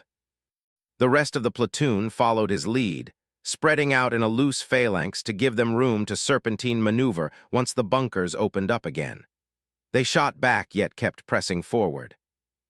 Meanwhile, Six and Jonah moved up a stairwell onto the upper level, gunning down anyone and everyone in sight. On the opposite side of Plant B, a team of 4 Golds got into position on a platform to flank them. It was then that Harris thumbed his detonator, triggering the explosives directly beneath them.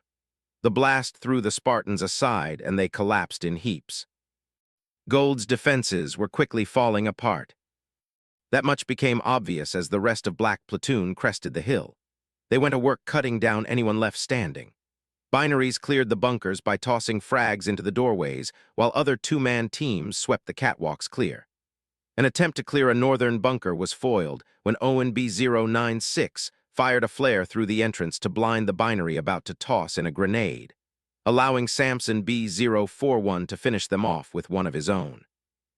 Six didn't let them enjoy the victory as he tossed a flashbang through the door, blinding them in return. He leaped past the threshold and swiveled around to put 2 in the visor of both Spartans. They slumped to the ground, dead. In the end, there were 3 holdouts left using dismounted M247HS to hold the central platform. One of them was Gold Actual, who fired defiantly at her encroaching defeat. The 3 shot ceaselessly in all directions, and understandably, so as the members of Black Platoon shot back. Still, the intensity kept most of the platoon hunkered down for cover. Roland slid behind the guardrails near the entrance to the northern bridge. Who's got a shot? I've got the one manning the west, Six replied. East is mine, I'm going for a ball shot, Jonah said. And I've got Cat, Roland said. Jonah laughed under his breath. That was never in doubt, pal. Roland ignored him and slipped a fresh magazine into his sniper. On 3, 1, 2. The Spartans sidestepped onto the bridges simultaneously, granting them a direct line of sight to their targets. Jonah and Six down the other 2 with coordinated fire. Roland squeezed off a shot at Cat, but she unexpectedly dropped to a knee right before he fired, tipping her gun back so the upturned barrel caught the shot instead. She pulled out her M6 with her free hand while holding the larger weapon as cover with the other. In a split second, they had each other dead to rights. They fired. Both flew back as a high-caliber TTR round, and its magnum equivalent scored headshots. They collapsed where they'd been standing, utterly paralyzed. There was no movement for a while. Then the lieutenant commander's voice came in over the local PA system. That's it for today, Spartans. Black Platoon is taking home the victory for this final match. Pelican Exfil will arrive in 10 minutes. He paused, then added, Well done, everyone. Jonah walked over and crouched down beside his fallen leader. He took his helmet off for him. His friend stared back, half-conscious. Well, old pal, you took each other out. You know what that means. We both call it even, Roland said, his voice raspy. Wrong. Since I'm the last man left standing in our wager, you guys both owe me 50 cred. He took Roland's limp right hand and shook it. Nice doing business with you, Roll. Duncan lightly laughed as he turned off the feed. He would have to reserve his judgments for the final report on Black's performance today. He was still somewhat concerned, however, at the fact that Black Actual seemed like he was trying to manage the 3 troublemakers of his team by sending them off on their own and making the most of it rather than incorporating them into the full unit. Sure, it worked out in the end, but would it work in real combat was the better question. For now, at least he was relieved that everything turned out okay. Then his eyes grew heavy as he remembered there was something else that he needed to do before the day was out. He needed to speak with someone about what had been weighing on his mind for long enough. He noticed Mendez and the others descending from the guard tower to head towards the hill for pickup. He decided to go on ahead of them, hoping the walk across the plains would help him gather his thoughts. Asterisk. Lieutenant Commander Ambrose's outer office was deathly quiet. Duncan noticed that much along with the relief he felt at having said his piece after months spent holding it in. It was night outside. Not long after their return to Currahee, Duncan had quietly split off from the rest of Epsilon and headed for the C&C. He came across the LC and respectfully asked to speak with him about an important matter. Now he was sitting at a seat in front of the latter's desk, waiting for his reply. The lone lamp on the desk cast long shadows across the LC's poker face. Slowly it changed to one bordering on concern. "You want to leave the program?" Duncan swallowed but nodded. Kurt rubbed his chin in thought. "I would presume you've put some thought into this." "I have," Duncan admitted. "Not just for myself, for the rest of my squad." Staff Sergeant Adel doesn't strike me as the sort to want to leave a job half-finished. "No, sir, he's not. It's me. I don't want to work here, sir." Duncan stopped to consider his next words carefully. "I can't bring myself to keep doing what I'm doing here, and I don't know how long the others can either. We're tough because we need to be. It doesn't mean we don't have a problem with it. Please understand, sir, I'm not knocking the Spartans. They're fine soldiers, all of them." "But the Spartans are the problem, aren't they?" Kurt asked, noting the way he was fading off in thought. Duncan hesitated. He gave a tentative nod of his head, earning an exhale from the LC. The larger man sat back, folding his arms over his chest. "I knew something like this would eventually happen given the fact that, unlike the other DIs, you and your squad were never given a real choice about the matter. You weren't really able to make peace with what you were about to do here well in advance. To be honest, I thought Matthews would be the one speak up first." "They'll never say it, sir," Duncan admitted. "I can imagine," Ambrose said. He stopped to eye the Greek urn depicting ancient wrestlers that stood in an alcove of the office, then the paperwork laid out on his desk, Beta Company's examination profiles. He took in a deep breath and sighed at length, then refocused on the ODST. "I looked at your files, yours and your squad's. You have a family back home, a wife and child. Is that correct?" Duncan froze in his seat. The LC had always struck him as an unusually unorthodox in the way that he engaged in casual conversation with anyone and everyone, from the DIs to the Spartans, and even the ODSTs currently on loan to him. However, he'd mentioned his family in such a strange way, as if the idea itself were an unfamiliar concept to him. Worse yet, he wasn't sure whether he was implying a threat to his family, not that he gave off that impression. Still, he couldn't bring himself to forget who he was working for. Why do you ask, sir?" Ambrose fixed him with an honest look. "Because I'd rather that you got to see them again. The same goes for the rest of your squad." To avoid any confusion, he went on. "Don't misinterpret what I'm saying. I don't threaten my subordinates or my comrades. That said, I need you to understand something." "What would that be, sir?" "You know who you're working for, yes?" "The Office of Naval Intelligence."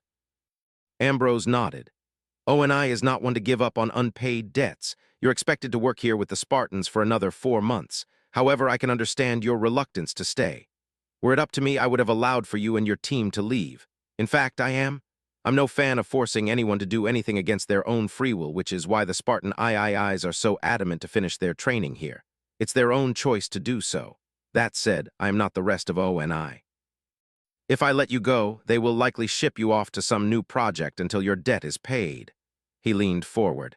You and I both have a general idea of what that entails. Duncan suppressed the urge to shiver. He did have a general idea. He only wished he had considered that before coming here. Is there really no way to work around that, sir? If there was, I would have notified you. Ambrose leaned back in his chair. I don't like that we have you here under the conditions that brought you. Truthfully, you were press-ganged into our service. For one reason or another, Duncan felt that he wasn't talking only to him when he said that last part.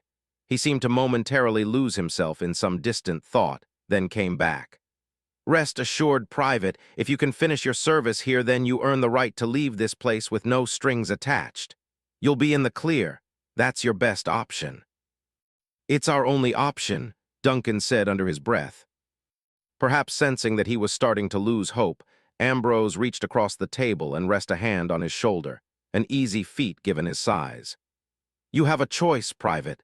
So does your team, and I imagine they're making it again and again every time they set foot outside.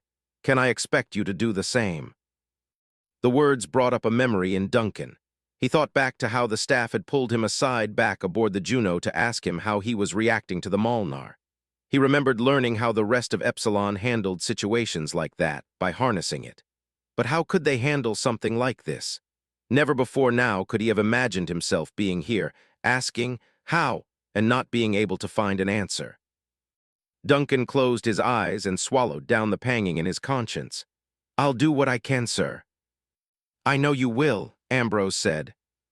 The ODST got to his feet, saluted and thanked him for the meeting.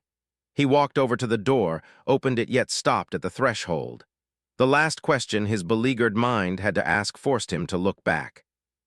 They're children, sir, kids, just like mine. Why them? Ambrose's gaze never wavered. He looked him straight on as he spoke calmly and straightforward. Because their parents were killed and their homeworlds burned by the Covenant. Because they were left with nothing but ashes and wanted revenge. Because we asked them and they said yes. Duncan felt a weight settle on his mind, too, in place of the old one. He took a shaky breath, but shook his head in some sense of understanding at what had just been laid out to him. He stepped out of the commandant's personal residence and closed the door behind him. Asterisk.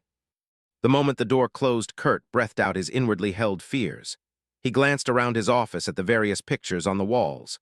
They were all of Spartans, not the IIIs, but those of his generation.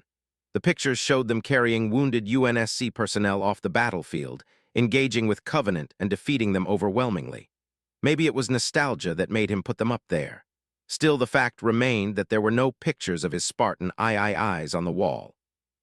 Though ONI hadn't officially announced the existence of his generation of Spartans, as it was rumored to be planning to for some time, it couldn't stop the waves of rumors that swelled within the ranks of the UNSC whenever anyone encountered them. Yet there were little if any rumors about the IIIs. Save for the handful of occasions where they worked alongside other forces, they took on missions that no one would ever hear about. With Alpha Company, they were expected to do the impossible to buy humanity more time. They did just that and paid an impossible price for it, and only those who trained them would ever be allowed to know what their names were. The same would probably be expected of Beta. Kurt finally realized why he'd been so nervous about the ODSTs. The visit by Private Iris had cleared his mind enough to see it for what it was. The DIs were ONI personnel prepared well in advance for what they would both see and do here. The ODSTs weren't ONI. They were UNSC personnel fresh off the front lines. They were the grunts, the regular enlisted that were fighting and dying in this war every day. They were the ones that John and the others were battling alongside in facing the Covenant, and he'd secretly hoped that his Spartans would be able to do the same. Beta Company deserved just as much a chance to face the enemy on the front lines as well, not to go out saving humanity with no one ever knowing about it. He'd hoped that his Spartan sacrifices would be known by all, that they would be remembered for their courage by more people than himself and a handful of others in Section III. Some part of him wished it could happen. Then that idea came crashing down once he'd seen Iris' reaction. The ODST had been on the verge of breaking after finding out the truth, at least in part since he still didn't know about their augmentations, but probably had a good guess about them. He almost seemed willing to tempt the fates with ONI and try his luck elsewhere. Thankfully, he chose not to. It still did nothing to take away from the fact that knowing who and what the Spartans truly were proved to be too much, even for a helljumper. Kurt's generation were old enough now for no one to be bothered by seeing their faces, though perhaps by their stories if they were ever told. But while Beta Company were soldiers, there was no escaping the fact that they were still teenagers. He had watched them grow up from the teary-eyed kids that had arrived on Onyx that first day into a company of lethal elements easily worth a full battalion of ODSTs. However, they could never be seen for what they really were. If regular people found out that the UNSC were training child soldiers, then morale would plummet across what few forces they had left. And now he knew that that was a certainty, not just a warning that Ackerson had given him once when he walked out of a heated meeting with the colonel. That couldn't be allowed to happen. So the Spartan IIIs would be a closely guarded secret, and for the sake of humanity's survival, he would do all within his power to ensure they stayed that way. Moralis Moral 37. Beta Chapter 7, Seminibus. Chapter 7, Seminibus. March 23, 2545, 10:30 hours military calendar. Zeta Dorata System, Onyx. Curahi C&C. Asterisk. Curahi Command and Control was abuzz with the activities of the 30C and C personnel hard at work at their consular stations to oversee the day's current exercise. Their displays showed feeds from local satellites monitoring the space over the western hemisphere of Onyx Moon. Particular focus was paid to an area near the dark side, Mare Gricio, and the small installation there. The Spartans were expected to begin their assault fairly soon. He'd been waiting for their re-entry to normal space when Deep Winter informed him of a call for him, and from none other than the colonel. There was no way around the man's tendency to drop in unscheduled to get a progress report. Kurt made his way up to the logistics room on the second floor, a pentagonal chamber with bulletproof glass walls, a rectangular meeting table with several chairs, and a single forward display mounted to the front wall. The display was inactive up until the moment he stepped through the sliding doors. Then the screen turned on, showing the colonel in his office, dressed in his usual army officer's uniform. Not much had changed since their last meeting. He was still balding. However, as Kurt settled on the opposite side of the table, he noticed a few new silvering hairs on his head. He stood at attention. "Colonel Ackerson, sir, you wish to speak with me?" "Yes," Ackerson said simply. "The brass at Section III are growing antsy in relation to our problem near the Perseus Arm." "You mean the 51 Pegasi system, sir?" "Indeed, it goes without saying that the upcoming Operation Torpedo is pressing. To keep a long story short, I need an update on the progress of the IIIs with the LRSOIPs. My question is, how many months are we looking at exactly?" Kurt stiffened at the mention of torpedo, but did his best to hide his reaction. "We're still looking at April for Beta's graduation date. Even with the recent help of Detachment 731, we won't be able to cover all the necessary training prerequisites by the late March deadline you requested earlier." Ackerson didn't look pleased as he considered the information. "Is there some way to circumvent aspects of the curriculum?" "Not possible, sir. What their training regimes incorporate now will be vital to the success of Torpedo." The colonel gave a slow, reluctant nod. "I see. And have you gotten any new Cat 2 recommendations for the Headhunter program? Last I checked, Naval Special Warfare Command only has 3 squads and a total of 12 on rotation, all from Alpha Company." Kurt felt some relief at the switch in topic. The previous operation was something he would rather not think about. "Yes, sir. We've decided on more than half a dozen recommendations that more than exceed the acceptance criteria. The ones we're certain about include Samson B041, Roland B210, Jonah B283, and Gino B307. B170, B091, B275, and B340 are also currently in consideration. If you would like, Deep Winter can send you their files for your personal evaluation." "Send them. I want to see what Beta's made of." He paused, looking briefly lost in thought. And what of B-312? B-312 and several others are still reserved to their previous arrangements outside Beta 5, sir. Ackerson sighed in acceptance of a seemingly undesirable fact.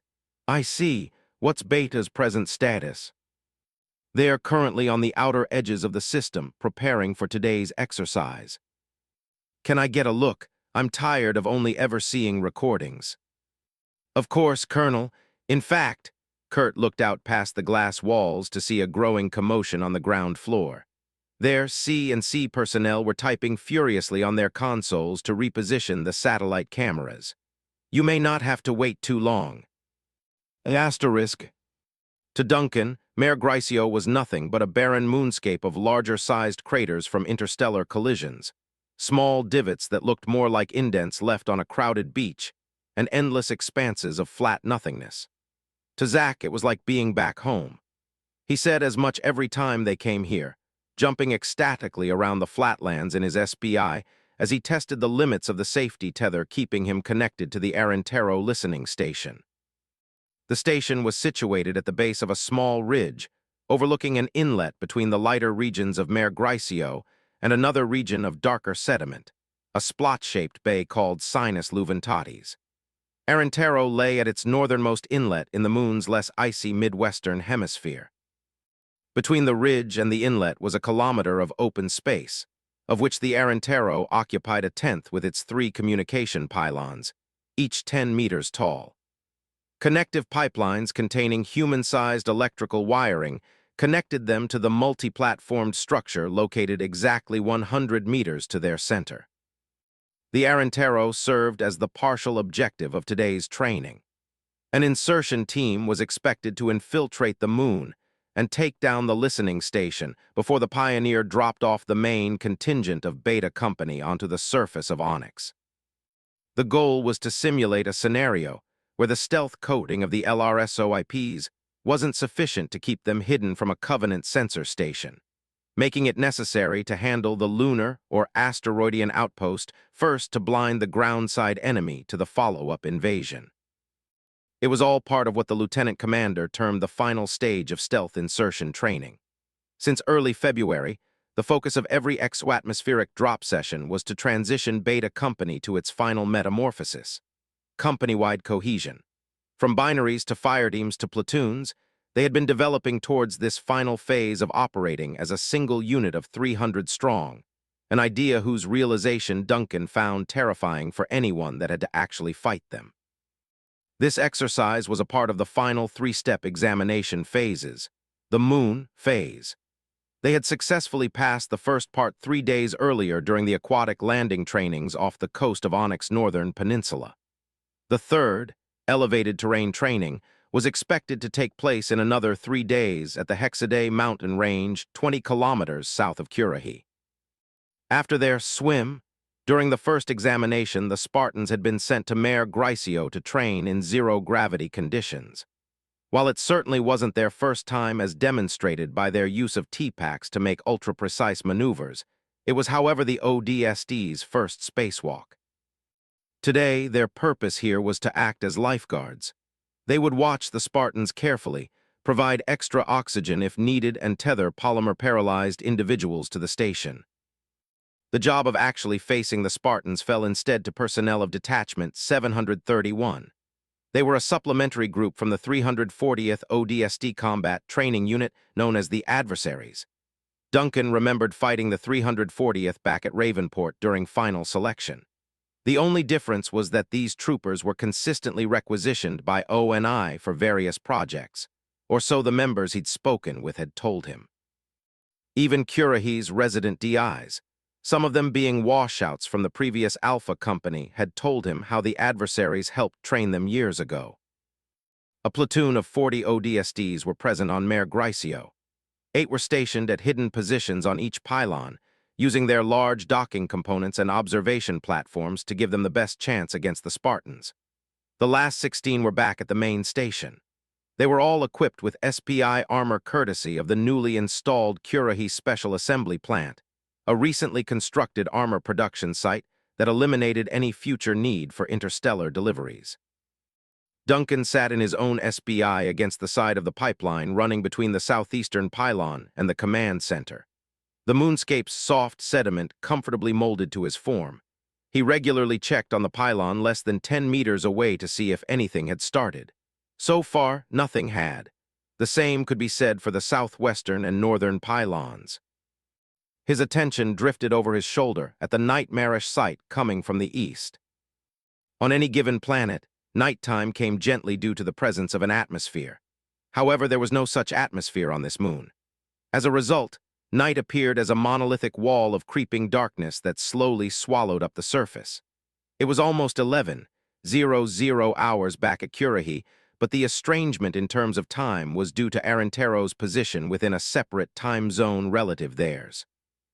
Since a part of the natural satellite was constantly dark, the night was always present and always advancing. Duncan felt that the Spartans should have arrived by now. Maybe they were waiting for night to descend on the station in the next half an hour. His personal oxygen meter on his HUD showed another 10 minutes before he would have to use his 3-minute reserves while he changed out his main air tanks. He hoped they showed up before then. Movement on his periphery caught his attention. He looked up to see Zach in front of him. He was moving backwards, sliding one foot behind the other until he stopped right next to Duncan to give him the thumbs up. Should I even ask? It's an old dance move that used to be popular back on Earth, Zach said. I saw it in a documentary once, thought this was the perfect place to try it out. Duncan stared at him incredulously, eventually earning a shrug from Zach. It's not like there's anything else to do around her. The shot had no sound.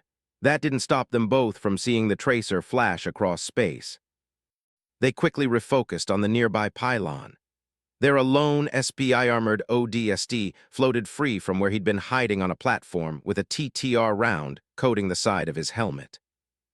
Both troopers instinctively kneeled down to avoid being mistaken for targets, even though the 2 oxygen tanks on their backs would have made their non-combatant status obvious. Duncan used his HUD to switch to establish a link with Spartans' feeds. Scrolling through each of them showed that 12 Spartans were in the neighborhood. Some were bounding cautiously across the moonscape. Others used their T-packs to fly across the expanse. Their attention was uniformly set on the pylons. He counted around 10 of the insertion team actively on the move. 2 of them, Roland and Gino, were lying prone while sighting down their sniper scopes at more targets. He could tell from their elevation that they were on the ridge half a kilometer away, a landform currently submerged beneath the blanket of night. It was good cover, and had probably hid their initial landing past the ridge. Both snipers provided covering fire for the rest of teams Foxtrot, India and Zeta, currently approaching the northern, southwestern, and southeastern pylons, respectively. Nearby, another ODST was sent spiraling past the guardrails of his platform after taking a round to the shoulder.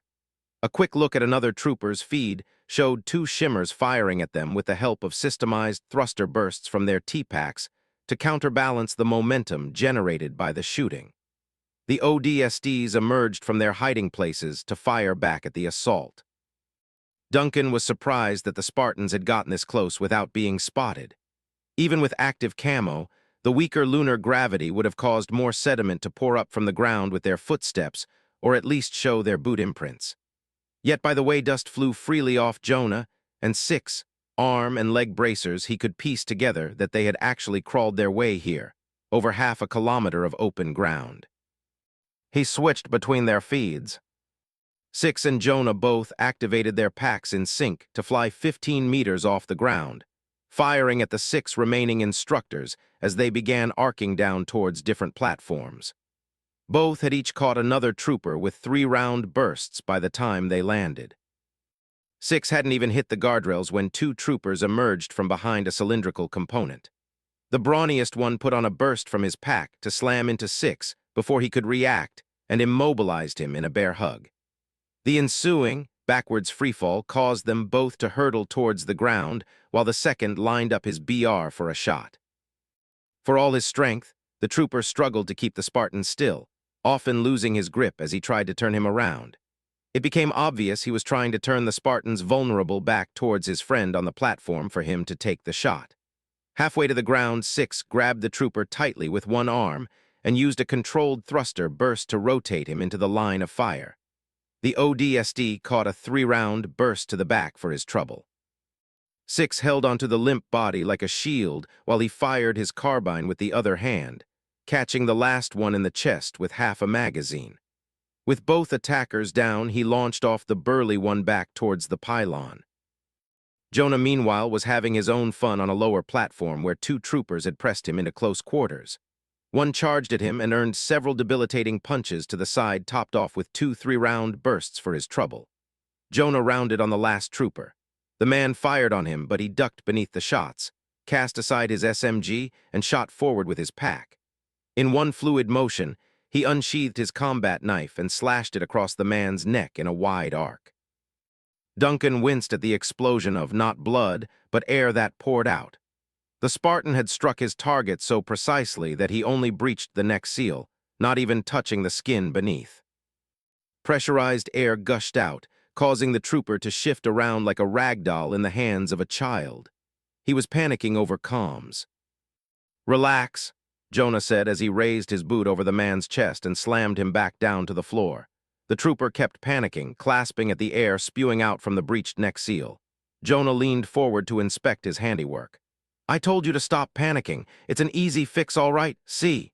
He whipped out his silenced M6 and squeezed off 3 shots. While the impacts undoubtedly stung like hell, the red polymer adhered to the breaches in the seal and closed them. Thanks to his doing, the trooper would survive, albeit in a state of unconscious paralysis. "See, that's better, right?" 6 floated down to his platform. He spotted the trooper beneath his teammate's boot. "I hope you can explain that to the LC." "It's called quick thinking." "More like no thinking," Roland chimed in. "Get that charge planted, Jay. Everyone else has already secured theirs." Yeah, 1 sec." Jonah pulled out an M168 demolition charge from his rucksack and planted its adhesive underside to the pylon. He twisted the priming handle 90 degrees clockwise, causing the indicative lights to shift from an active green to a pulsating red. "All right, we're all set." "Good, you 2 get moving. Tom wants everyone in place in 2 minutes." The duo winked their acknowledgement lights. Duncan refocused on his own HUD and the movement in the corner of his vision. It was Zach. He was floating past him towards the southeastern pylon. He grabbed him by the shoulder and held up a finger to wait. They both looked back up to see 6 taking aim at them from an upper platform. Duncan held up his hand in a sign of peace. The Spartan recognized them and nodded back as Jonah came up from behind. The binary leaped out from the pylon and slowly descended onto the pipeline.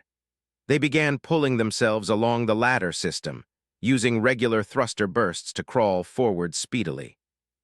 "You've got 2 minutes before we blow the pylons, Irish," Jonah said as he clambered past. "Better get to it or I might just do something crazy."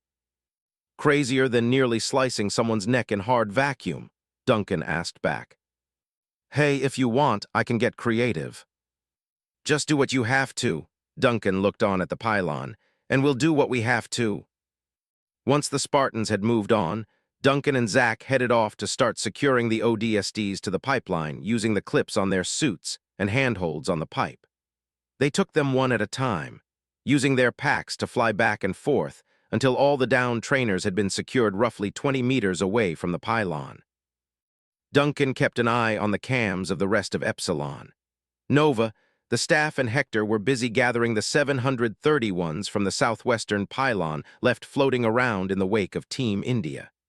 Deeks, Yuri, and Rico were doing the same around the northern pylon after Foxtrot's assault.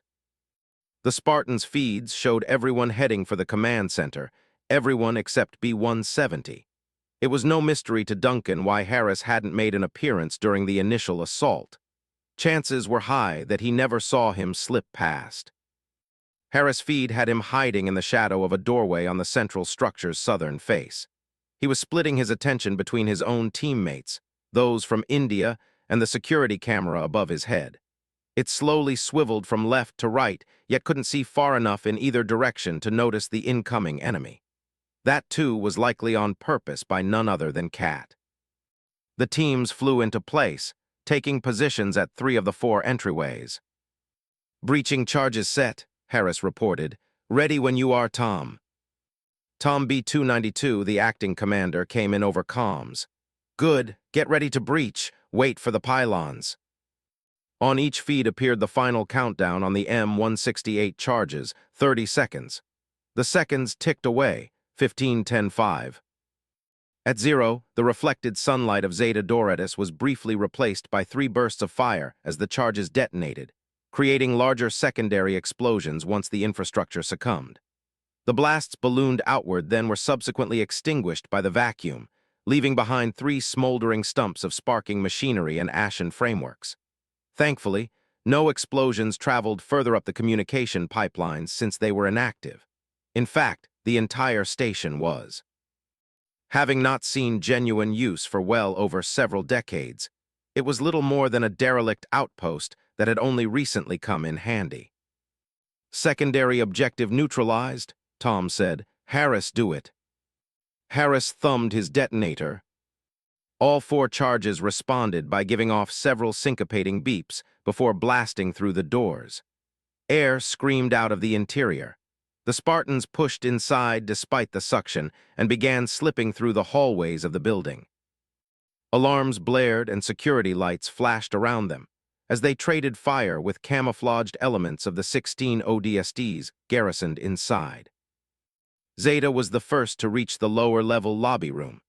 The stairs on the opposite side of the rectangular room would take them up to the command center. To reach it, they fought from behind the assortment of overturned chairs and tables, acting as cover for a squad of troopers intent on holding them back. Their cover did them little good, particularly against one member of Zeta. 6 tossed a flashbang into the center of the room. Not waiting for it to go off, he bounded into the center of the fire, drawing the squad's attention. He slid beneath the descending flashbang, polarizing his visor right before the detonation. The flash caught all 4 troopers. He put 3 in the chest of each as they staggered from their cover, then bounded up the steps without looking back. Jonah and Harris ran after him. 6, wait up, Harris called. "I don't think he's interested in holding up for anyone," Jonah remarked as they turned onto the second half of the flight. "Not even us." There was a loud bang upstairs. They reached the top floor in time to see gunshots going off in the smoke-filled depths of the space beyond. There was the sound of MA-37s and 5 BS on full auto. After several seconds, the room was quiet. "Clear," 6 said. Jonah nodded at Harris, and the 2 of them slipped inside with weapons raised. They scanned the length of the crescent-shaped command center. 6 stood alone in the middle of the haze, staring out the forward-viewing window at the lunar surface. The smoke slowly faded until the prone forms of 7 troopers became visible. They had all been shot in the visor. 6 was untouched. He turned to his teammates. "You're a real piece of work, you know that?" Jonah said as he walked over, kicking a downed trooper in the helmet. "Where's everyone else?" 6 asked. "Still catching up," Harris replied, brushing off a piece of polymer on his shoulder from an earlier grenade blast. Jonah to Tom, "We have control of the command center." "Copy, we're on our way up. Are the main consoles secured?" Jonah glanced at the 3 rings of consular stations near the walls. "Yup." "All right, we'll be there in 30 seconds, just tackling the last holdouts." "Understood." Jonah signed off the team comm and turned on 6. "You know we are a team. I know we don't always act like it, but you don't have to go taking out entire platoons on your own." 6 responded with a dismissive nod. Harris stepped up. "He's got a point, 6. This is part of our final examinations with the stealth pods, which means we shouldn't be taking too many risks. What if they had this room booby-trapped?" "They did," 6 said dryly. A brief silence passed between them. Harris laughed at length, rubbing the back of his neck. "Did they? Well, all right then, I guess you can handle yourself." "Just yourself," Jonah added. 6, seemingly sensing the tension, spoke up. "I saved us time." "You're saying we can't keep up?" "Nah, Jay," Harris laughed. "I think he's saying that he has to slow down for us." Roland came in over comms. We're not here to argue, just to get the job done.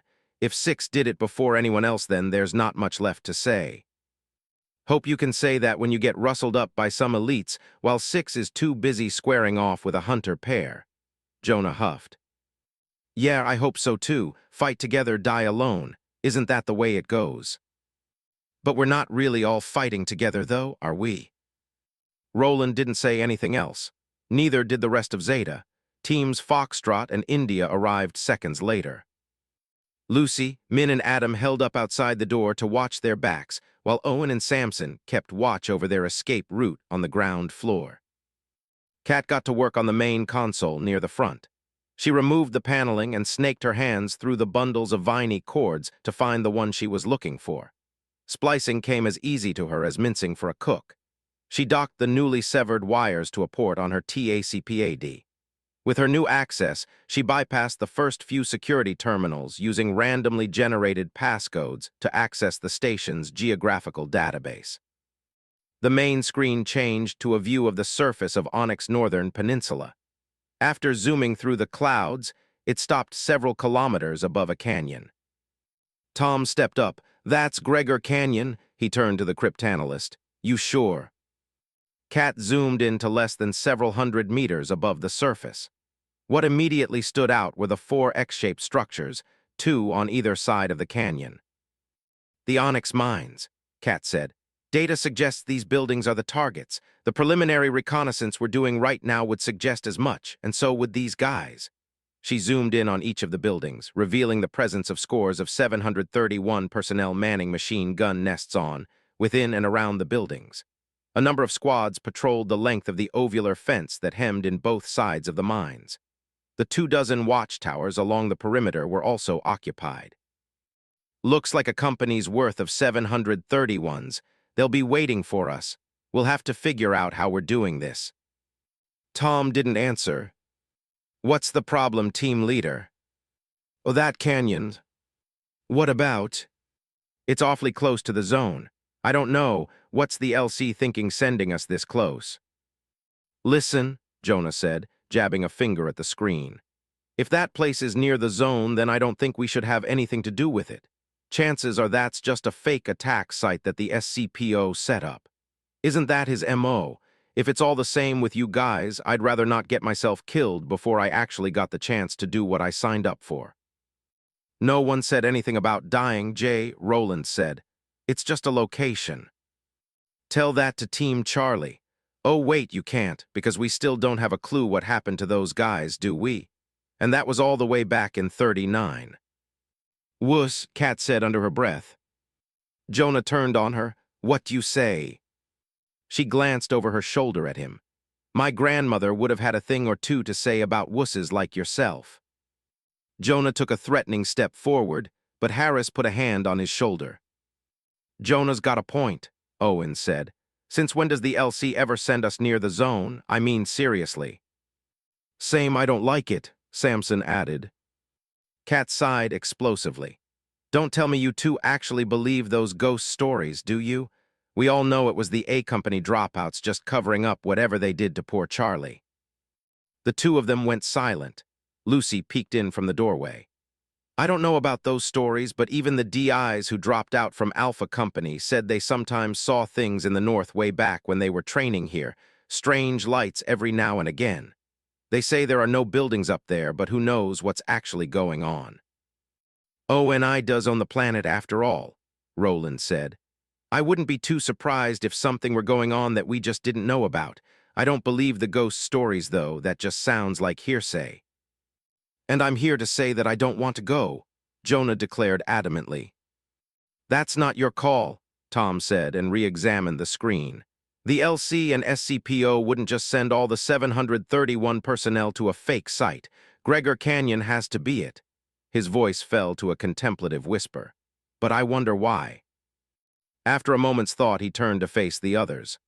"All right, suck it up, Spartans. It looks like we're headed to the canyon. We do this quick and clean." Kat disconnected her TACPAD and slipped the wires back behind the paneling. "Coordinates acquired." Tom nodded. "Our exfil should already be in place. Let's move out." Duncan watched their feeds as the Spartans left the building and jetted back towards the ridge. Once they were gone, Epsilon descended on the command center, depositing additional oxygen into the tanks of the unconscious troopers from the canisters on their backs.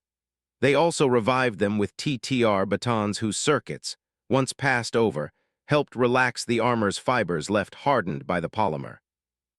All the while Duncan thought about the exchange between the insertion team. To him, some of them sounded scared, mainly Jonah. Fear wasn't an emotion he thought they were capable of. There were rumors of that place up north, stories the candidates told each other in their downtime about a legend, the ghosts of Onyx. Whatever it meant, he doubted he would ever find out. Keeping his head down for now would do him and the rest of the squad the most good in serving out the last month of their sentence. Still, something else was bothering him. It was Six. His actions in taking the command center were highly efficient but also detrimental. He couldn't simply go off on his own in the middle of a given mission. Yet he hadn't shown any signs of overcoming his lone wolf tendencies in all this time, and that was cause enough for concern. Beta Company was expected to graduate next month. Someone would have to get through to B312 before he went to active duty. Yet if his own teammates that had known him for far longer couldn't get through to him, then what chance did he really have of making him listen? Asterisk. Kurt watched the 4 Pelicans take off from behind the ridge overlooking Arantero Station. The Spartans, Detachment 731 personnel, and Epsilon onboard left Mare Gricio's surface for open space. Not long after, the UNSC Pioneer emerged from slipspace to pick them up, using the moon's girth and gravitational proximity to hide their exit vector. They returned to the slipstream the moment the Pelicans were on board. Kurt turned back to the colonel's display. Ackerson had watched the entire occasion from a link sent by Deep Winter. He looked deep in thought, yet satisfied. "What do you think, sir?" Kurt asked. "They certainly are effective," Ackerson replied. "B312 is in a category all his own. I'll be looking forward to your next report. I'll also send you the dossier on the Spartans' upcoming deployment orders." Kurt saluted. "Looking forward to it, sir." "As am I," Ackerson out. The display winked off. Kurt released the breath he'd been unconsciously holding. In actuality, he wasn't certain how he felt about the performance. The teams had done well as a whole. However, one Spartan had done exceptionally well on his own, and he couldn't help wondering what the price would be for that exceptionality. Deep Winter materialized over the table in a flurry of snow. "You're somewhat worried as well, I'd imagine." "About?" "Zeta," Winter cradled his cane. "B312 in particular. He still has difficulty working with a team. We presumed joining him with Zeta would help increase cohesion. That presumption has not held up over time." "It is concerning," Kurt admitted. All the same, his future assignment was specifically picked out to account for that. Deep Winter raised a curious eyebrow at him. "So, you did plan for his inabilities?" Kurt shook his head. "No, not his inabilities, his proficiencies." "You're arguing perspectives, Ambrose. Objectively, B312 lacks any strong cooperative capacities. I'm sure you would know better than I do that not every objective can be accomplished through running and gunning alone. Other tact is required, comrades also." He placed his cane down and used it to lean towards him. "Even you did not operate alone during your active days." Blue Team was another story. "Your story," Winter pressed, smiling knowingly at him. Kurt sighed, returning a tired smile at the AI. "That's a finished tale, or at least my part in it. I'm here now, and I've gotten along just fine. You had us, me and Mendez, as well as the AI that came before me. Can you really say you didn't rely on anyone?" Kurt thought it over. "Well, now that you mention it, no." He turned his attention to the display, folding his arms over his chest. "Who knows, maybe he'll surprise us as always." "Maybe," Deep Winter echoed before disappearing in another snow flurry, leaving Kurt to himself. He kept watching the display as the Arantero was slowly swallowed up in the encroaching night.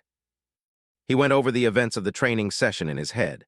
Despite some early difficulties, the Spartans were on track to continue their success streak into the upcoming mass drop.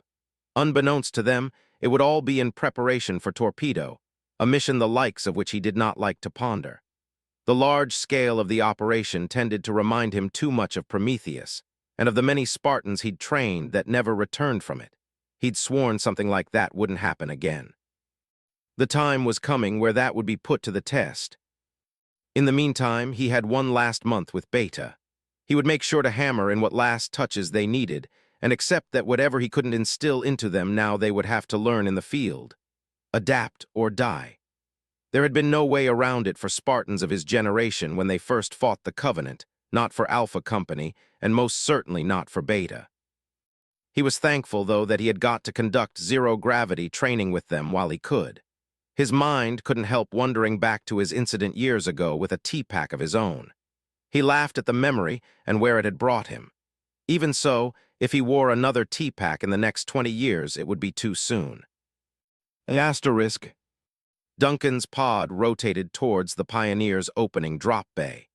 In the 30 minutes he'd had between leaving the Arantero and now, he had been too caught up in what happened in between to consider his earlier concerns. Upon returning, Tom briefed Beta Company on their objective.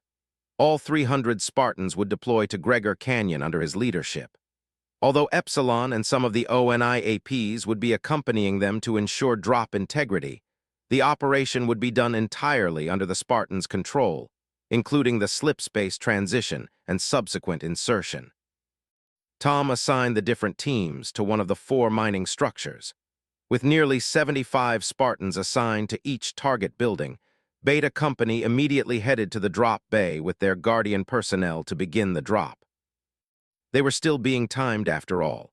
In the next 20 minutes, the enemy installation on the ground would become aware of the Arantero going offline and go on full alert. The point of the operation was a surprise attack to secure the UNSC mines and neutralize all hostile contacts. Tom B-292 came in over comms. Deploy on my mark, 3-2 mark. Beta Company launched their pods. They rocketed out into the vastness of slipstream space like a hail of autumn rain. Epsilon and the ONIAPs followed suit. Duncan watched the fleets of stealth pods that fell through the darkness all around him. Then began the bumpy stage of this part of the trip. Duncan clung to his controls while steering down towards their exit vector. He kept a close eye on his monitor and the nearby pods of Zeta and Oscar. Roland occupied his right display, 6 his left. Exit transition in 30 seconds, Tom said. Across the roster, Beta Company winked their green acknowledgement lights. Duncan started counting, 25, 20, 15. A loud burst of static broke him from his mantra. He quickly checked his pod for signs of damage. There was none, not in his. On one of his displays, 6, visor reflected a cascade of sparks from the flashing equipment around him. 6, Roland called.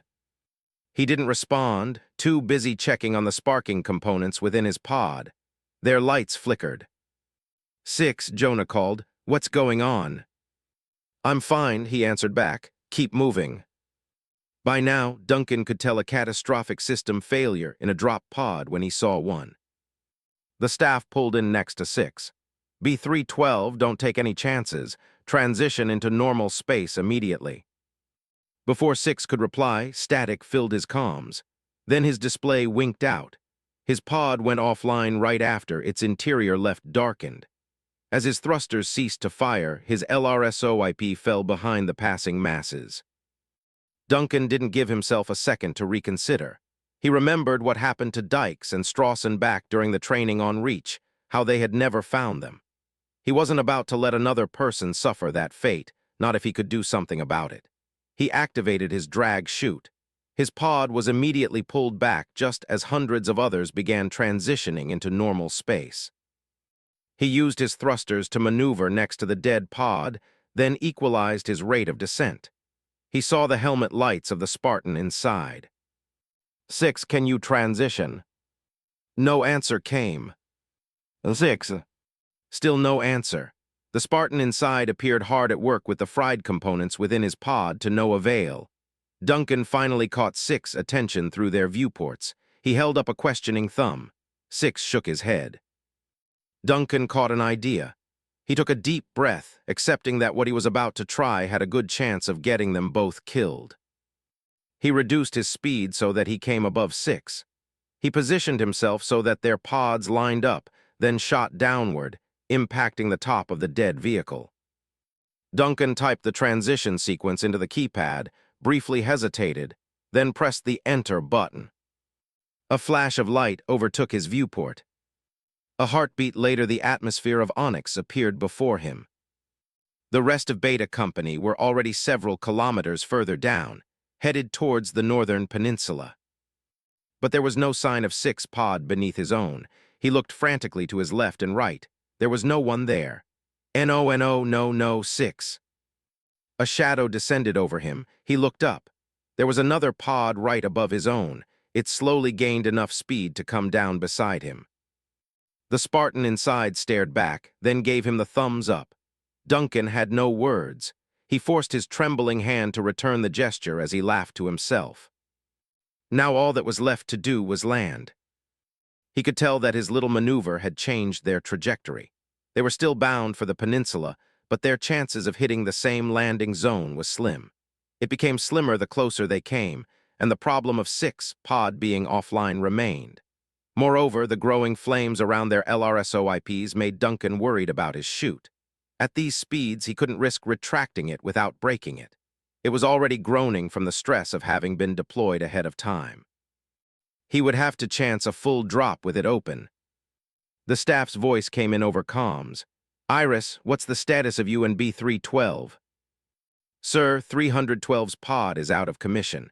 It looks like we'll miss the drop zone by a kilometer north. I'll ride down with him to see if anything changes." "Understood. Help where you can. I'll see you on the ground." "Yes, sir," Duncan signed off. The staff sounded like he knew exactly what he was really asking for in regard to staying with 6. But the ODST didn't have the heart to tell his squad leader that there was a chance he was also about to fall to his death. At 2 minutes to the ground, Duncan felt the sweat on his skin evaporate through his SPI's tech suit. He bit back the pain to maintain control of his descent. Beyond his viewport, the clouds parted to reveal the extent of the canyon below. It was a series of earthy scars running from the eastern horizon straight down to the west. The mining facility located over a section of the natural fissures was already under attack. Hundreds of tracer rounds were being exchanged between positions both within and outside the facility. Spartan IIIs were pushing through the tree line to make moves on the perimeter as snipers provided covering fire, taking out 731 personnel within the guard towers. A recheck of their trajectory told him they would miss the canyon by a kilometer. Their new landing zone would be somewhere in the northern area known as Zone 67. What little he could do was pray under his breath that the other pod came back online and that his chute wouldn't break loose from the stress. Both prayers were answered. At less than a kilometer to the ground, he saw 6 pods suddenly flash back to life. The electrical power flickered into place and his display reactivated. It was a more than welcomed surprise. "Looks like you're back on," Duncan said. "Try your chute." 6 chute was out a second later. Their velocities slowly leveled out. At 50 meters, their braking rockets activated. Duncan saw the other pod disappear behind a flash of green foliage before his world was swallowed up by thick jungle flora. He braced as his pod pistoned into the thick hide of a banyan tree. The bark took the brunt of the impact while his pod remained diagonally lodged in its base. Duncan popped his hatch and hoisted himself out, falling a meter to the floor. Vines snaked across the ground and coiled around the exposed roots of scores of banyans that dominated the jungle around him. Flocks of startled birds flew from their perches within the trees. He checked his TACMAP. Strangely, there were no topography readings here. No landforms, nothing. The entirety of Zone 67 wasn't even registered on the satellite geographic layout. The topography only started 700 meters to the south, where the facilities of Gregor Canyon showed up. Otherwise, it only displayed his position and 6 less than a short jog away. Duncan found a zigzagging path over a small jungle plateau and sprinted along its length. As he moved under the shadows of the trees and past the swampier areas of the jungle, he felt something. He stopped at one point to look around. There was nothing there, but he couldn't help the feeling that made him reach for his M6. There was something about this place that felt off. It wasn't the multicolored birds moving from branch to branch or the lizards that frantically slithered away from his footsteps. He forced his attention back on reaching the pod. After a few minutes spent navigating through the underbrush, he found what he was looking for. 6. Pod lay at the base of a massive kapok tree whose girth warranted a respectful distance given it by the other trees, save for a large sapling that had fallen on top of the LRSOIP. The pod itself was face down, with the weight of the sapling keeping it in place. He could hear the strained whine of the hatch's hydraulics failing to open. He keyed open a private comm link. 6, you alive in there? The Spartan's acknowledgement light winked green.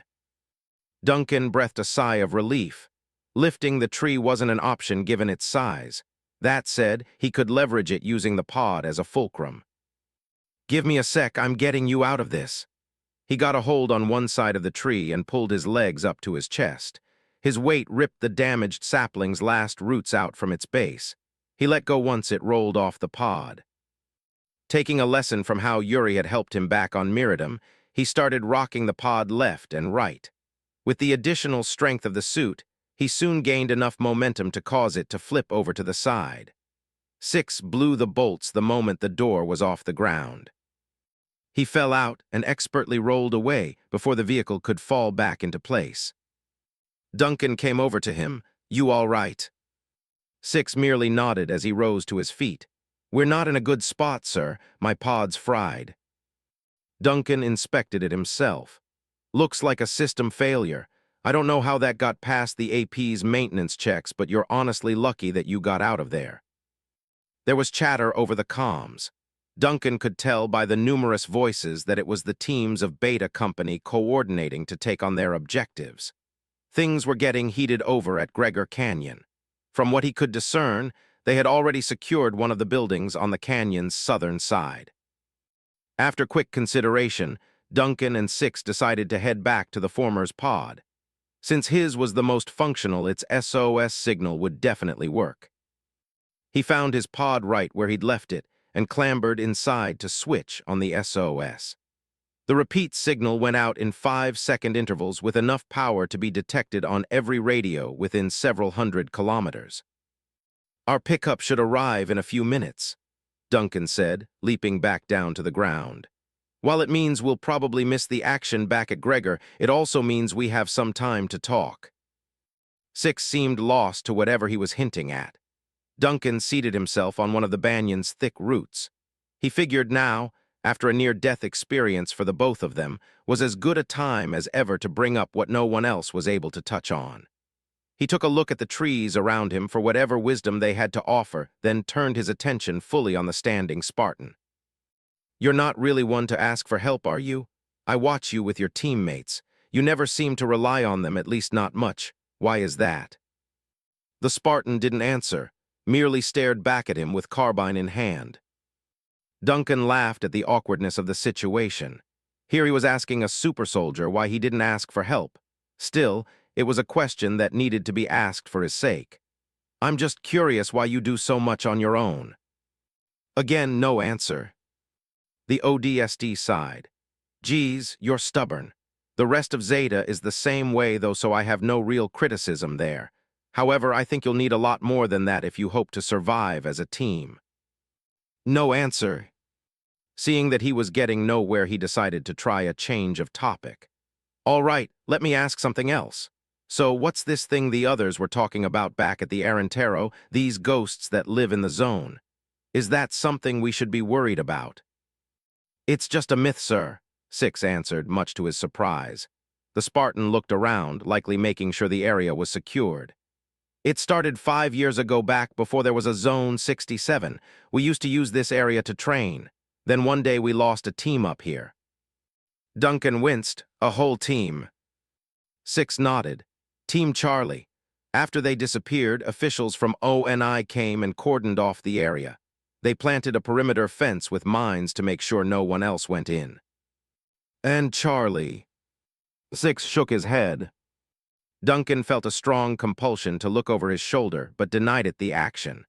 So where do these ghosts of Onyx fit into all this? A few in Beta say ghosts had something to do with why ONI cordoned off this place. Personally, I don't know why. I'm not superstitious. That doesn't mean I like this place. Yuha, Duncan shrugged. That last part sounds like a kid's story. He instantly regretted his word choice. Then he thought better of it. Perhaps that was where he needed to go. Speaking of which, I don't think I ever told you guys, but I'm actually a dad. I've got a wife and son waiting for me back home. They're why I came out here in the first place. They're the reason why I fight. What's yours? The Spartan subtly perked up at the mention of family, then slowly deflated back into his normal defensive posture, both hands tightening on his rifle as though it were a source of comfort. Duncan took notice. He knew after his conversation with the lieutenant commander several months ago that he would have to watch what questions he asked these Spartans about their pasts. Now he felt that if he didn't press in then, he would never reach the root of the problem here, so he did. Do you have a family, 6? A homeworld, perhaps? 6 gave no outward reaction. His posture remained rigid, as though ready to spring into action at a moment's notice. Duncan gave another long exhale. Still, he spoke with careful deliberateness. I'm an Earth boy myself, born and raised. My mom was an accountant, my dad an ODST. I guess it's not that hard to tell which one I took after. I ended up losing them both, one to cancer, the other to the Covenant on Harvest. He reached into a compartment on his suit and pulled out the rock from the far-off colony world, drawing both their attention to it as he continued. Grew up with a beautiful girl. Ended up marrying her, had a beautiful kid, went to war. And all I really have to remind myself of what I've left behind is this rock my dad gave for my birthday from the same planet he died on. It's just a little memento I take out every now and again to remind myself what I fight for. He turned on 6, holding the rock towards him. Now I'm asking you the same question. Can you answer it? The Spartan stood there, quiet for several long seconds. Duncan sighed again at his failed efforts. Can you at least tell me what your real name is? I'm sure your parents didn't name you after a number. That's classified, sir. And why's that? That's also classified, sir. Yuha, seeing he was getting nowhere, Duncan tried laughing to himself to stave off the awkwardness. Okay, let's just wait here until. Jericho VII. Duncan froze. Slowly he looked back up at him. What? Damask Jericho VII. He paused as if to ponder the names. That was my homeworld. I grew up there. Duncan didn't interrupt. He let him continue at his own pace. 6 seemed to gather his thoughts from some distant part of his mind. I had a mother and a father. I think I had a sister. He looked like he was struggling with a deeper memory. We drove to the starport one evening. The whole city was doing the same thing. My parents, they got me on a transport. Just me. Everyone did everything they could to save me, so much that they didn't do anything else to save themselves. Just me.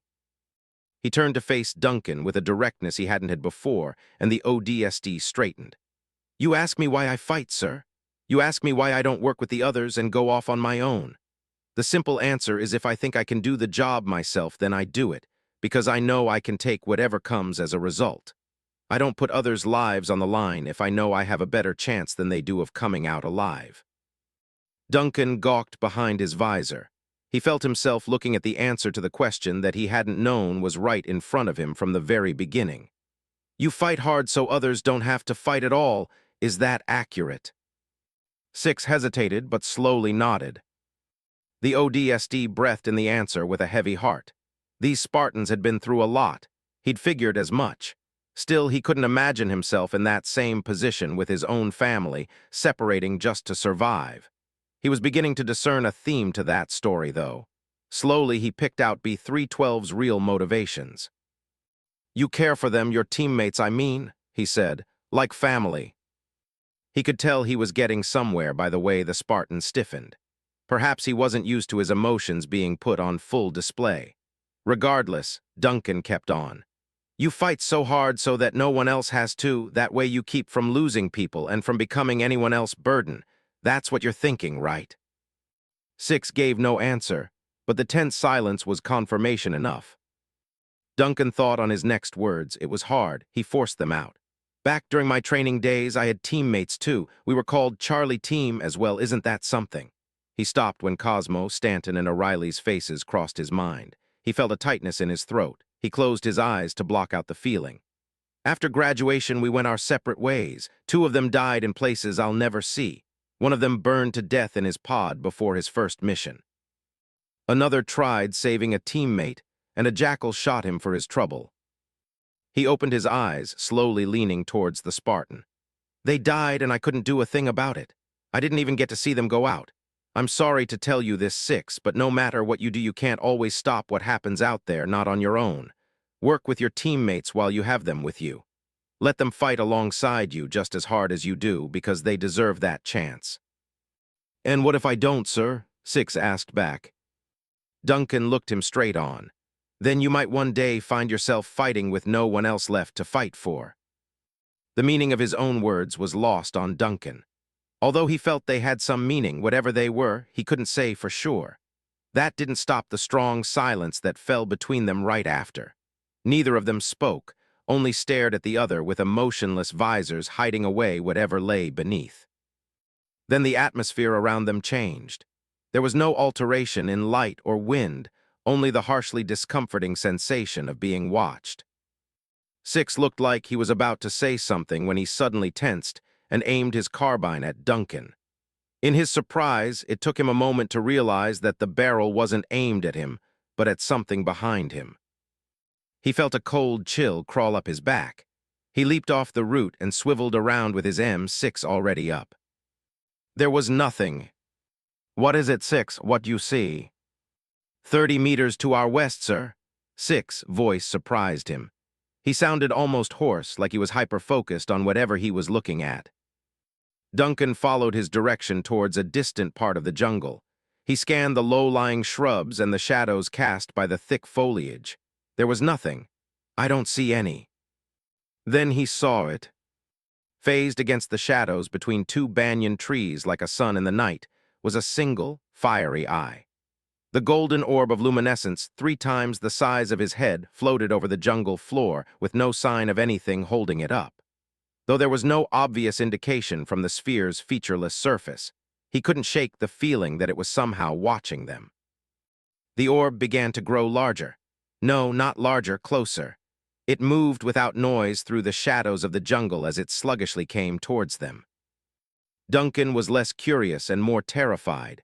The Spartan next to him seemed rock solid, observing the strange phenomena through his carbine. Do you know what that thing is? There was a brief hesitation from the Spartan before his acknowledgement light winked red. Six were backing up.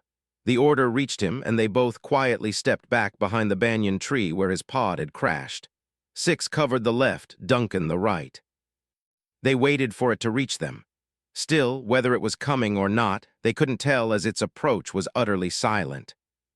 Then another noise broke that silence. It became clearer and more comforting the closer it came until it was right on top of them. Overhead, the roaring engines of a Pelican flew past, then swung back to hover over them. A voice came on the comm.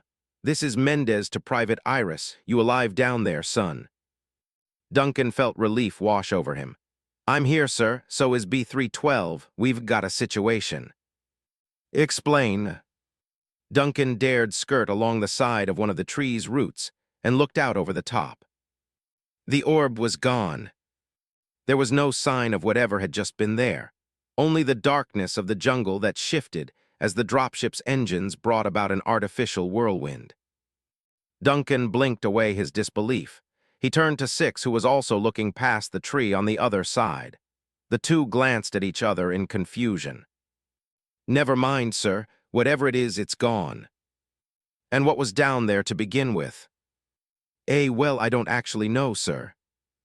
"All right, don't worry about it. Just get ready for exfil." The Pelican slowly descended through a nearby opening in the forestry.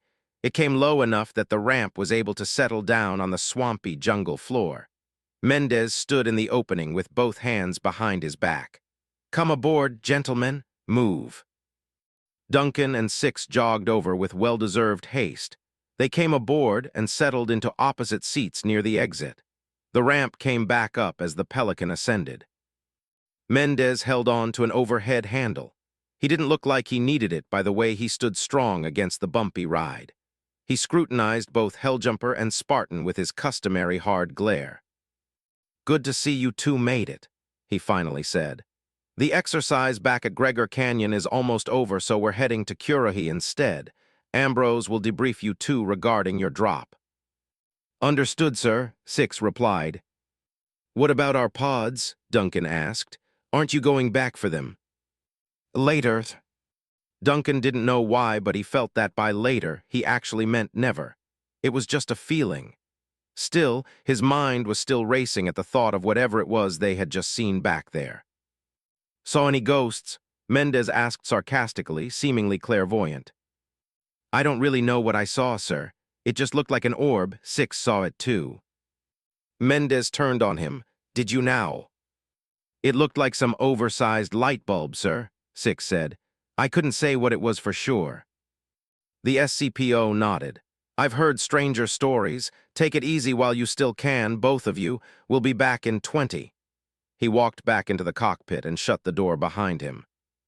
The comm chatter increased as they passed over Gregor Canyon. Jonah's voice came in over Team Freak. "Hey, Six, had a nice vacation." "I wouldn't call it that, no." "Shame, you really missed the whole show down here. We won, by the way, without your help."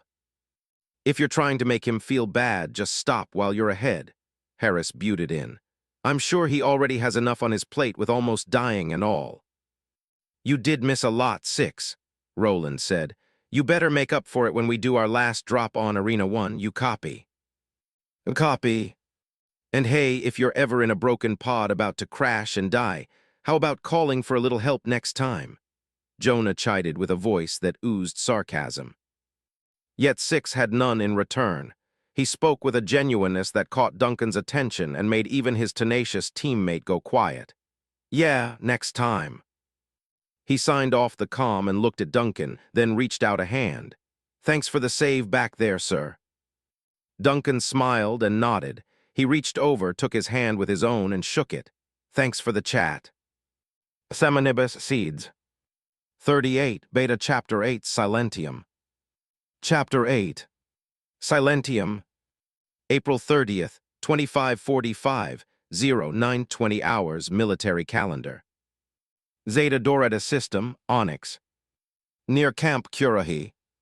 Asterisk. Spring was in full bloom across the surface of Onyx. The jungle forestry was awash with red, yellow, and blue blossoms. Trees were given a refreshed coat of emerald leaves that glistened like diamonds after a pre-dawn shower. The foliage seemed to dance about in the grip of a passing morning wind. There was an earthy scent mixed with a sweet aroma in the air, a gift from the yellow evening primrose starting to grow in the underbrush. Kurt hoped that the Spartans would have at least got to see all this before they left. To many of them, this planet had been as much their homeworld as the one they left behind. Only, many of them might have been too caught up in their final training regimes to even take notice. During the last three-step phases of stealth insertion training, Beta Company had successfully pulled off one expert landing after another, taking on whatever challenge was sent at them by the DIs and 731 personnel. Their proficiency as a company became more refined with each subsequent exercise they passed. He had a few more conducted to test the company from top to bottom, having them conduct long-range reconnaissance missions as binaries and even pitting whole platoons against one another. Then came the ultimate competition to see who won top honors before graduation, as was custom. That last part had been a point of rivaling contention between Foxtrot, India, and Zeta, since the three top performers virtually wiped each other out near the end, so a three-way tie was decided. Then they were ready. Yesterday, Beta Company's graduation ceremony had been held in the main atrium of the UNSC Pioneer. He personally oversaw the process of insignia and rank distribution to the Spartans as they lined up to receive them. He felt pride welling up in his chest at seeing them all dressed in their ceremonial uniforms and their proud, overjoyed faces. Then they were gone. With no time to waste in this war, save for the few he had selected to take part in the headhunter program at a facility on the opposite side of Onyx, the bulk of Beta Company left Zeta Doretis aboard the Pioneer. On the very same day as their graduation, not more than a few hours later, they were shipped out to their first deployment orders. All at once, Camp Curie became a much quieter place. The silence across the camp was something Kurt had had to grow used to in the wake of Alpha Company's departure. The transition period between companies was always a more tranquil time, one where he found both the clarity and time to think about what he had accomplished in the last 7 years, what came next, and what he would do with the memories of the departed. But they weren't the only ones that he felt left too soon. In their time here, the ODSTs of Squad Epsilon had also established their presence at the camp. For one, they tended to socialize more with the Spartans during their downtime than the resident drill instructors. Sometimes they even ate with them in the cafeteria, despite that the DIs had their own to themselves. They were definitely a more soldierly bunch than he'd seen in a while, being willing to talk with the Beta Company candidates as though they were already part of the ordinary rank and file. That had gone a long way among the Spartans in giving them their first real feel for interacting with UNSC personnel outside the Curie Directorate. The result was a boost in morale among many of the teams and a detectable increase in their already heightened desire to fight on the front lines. However, time had crept up on the ODSTs in the end. Their pre-established end date for their service to ONI had come quickly, and on the morn of April 25th they packed their duffels. They came to the inspection yard where Kurt himself had personally thanked them for their service and wished them well. Mendez then took them in a Warthog convoy back to Parade Ground Sentinel. At approximately 300 hours, the stealth prowler UNSC Falkirk had descended on the grounds to make their scheduled pickup. Under the quiet darkness of the pre-dawn, the ODSTs of Squad Epsilon left Onyx, leaving without saying a word to the still slumbering Spartans, and without asking to either. The next day, some of the Beta Company candidates had asked about them. They quickly pieced the clues together, however, and said nothing else on the matter. Whatever their feelings were, there was little room for them in their line of work. They quickly refocused their attention on the next exercise. Still, Kurt found himself thinking on the troopers as well as the Spartans. In a way, they were both cut from the same cloth of defiant humanity, while different in other respects. One would return to its unit, while the other became its own. One hadn't got to see the other leave, while the other never got to see them graduate. Both would undoubtedly fight against the Covenant in their own ways, and both would likely never see or hear of the other ever again. He leaned over the rails of the wide observation platform nestled in the titanic arms of one of the banyan trees, a short walk from Curie.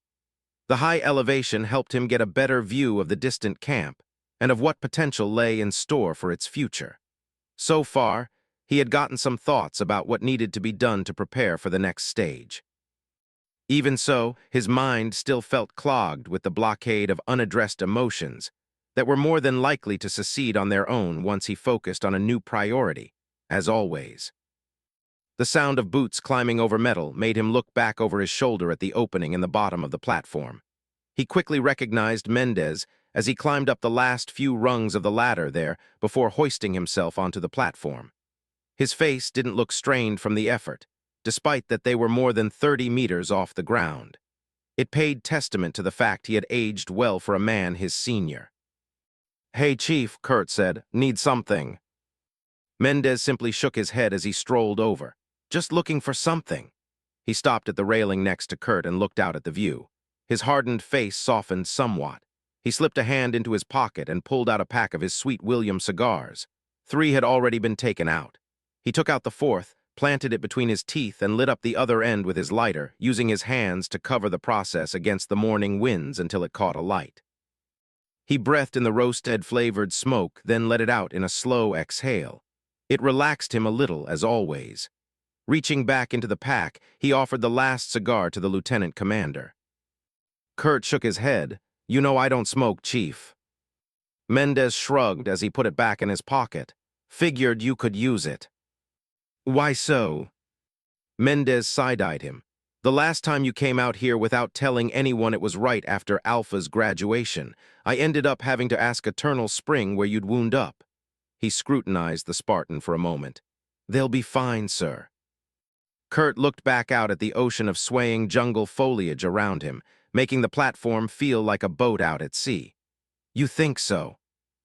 "We trained them ourselves, sir. We wouldn't have sent them out there if we didn't think they were ready for what they would find." "And how can we be sure?" Mendez inhaled another drag from his cigar as he looked Kurt over, only to abruptly puff out the same breath. At length, he took out his cigar and examined it like a craftsman would his tools of the trade. "Permission to speak freely, sir." "Granted." "We brutalized them, toughened them, hardened them for 7 straight years without end, and they survived it, just like you and the rest of the IIs way back when. If they're not ready then, they have no one to blame but you and me since we had those 7 years. He pointed his cigar at the LC. "But I'm not blaming myself, and I'm sure as hell not blaming you, sir, so I don't know why you seem to feel the need to point the finger at yourself before anyone's even gotten the chance to fight. The way I see it, what we accomplished here was nothing short of the impossible. Let the Spartans' actions on the battlefield speak for themselves." "My concern isn't if the Spartans are capable," Kurt said. "My concern is if their capabilities will be enough." Mendez stared at him. "With all due respect, Lieutenant Commander, you're still thinking of what we saw back on the point of no return. You're saying we didn't learn anything from what happened to Alpha.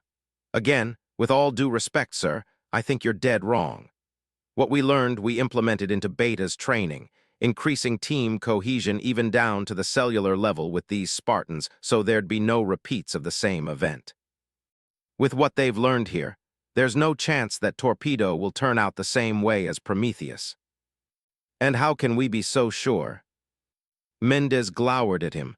"You asked that already, sir." "Because we've done this already. Now we're about to do it again, train another batch. I want to make sure that every single one of them has a good chance of lasting out there." The SCPO gave a long, heartfelt sigh. He turned to gaze over the swaths of swaying trees as he seemed to remember something. "There was this young Marine sergeant that I knew some years ago. When I went back to active duty after training you all in Dr. Halsey's program, I ended up meeting him. We fought the Covenant together on Harvest once or twice. He was a reckless kind of guy. He told me once that it didn't really matter to him how long he lived, only that he got to see some action, and that at the end of each day he got the job done." Mendez gazed up at the blue morning sky, maybe even at where the Pioneer had once been in orbit. "I don't think it's about how long they live, sir," he said. "I don't think it's about how long we live either. Take it from a guy who's pushing 60, age doesn't make you a better fighter, it just makes it harder to be good at what you do best." "Then what is it about?" Kurt asked. "It's about what they do with the time they have and the job they've been given." Mendez turned on him. "No soldier ever got to decide when or how they died, only where and why. That sergeant told me that. It's been that way since the dawn of time for everyone else, for Alpha and now for Beta." Kurt closed his eyes to feel the wind on his face. He slowly let go of the breath he hadn't realized he'd been holding to let it flow away with the breeze. "Can I ask, who was that sergeant you met? Did he have a name?" "Forge," Mendez said, putting his cigar back comfortably between his teeth. "John Forge. Sounds like he was one hell of a Marine." "He was, maybe still is, wherever he is." Kurt nodded. He had to admit, if not openly then at least to himself, that Mendez had a point. All soldiers eventually faced death. That was the way of it. But they didn't have to throw away their lives. He quietly hoped that maybe the time and effort he'd invested into them wouldn't be thrown away, that Beta Company would prove to be more than what their original purpose was intended to be, and that maybe they would excel past even his own expectations. A brief remembrance of the top performers like Foxtrot, India, and Zeta left him with an unexplainable feeling that that hope, as far-reaching as it was not misplaced. It was just a feeling. The holotank on the platform roared to life. Deep winter appeared a second later within an enrapturing blizzard that eventually wrapped itself into a cape at his back. "I hope I'm not interrupting, but the UNSC Agincourt just arrived in system with the supply delivery we'll need for the incoming class." They've asked for our coordinates. Kurt rose off the rail, life flowing into his towering frame anew. Send it. Have them deliver the supplies via Pelican to Parade Ground Sentinel. We'll meet them there. He twisted his neck a little to remove a bothersome crook and nodded at Mendez, earning a light but reassured smirk from the older man that his superior's mind was back on track. Kurt turned and went towards the ladder with Mendez following close behind. We've only got about a month to make the necessary preparations before Gamma Company gets here. His characteristic grin spread across his lips. Let's get to it. Asterisk. Duncan stood watching beside the rest of Epsilon as the ramp of the Falkirk hissed open. Bit by bit, the interior of the Trafalgar's hangar Bay 4 became more visible. It hadn't changed very much in the last 6 months. Pelicans, longswords, broadswords, and even a few prowlers still occupied the landing platforms here and there. The one notable change was that there were much more hangar crew now, and at least twice the number of starfighters than last time. The moment the ramp hit their landing platform, the squad grabbed their duffels and walked out into the open. Man, Zack said, slipping onto his hands and knees to touch the floor as though the ship itself were an object of reverence. I never thought I'd miss this place. Save that celebration, Private, the staff said. We're not back at Falchion yet, we still need a ride. Commander Tarkovsky strode idly down the ramp with his hands in his pockets. He stopped to lean against one of the ramp's extension struts to watch them as they talked. One by one they stopped once they realized he was still there. He held a finger up to his lips. Loose lips sink ships, he said in a sing-song voice. Remember, you are to tell no one of what you've seen or done while in our service as per the agreement. If you talk, we'll hear. A simple slip of the tongue, and you might find not long afterwards that you no longer have won. He grinned at them before turning and walking back up the ramp, waving over his shoulder at them. But by then that would be the least of your worries. See you around, Epsilon. The ramp rose back into the Prowler. A moment later, the Falkirk ascended off the floor, turned in the large bay, and headed through the opening doors of a transitional tunnel. The craft slowly disappeared as its camouflaging technologies removed it from visible existence, and the doors sealed shut behind it. What was left was a quietness no one was quite prepared for. There was an unspoken tension between the squad that no one was willing to face, not just yet. But it would have to be addressed, Duncan knew, and most likely before they reached Falchion. The staff broke the silence. Come on, Epsilon, let's find a bird that can take us down.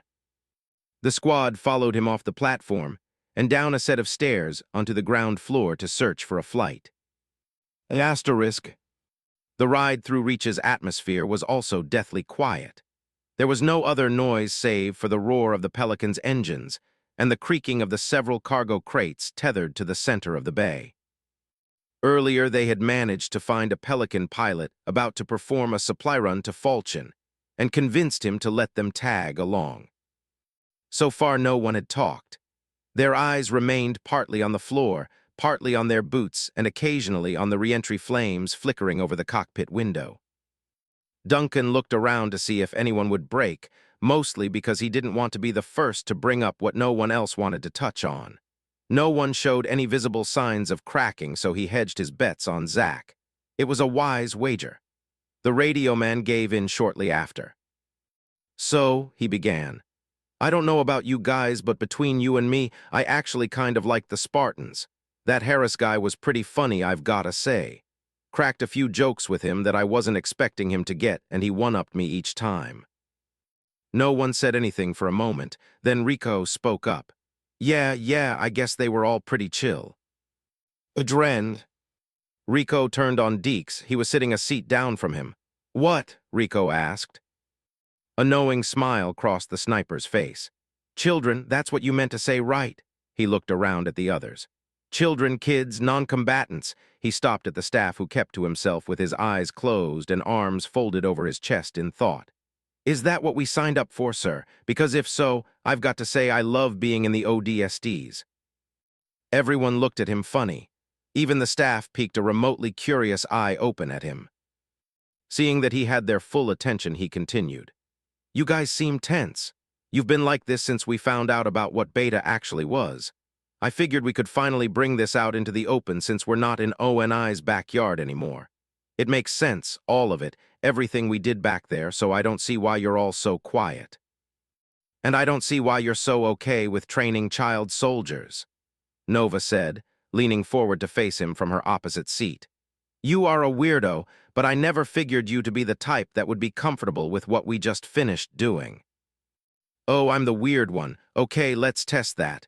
What did we do back there that was so wrong, tell me? Come on, do it. Duncan felt the battle that had been raging within his own conscience for the last 6 months, suddenly given full manifestation in the form of the specialist and the corporal. He watched the back and forth intently. All right, okay, let's try this. Nova began. How about the fact that the only people that ever did that in human history were mass-murdering dictators and sadistic warlords that didn't care who they sent to die for their own personal gain? So what does that make us? Nova stared the corporal down as he confidently grinned back. That makes us smarter than them, Deeks laughed. More moral, too. Nova's brow angrily furrowed. Explain. See, that's a false equivalency. Those warlords and dictators you talked about, like you said, they fought for their own personal gain. The UNSC is fighting for the survival of humanity as a species. You can't get any more altruistic than that. We're not training the Khmer Rouge or the Red Guards, not the Kasloviks or even the Freedens. We train Spartans, super-soliders meant to protect our right to exist, something the Covenant isn't keen on recognizing. He's got point, Nova, Yuri said hesitantly. Sure, Comrade Stalin was mass murderer and turned whoever he wanted into soldiers, but he never claimed that he wanted protection of every human being on Earth. Quite opposite. Nova took in a sharp breath. We trained children. Does no one else see how strange that is that they'd been there for years, training, and no one knew? There were others too, that Alpha company that they mentioned. And who's to say that that set we fought with on Miradum weren't kids once that were playing soldier as well? They should not have been forced to fight in this war. I think they have every right to fight in this war, Deeks said, straightening up. I talked with some of them about their pasts, mainly Jonah. You know where he's from. Take a good guess. Nova glared at him but couldn't know the answer. Where? Irene. Duncan knew of it. It was one of the worlds on the Midrim during the Covenant's rapid push through the outer colonies. The Covies glassed it back in 35. Deeks said. Jonah told me how he had a big family once, parents, brothers, and sisters. After that, he had no one. The Covenant killed them all. When recruiting officers from ONI came up to him outside his orphanage and offered him the chance, you know what he told them? He said, just hurry up and sign me up before I shank you both. He stopped to laugh. The kid was a soldier even from back then. And for my own reasons, I don't see why we should stop them if they want to fight. Children should not be fighting, Nova corrected. They're the ones we should be fighting for. Deeks was incredulous. Didn't you hear what I just said? Have you looked around? If you haven't noticed, Nova, but a normal person like you and me can look at a kid and see just that, a kid. An elite looks at a kid and sees him the way he sees you with a rifle. You're both the same to it, something its gods told it to kill by any means necessary. He leaned back in his chair and huffed. Think about it. Since when did the Covenant care enough to only kill adults, huh? When they come across a human world, they don't see the individual human lives that live down there and their ages or sex, only something big for them to burn. If they don't care about distinctions and will destroy us all regardless, then why should we care about distinctions either? If we want to survive, then everyone will have to fight. If those kids can do it, and hell, let's face it, better than even we can, then let them. More power to them because we need the manpower. Nova continued to stare at him, troubled yet persistent. I disagree. I don't think every single one of them is like Jonah, who I'm pretty sure is something of an early-onset sociopath. The others could have been forced to be there. No, actually. The objection hadn't come from Deeks' mouth, but from Duncan's. It had slipped out. The squad's attention shifted to him. He took in a shaky breath to steady himself. I went out one night to speak with the LC back in December. I asked him if there was a way for me to quit. He found himself struggling to finish his sentence. He swallowed and summoned the full force of his will to speak. I couldn't take it. I really couldn't. What we were doing there, I mean, take that as you might. There was something the LC told me about the Spartans. He said they chose those candidates specifically because they were orphans whose worlds were destroyed by the Covenant. They took no one from intact worlds, none. Even then, they didn't take them, as much as ask them all if they wanted to join the program, and they said yes. Everyone we trained there was there because they wanted to be, but I didn't want to be. I didn't want to think what would happen if my kid. He faded off. A measure of empathy eased Deke's gaze as he looked at him. I was wondering what you were thinking. I figured you might have been worrying about Noah the whole time. Listen, I'm not saying we should just start signing up anyone and everyone's kid to fight. What I am saying is that this war isn't like any other. Humanity never faced anything this existential since the Cold War because we were all stuck on the same planet with nukes. Now we're not safe no matter where we go. I'm saying that anyone who needs to, at the very least, should be allowed to know how to defend themselves, because everyone has a target on their back so long as they're human. Hector breathed in and let out a long sigh. I really hate this war. Did I ever tell you guys that? I've got no big opinions in that part of the existential department, but maybe that's the biggest opinion there is. Amen, Zack said under his breath, his comedic fervor long gone. Nova became more resigned while still maintaining her adamancy. I still believe that we should be the ones to protect them, not themselves, because if they're the ones forced to do it, then what good are we? We're good enough to show them how it's done, Deeks bit back.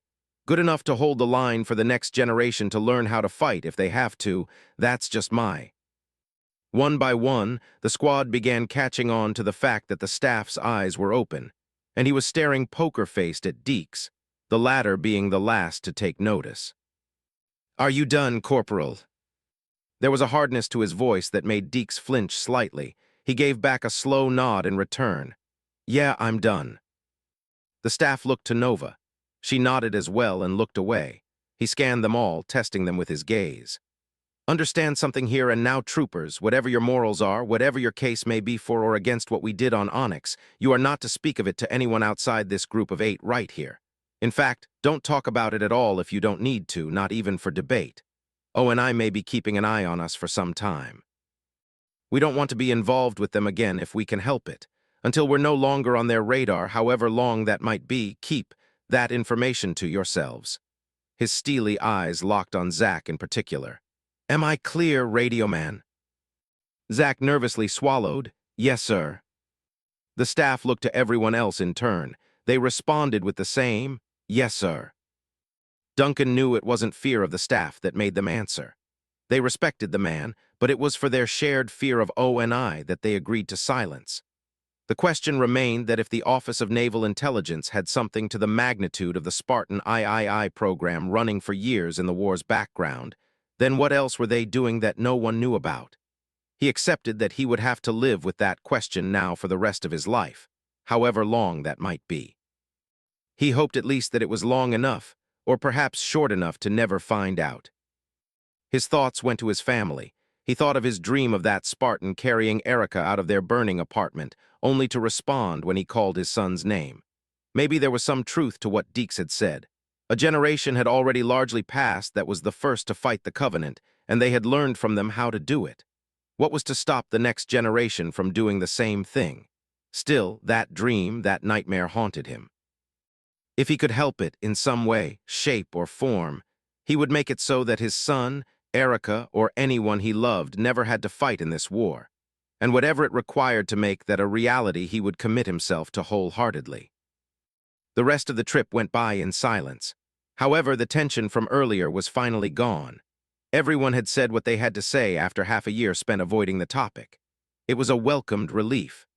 Perhaps that was why the staff chose to let Nova and Deeks go at it for a while before he intervened, to let them blow off some steam first, then set the ground rules just before they returned to normal life. After 10 minutes, Duncan felt the Pelican level out into a regular flight path through the atmosphere. Another half hour and the dropship's speed decelerated, then the craft rotated and began a final descent. A gentle bump confirmed their landing. The French-sounding pilot came in over the intercom.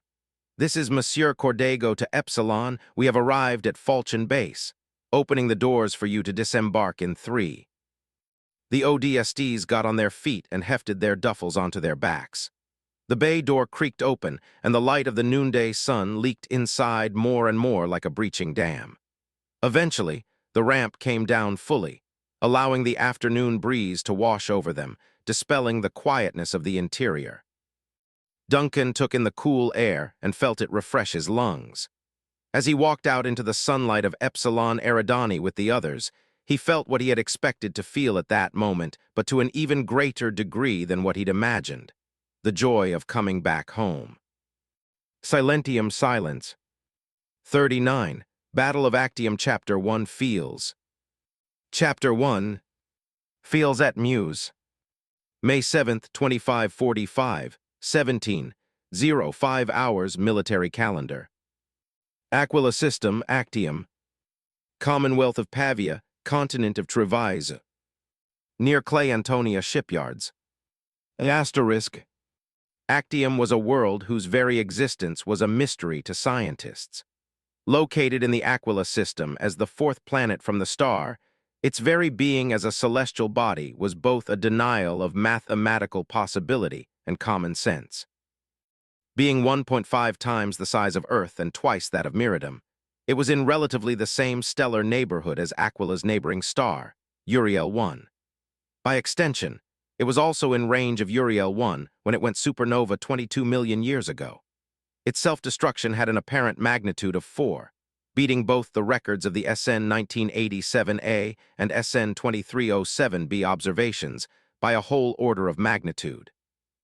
Put plainly, the blast, with the star itself weighing an estimated 10 solar masses beforehand, would have had the destructive capacity to obliterate the Aquila system and everything nearby.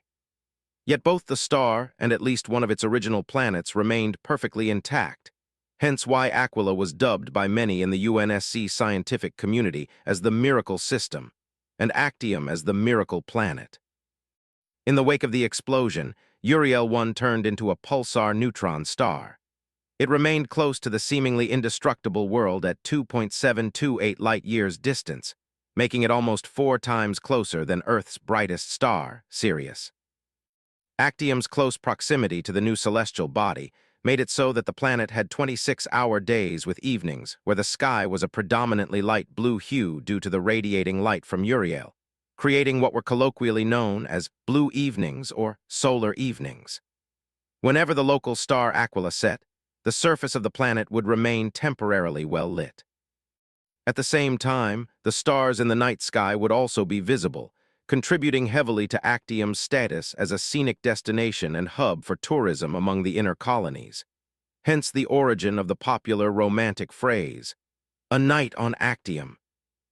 Next to other worlds like Camber, New Carthage, Reach, and formerly Miridum, Actium was part of the dozen planets that fell under the classification of the Nexus Beltway, worlds that connected Earth to both the inner and outer colonies as well as vice versa. It was a major point of commerce and trade by proxy. Other than being in the top 3 list of planets with the highest rate of annual tourism, it was also known for its massive naval shipyards. Actium was host to one of the 3 subdivisional headquarters of Sinoviet Heavy Machinery, the others being on Reach and New Carthage, while the primary headquarters resided in Southeast Asia, back on Earth. Sinoviet possessed multiple shipbuilding installations on the planet, including several Xiaoping-class shipyards the size of entire cities. There, the construction of new ships for the UNSC Navy was actively carried out, and a large number of vessels involved in the war effort had their birthplace on this planet as a result. That fact alone made its defense against the current Covenant onslaught critical to humanity's chances for survival. On the early morning of May 1st, the first Covenant ships slipped into the Aquila system, quickly growing in numbers until an entire fleet had assembled on the outer edges. Actium's entire population was immediately prepared for mass evacuations, as the Aquila Home Defense Fleet was sent to face the Covenant naval forces, then quickly forced to retreat to Actium. The tactical U-turn was due to the arrival of the second Covenant fleet on the other side of the system's outskirts mere hours after the first. Both proceeded to bear down on Actium in a coordinated stellar pincer, descending on the home defense fleet and laying siege to the world itself. On the same day, the alert had also gone throughout the UNSC military network on Reach. In response, a dozen naval battle groups were assembled together from the Epsilon Eridani Defense Fleet and the 341st Expeditionary Fleet to form the Reach QRF. Duncan and the rest of Epsilon barely had any time to adjust to being back at Falchion before they found themselves being issued new deployment orders. Much to Duncan's own chagrin, he had been too tired to even reach the Dante building's communication cubicles and fell asleep on his bunk shortly after their arrival. Now he was regretting it. He would have to wait another unknown stretch of time before he could check on Erica or O'Reilly and let them know he was still alive. On May 1st, the entirety of the 7th Battalion was dispersed to different elements of the Reach QRF alongside contingents of Marines, pilots, and armored personnel inbound to Actium. They left Epsilon Eridani, stopping at the Graydon's gas giant to link up with the Cygnus Quick Reaction Force. Their number added 20 additional ships to the original fleet's 71, giving them a sizable boost in naval strength. By May 4th, the relief forces had arrived at Actium to find the world hanging by a thread. Although they had fared marginally better than the Ultarin Home Defense Fleet, Aquila's fleet was visibly on the ropes. They were barely clinging to the northern and southern atmospheric regions. Everything else in between was under Covenant control. Strangely, rather than glassing the world, the two invading fleets had chosen to occupy the major territories in the eastern and western hemispheres. Instead of reaching the major population centers under assault, the leadership of the Actium Relief Force sent the bulk of those forces to assist in the protection of the Synoviet shipyards. Under the orders of the subdivisional headquarters, the company was effectively abandoning the planet and moving its assets off-world. To do it, they required the protection of naval battle groups assigned to different sites far away from major settlements. The 7th Battalion had been attached to Battle Group Indigo, a group tasked with the protection of the northeastern island continent of Treviso. The ODSTs themselves were dispatched to one of the less populated regions within the Commonwealth of Pavia, a protectorate of the Republic located on the mainland of the larger southeastern continent. The battalion was dropped at the Clay Antonia shipyards to protect it against local Covenant incursions. Given its Xiaoping classification, the installation was easily the size of several conglomerate townships and operated similarly in its magnitude. The site was projected to take a week before it would be fully cleared of all naval assets. Garrison, now a colonel after a promotion that came in the aftermath of Miradum, organized the four companies into a three-layered defensive grid across the installation's encompassing jungle terrain. Meter-deep trench lines and machine gun nests were dug to strengthen each position, making it harder for the Covenant to flush them out. Despite that fact, the invaders still tried their hand at wiping them out. For the last 3 days, Covenant expeditionary forces had launched repeated assaults on the shipyards by both ground and air. Scores of ground infantries backed by dozens of light and heavy armor units attempted to storm the first trench line. Meanwhile, their manta ray-like phantom dropships flew in to drop their warriors off within the Clay Antonia itself. Organized machine gun efforts, combined with artillery fire, helped to break the ground effort while rocket teams hidden on the rooftops of the yards, outer buildings, regularly stopped the air assaults cold. At first, attempts by Banshee and Seraph squadrons to bombard the location had to be stopped by UNSC air support. However, airborne threats became less of an issue after a Marine company helped them set up well over 20 M71 anti-aircraft guns around the yard's outer limits. Groups of 5 were installed along the perimeter fences to guard the northern, southern, western, and eastern skies. This, in addition to the trenches, helped create an effective surface-to-air kill zone of roughly 200 meters from the perimeter gates. The kill zone was gradually transformed into a graveyard of hundreds of dead Covenant, smoldering attack crafts, and downed dropships. All the while, the 3,000 local yard workers continued to load equipment onto outbound cargo ships. Thankfully, the shipyards had sent off most of its newest harvest of stalwart, Karen, and Paris-class frigates prior to the invasion. Remaining frigates still under construction had their skeletal frames prepared so that larger Navy ships from Battle Group Indigo could attach to their hardpoints, then transport them out of the system. They were presently working at the rate of 7 frigates discharged a day.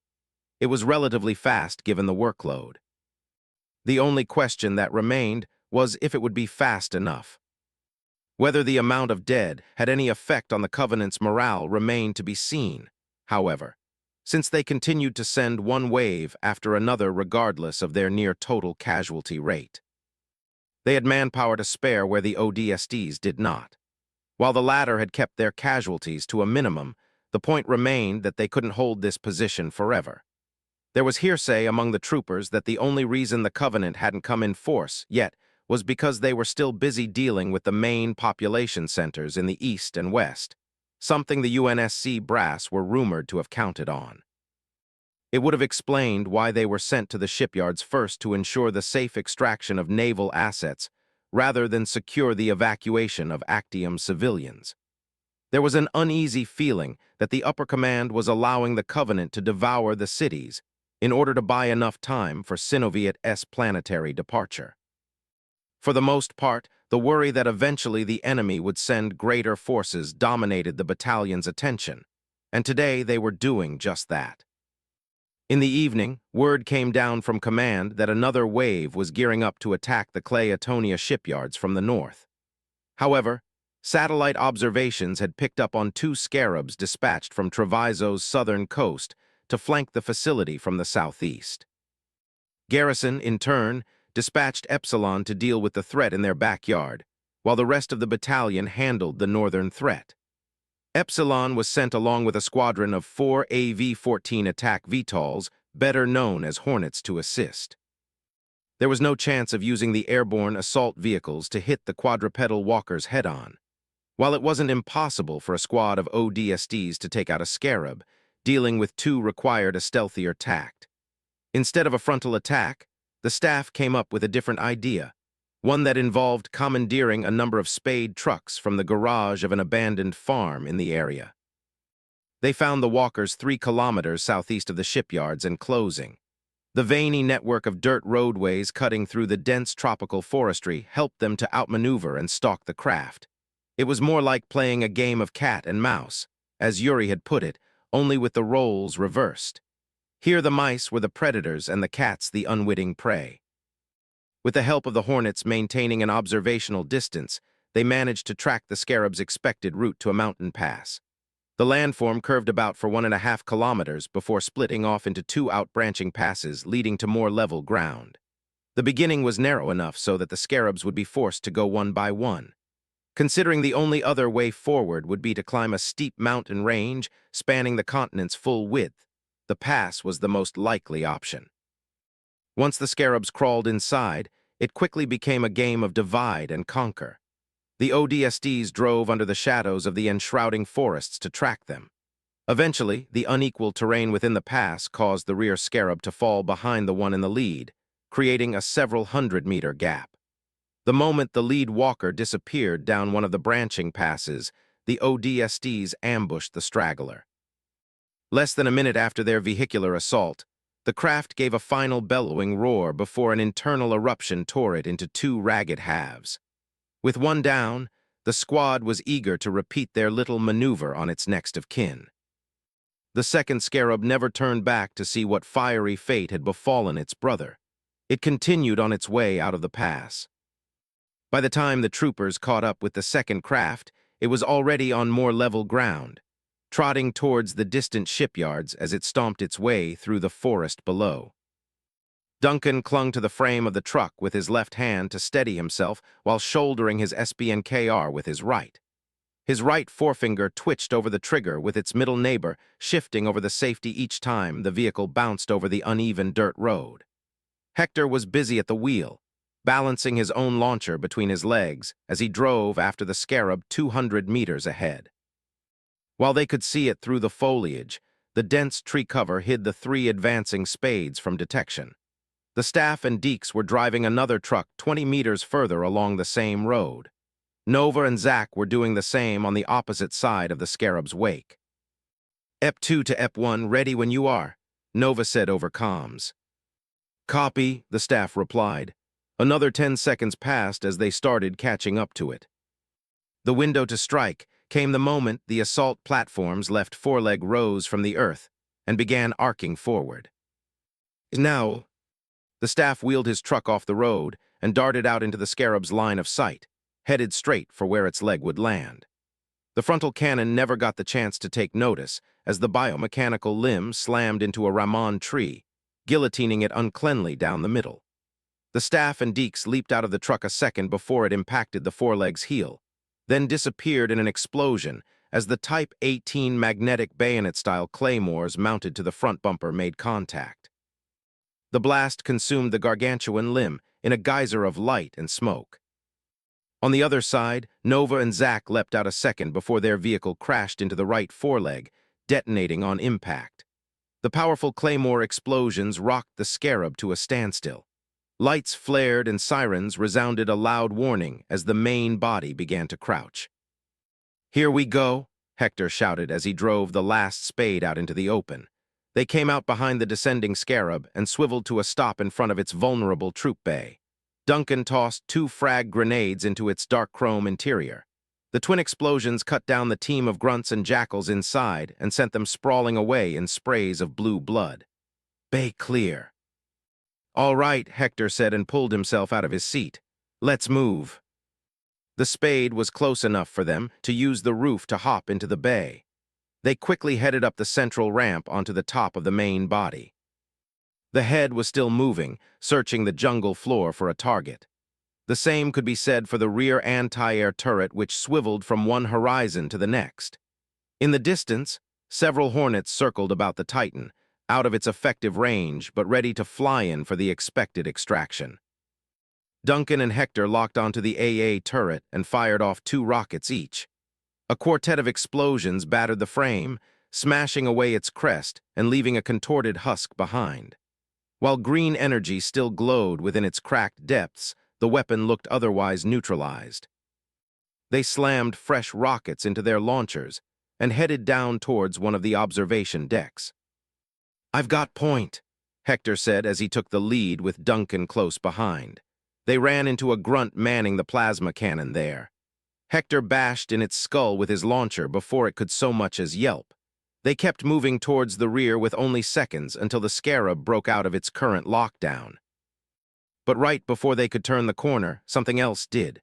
In the brief second between Duncan spotting it and the flash of light that followed, he realized 3 things. Firstly, that it was a major judging by its orange armor. Secondly, that it was too close for them to use their rockets without killing themselves in the process. And thirdly, that Hector had already fired. There was a thunk sound of metal penetrating flesh and a fizzle of broken energy shields as the Major was thrown clear of the Scarab. Rather than explode, the projectile had simply impaled the elite, and the force of its velocity sent the corpse spiraling off into the forest below. Duncan gave Hector a look. He shrugged in reply as he loaded in another rocket to replace the one he'd fired. Good thing it was a dud. Duncan shook his head at the unbelievably close call and moved past. They slipped into the back of the craft. Waiting for them there was their main target, the Scarab's core housed in a small alcove. A circular blue energy shield stood in their way. The two spread out across the rear platform, getting a safe distance between themselves and the core. "Go," Hector said, and they shot a unified salvo. The explosive duo punched the shields into a light shade of red. Again, a second rocket salvo broke the shields and enveloped the device on the other side. All around them, the emergency sirens blared with renewed vigor. The smoke cleared to show electrical energy discharging from the damaged core, its light flickering from a passive blue to an angry, pulsating red. "That did it," the staff said over comms. "EP4, EP, get yourselves out of there now." "On it," Duncan shouted as the 2 of them sprinted up the length of the other observation platform. "EP4 to Tango 4, you almost there." The pilot of the Hornet appeared ahead of them, heading towards them for a quick pickup. Then a sudden column of emerald fire spewed out at it from the still functional focus cannon, forcing the Hornet to veer off course. Both ODSTs stopped at the head, only to find their Hornet moving away to avoid a trio of AA plasma bolts. They turned on the turret to find it damaged, but still operational. I thought we took this thing out, Duncan hissed. Guess not. Hector aimed his launcher at the gun and pulled the trigger. It clicked empty. Right, I'm dry. Duncan saw the passageway leading back down to the lower troop bay and was about to suggest they just hop off when a myriad of smaller explosions began popping off across the scarab. The ramp leading inside was quickly enveloped by a shower of flames and sparks. The staff came back on. What's your situation, EP8? Duncan was about to respond when a rocket slammed into the focus cannon. He looked back to see another Hornet strafing the scarab's front with its twin rotary cannons. An ODST clinging to its starboard skid shot their SBA and KR, sending another rocket into the focus cannon. The explosive punch broke off more of its metal mandibles and caused its second plasma salvo to come out misshapen. Yet it kept its attention on a second much closer Hornet running decoy. EP9 to 4 and 8 will handle the focus cannon. Deal with that AA so we can get out of here, over. Roger, Duncan said, catching an idea. He dropped his launcher and took a plasma grenade from his belt. Hector didn't even have to look at him to echo his thinking. They both dashed up different sides of the incline leading to the turret. When they were close enough, they primed the grenades and tossed them onto the mouth of the turret. The whining blasts of energy caused its molten opening to fuse together, creating an artificial blockage. That's good enough, the pilot Tango 4 said. They watched him pull in next to the scarab. As if to test their theory, the turret turned to fire on it, only for the fused opening to block the discharge. The subsequent backup caused the energy to spew through cracks in the gun like a leaking faucet.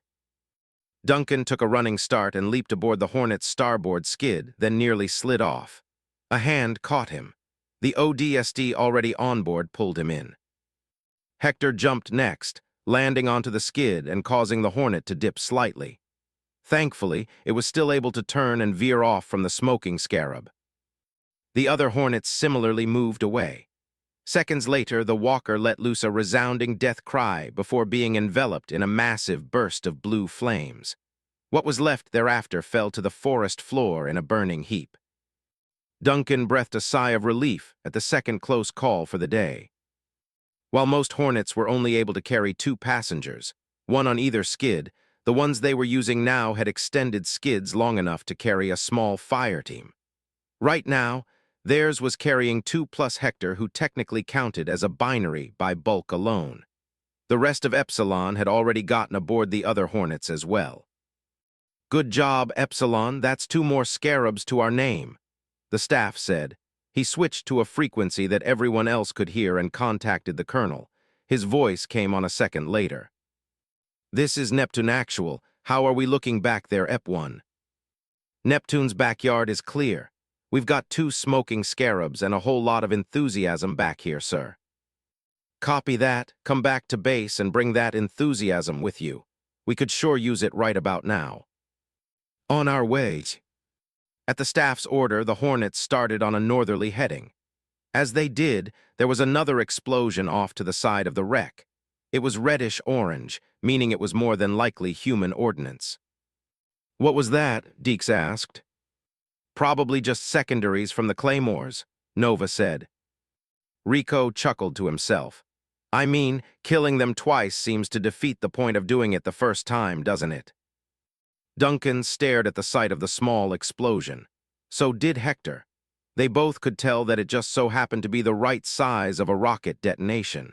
It could only have been the same one Hector had fired into that elite. Duncan stared at him, dud-huh. Hector shrugged, nervously laughing. Maybe Zach's right about that Irish luck of yours after all. Duncan slugged him in the shoulder. He pulled himself down into a seated position on the skid and watched the fiery wreck of the scarab fall away in the distance. He glanced up at the ODST standing on his left. While his face was hidden by his visor, the one feature that made him uniquely distinct was the black-shaded handle of the katana sheathed on his back. A vertical pattern of blood-red diamonds marked the length from the bottom of the handle to the hilt. He'd seen a few troopers with their own unique pieces of gear, like Deeks with silver Buddha. But it was still difficult to get used to seeing a man with a traditional Japanese sword on his back fighting in a modern war.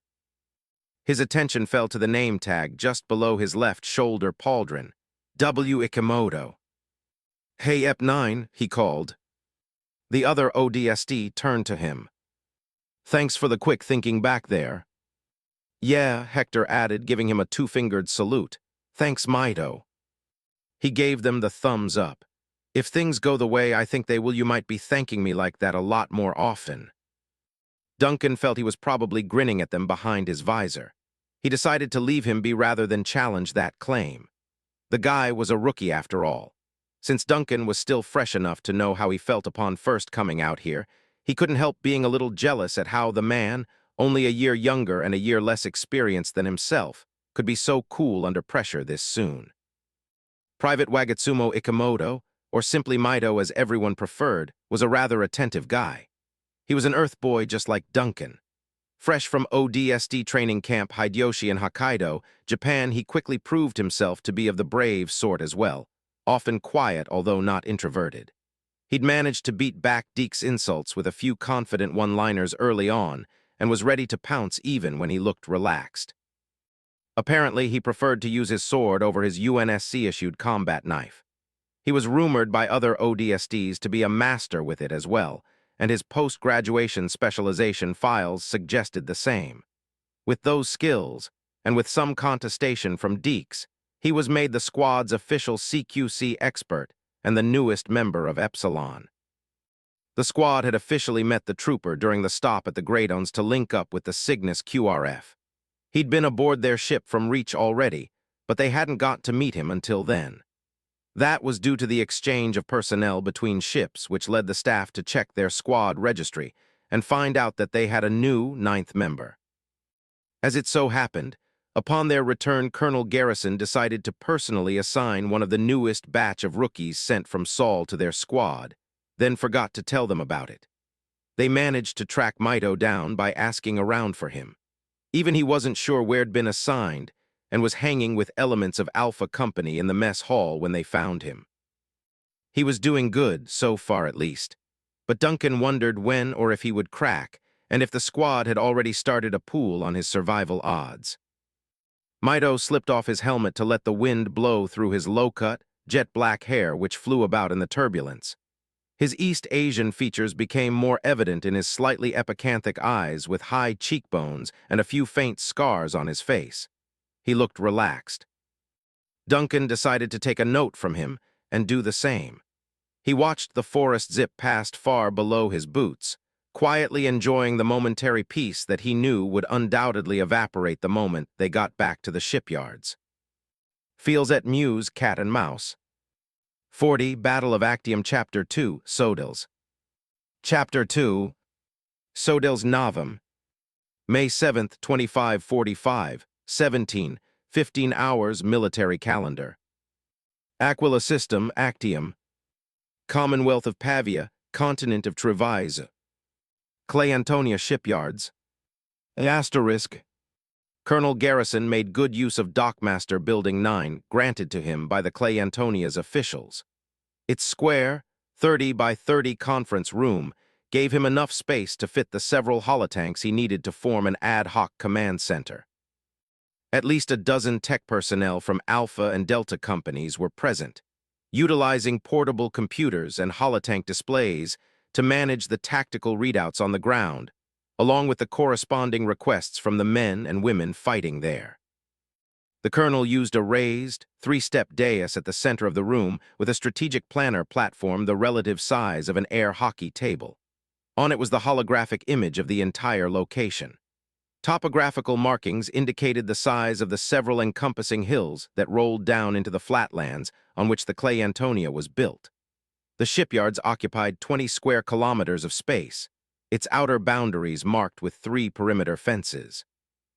The concrete foundation marked the point where the tropical forests gave way to corporate offices, component specialization factories, and dockmaster buildings. The Clay Antonia's major facilities included 30 dry docks the size of small canyons that divvied up the yard's interior into 5 hexagonal sections of 6 docks each. The docks themselves ranged in size given whether they were intended for construction of carriers, cruisers, destroyers, frigates, or corvettes. The larger the ship, the larger the dock. Specialized cranes lined their frames along with maintenance and armament warehouses and painting facilities. At the center of everything were the 6 dome-shaped buildings, where the ship's individual engine components and slipspace drives were constructed.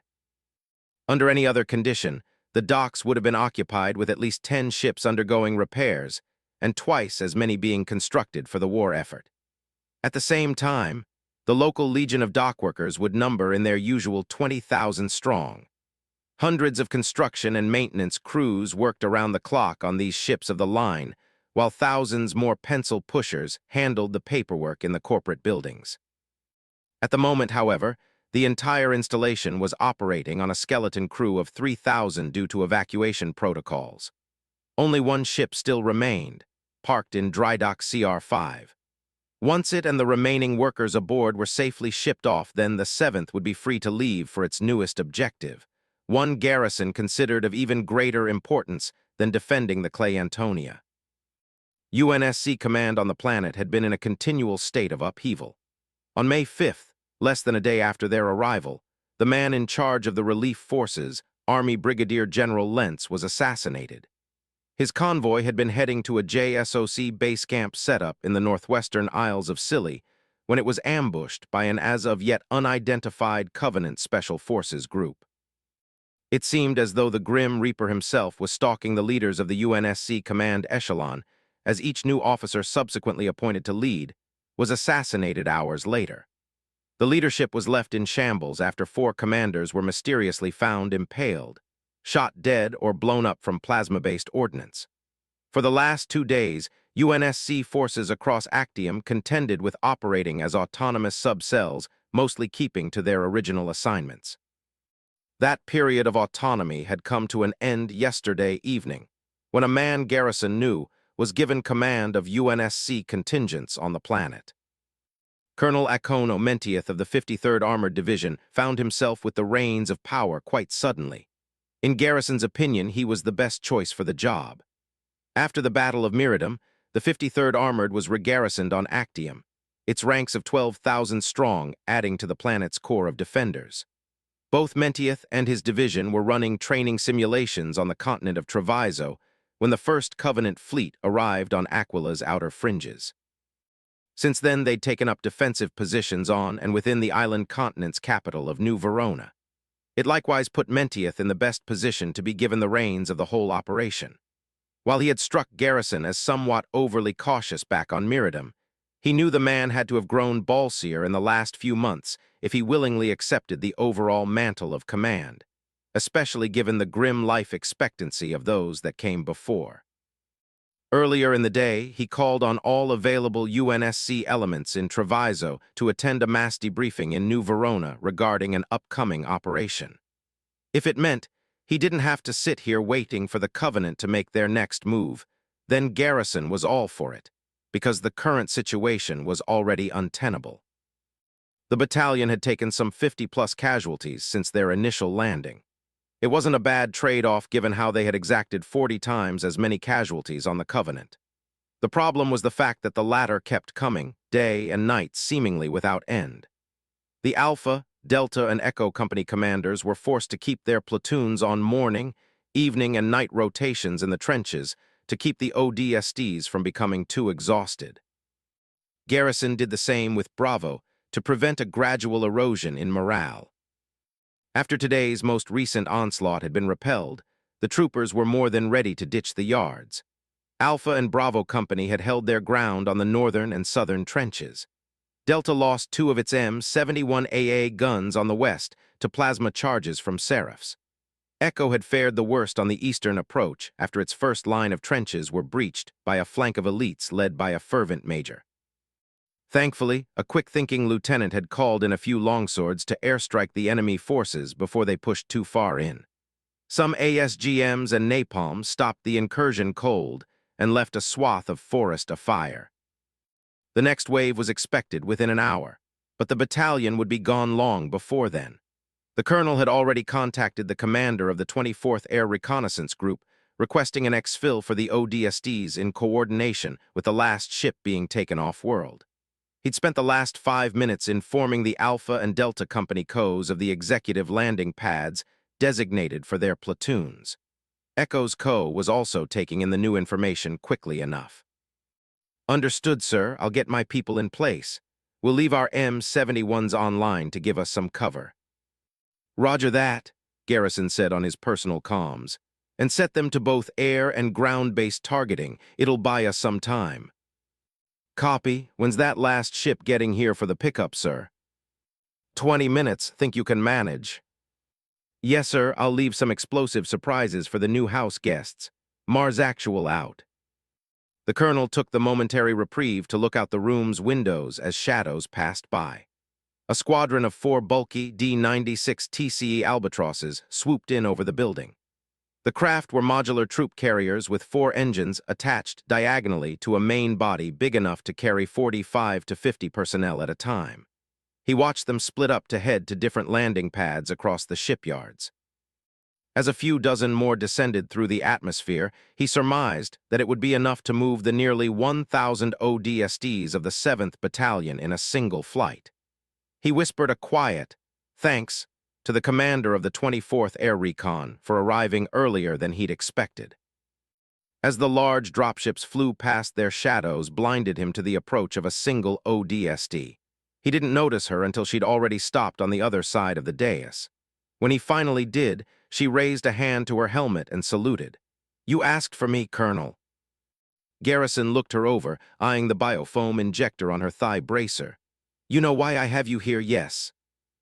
The trooper stood at ease. "I believe it relates to my upcoming deployment." "That's your guess." "Best one I have, sir." "Well, it's spot on." Garrison folded his arms across his chest, sighing at what was going to be an interestingly short rundown. "You're already aware of your impending assignment. However, I wanted to issue you a fair warning personally before you joined your new team. It's your first one, is that right?" "I'm still green, sir," the trooper admitted. Garrison nodded.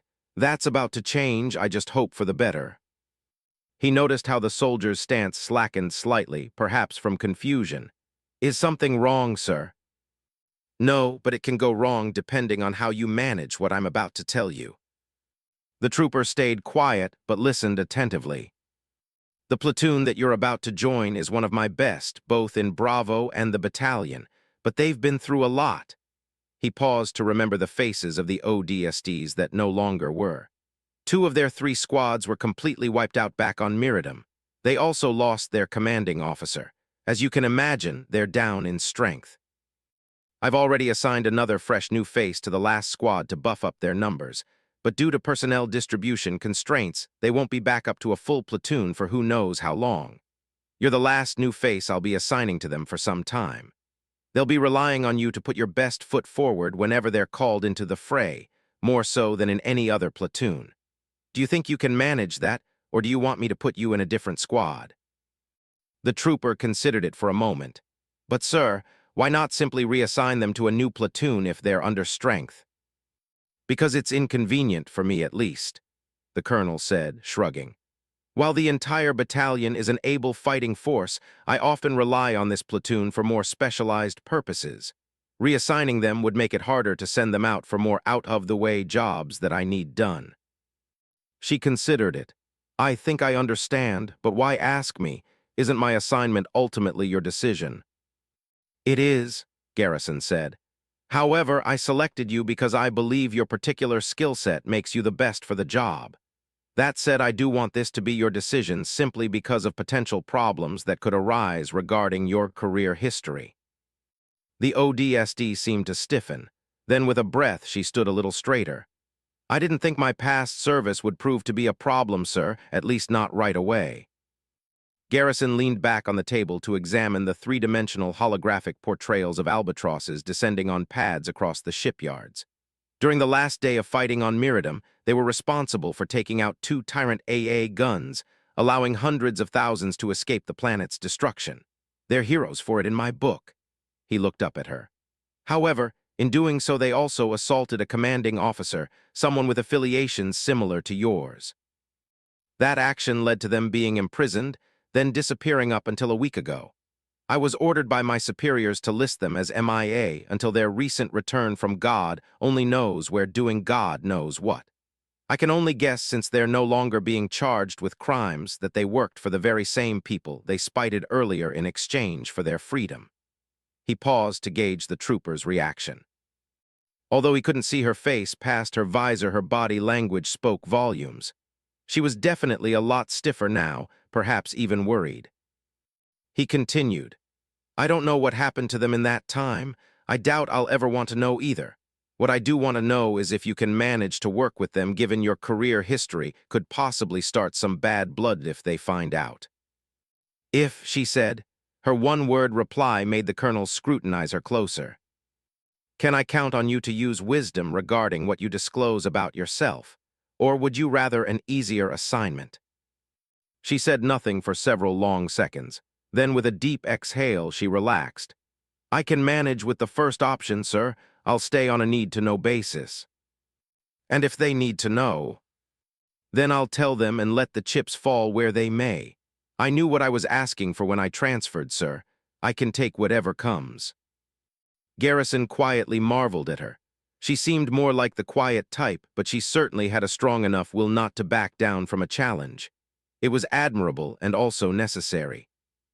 So do I make the team, sir? She asked with a little intimation of a kid joining a football league. The colonel smiled at her and nodded. Get your gear and link up with them at the Alexander building. You'll be leaving from pad 3. The ODST saluted and walked off the dais. She stopped halfway to the doors that she'd come in through and turned back. Do you always interview your troopers, sir? Or is it only for when it's your favorite team? I have no favorites, Garrison said over the murmur of the work going on around him. Just top performers. Understood, sir. He watched her leave through the doors which slid shut behind her. He smirked. All right, staff, I've sent you another one. Make them last. Asterisk. Epsilon made its way along the side of the cruiser dry docks off in the northwestern sector of the shipyards. While most of the docks were empty, the last one off to their immediate right held a single towering occupant whose girth cast them in its shadow. The Marathon-class heavy cruiser UNSC Canberra was a Goliath in the making. Being the more advanced version of its Halcyon-class predecessor, the Marathon-class had the same appearance of a reversed M6 pistol without the handle. Its hulking dimensions and concentric rings of fortified compartments were imposing, but not fully in place. The skeletal framework still showed in patches of the ship where it was under construction, or at least had been up until the last several hours. From what he'd overheard from a few troopers, the Sinoviet subdivisional CEOs had the local construction crews working overnight to prepare what parts of the 1.2-kilometer-long ship they could for conditions in space. They were also to use it for their own evacuation. The goal at the moment was to secure the outer bulkhead wherever possible with titanium A battle plates. Even patchy slabs of stainless steel, the size of pelicans, had been welded over some holes to save time. On any other occasion, the Canberra would have been given another 2 months before being deemed space-worthy. For now, it would have to do, at least until it could be transported somewhere else to finish construction. As they passed along its length to another dry dock, Duncan stopped without realizing to look at the next empty furrow. The tram-sized security rails guarding the sides and bottom of the dock were bare, with whatever ship that was there last having already departed. But if he wasn't mistaken, or the word of mouth he'd heard from some of the dock workers wasn't mistaken, then he was actually looking at the same dry dock where the Valiant-class super-heavy cruiser UNSC Everest had been constructed. The Everest was a celebrity ship, most well known as the flagship of Admiral Preston Cole's fleets, including the one he'd led at Psi Serpentes. It was Cole's personal ship. The chariot of a king, or so he'd quietly thought to himself. The idea alone was enough to make him blank out in awe as he stood near the precipice of the 200-meter deep gully. There was that feeling again. He felt it wash over him like the first time he'd come to Reach, the sense of entering the throne room of giants. Someone tapped him on the shoulder. He looked back to see Yuri, helmetless, staring at him with a worried look. You are okay, buddy. Duncan finally realized how close he actually was to the edge. He quickly backpedaled to safety. What was that about? Yuri asked, arching a brow at him. Nothing You're not going suicidal, are you? Duncan gave an honest laugh. Nah, Matchstick, it's not like that. Yuri looked slightly relieved. Good, cause rest of squad is waiting. They both turned back to see Epsilon watching them, mostly Duncan. You trying to jump without a pod, trooper? The staff asked. Because I wouldn't advise it. Duncan held up his hands in his own defense. No, sir, that's not why does everyone think I'm so on edge. Because you were on the edge just a second ago. Nova laughed. Try to pay attention before we leave you behind, would you? Fine.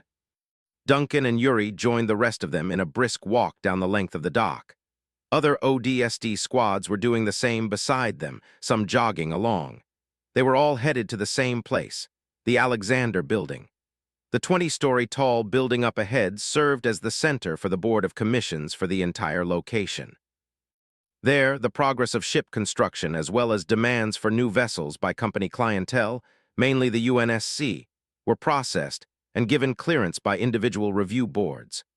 The ODST's destination was on top of the 20th floor executive landing pad 3.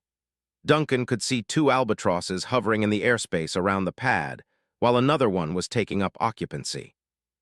There was already a crowd of around 100 troopers waiting for entry at the several revolving doors on the ground floor. The line moved quickly enough as they entered several squads at a time to avoid any overflow on the lobby elevators. A similar sight was taking place across the Clay Antonia as the battalion moved to evacuate the shipyards.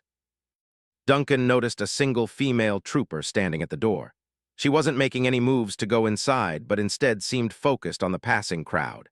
Her helmet was nestled in the crux of her arm, exposing her face's olive skin, brown eyes, and dark hair cut to ear length with a few minute blonde streaks. She looked vaguely familiar, so much so that he couldn't shake the feeling that he'd seen her somewhere before. The ODST went from one squad to the next asking questions. Whatever their answers were, they obviously weren't the ones she was looking for, since she kept moving to the next. She eventually came to the squad right in front of them to ask the leader a question. Gunnery Sergeant Singh pointed his thumb back at Epsilon.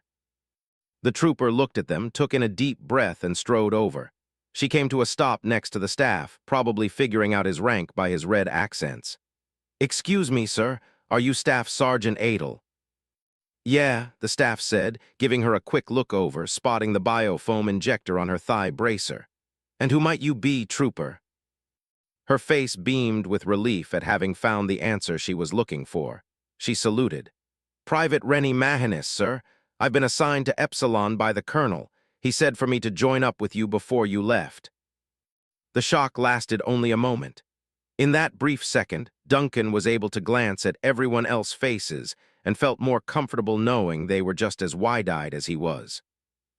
Deeks grinned. "It just gets better and better around here, doesn't it?" Nova elbowed him hard in the gut for his sarcasm, but he kept laughing as he wheezed from the blow. "What? I'm not wrong. First Mito, now what was it again?" "Rennie," she said. "Rennie Mahanis, I guess I'm your new medic." "We never had a medic before," Hector said in thought. "Sure beats having Nova touch our scabs like she knows what she's doing." He recoiled as Nova elbowed him hard in the gut. What I say?" Nova was the first to step up to her and offered her a hand. "Nice to meet you." Rennie briefly observed the gesture with the appearance of someone that was slowly realizing the world around them wasn't a dream. She took her hand and shook with an earnest excitement. "Thank you. It's great to meet you guys as well." The staff's visor depolarized as he fixed her with a scrutinizing glare, one that made the private momentarily deflate into obvious worry. He put a hand to his helmet, indicating he was talking with someone on a private channel, likely the colonel. After a tense silence, he signed off and pointed to the injector. "You any good with that thing?" "I have the necessary training, sir," Rennie assured. "I specialized as a combat medic back at Camp Lincoln." The staff's face gradually melted into one that was still scrutinizing but far more welcoming. He offered his own hand. "Welcome to the team, EP-10. Her smile came back with renewed confidence as she shook it. The staff pointed to everyone else in turn. He quickly ran through the chronological introductions for the sake of time, then changed their focus back to the doors. They were the last ones to get called in. They entered the ground floor lobby, crossed over the velvet carpeting to the elevators on the far side, and went up. Basically, keep a close eye on Matchstick. He's the most prone out of everyone here to get himself half killed, so he'll probably be your first patient, the staff said. That is not true, Yuri protested. I am very cautious man. Cautious enough to get yourself spiked back on Miradum, the staff said dryly. Cautious enough to have to get pieces of lung flash clone to replace the damaged parts and take rumble drugs just to get back up to snuff. His attention landed hard on the man. I think I've made my point, don't you? Rennie examined the Russian out the corner of her eye. He seemed to glare back at the staff with a resigned uncaringness. Rumble drugs? She asked curiously. Yuri's gaze shifted to her. Yeah, but I'm no druggie, so don't go off making grand assumptions about me. Yuha understood, sir. I'll keep a close watch on him. Yuri sighed.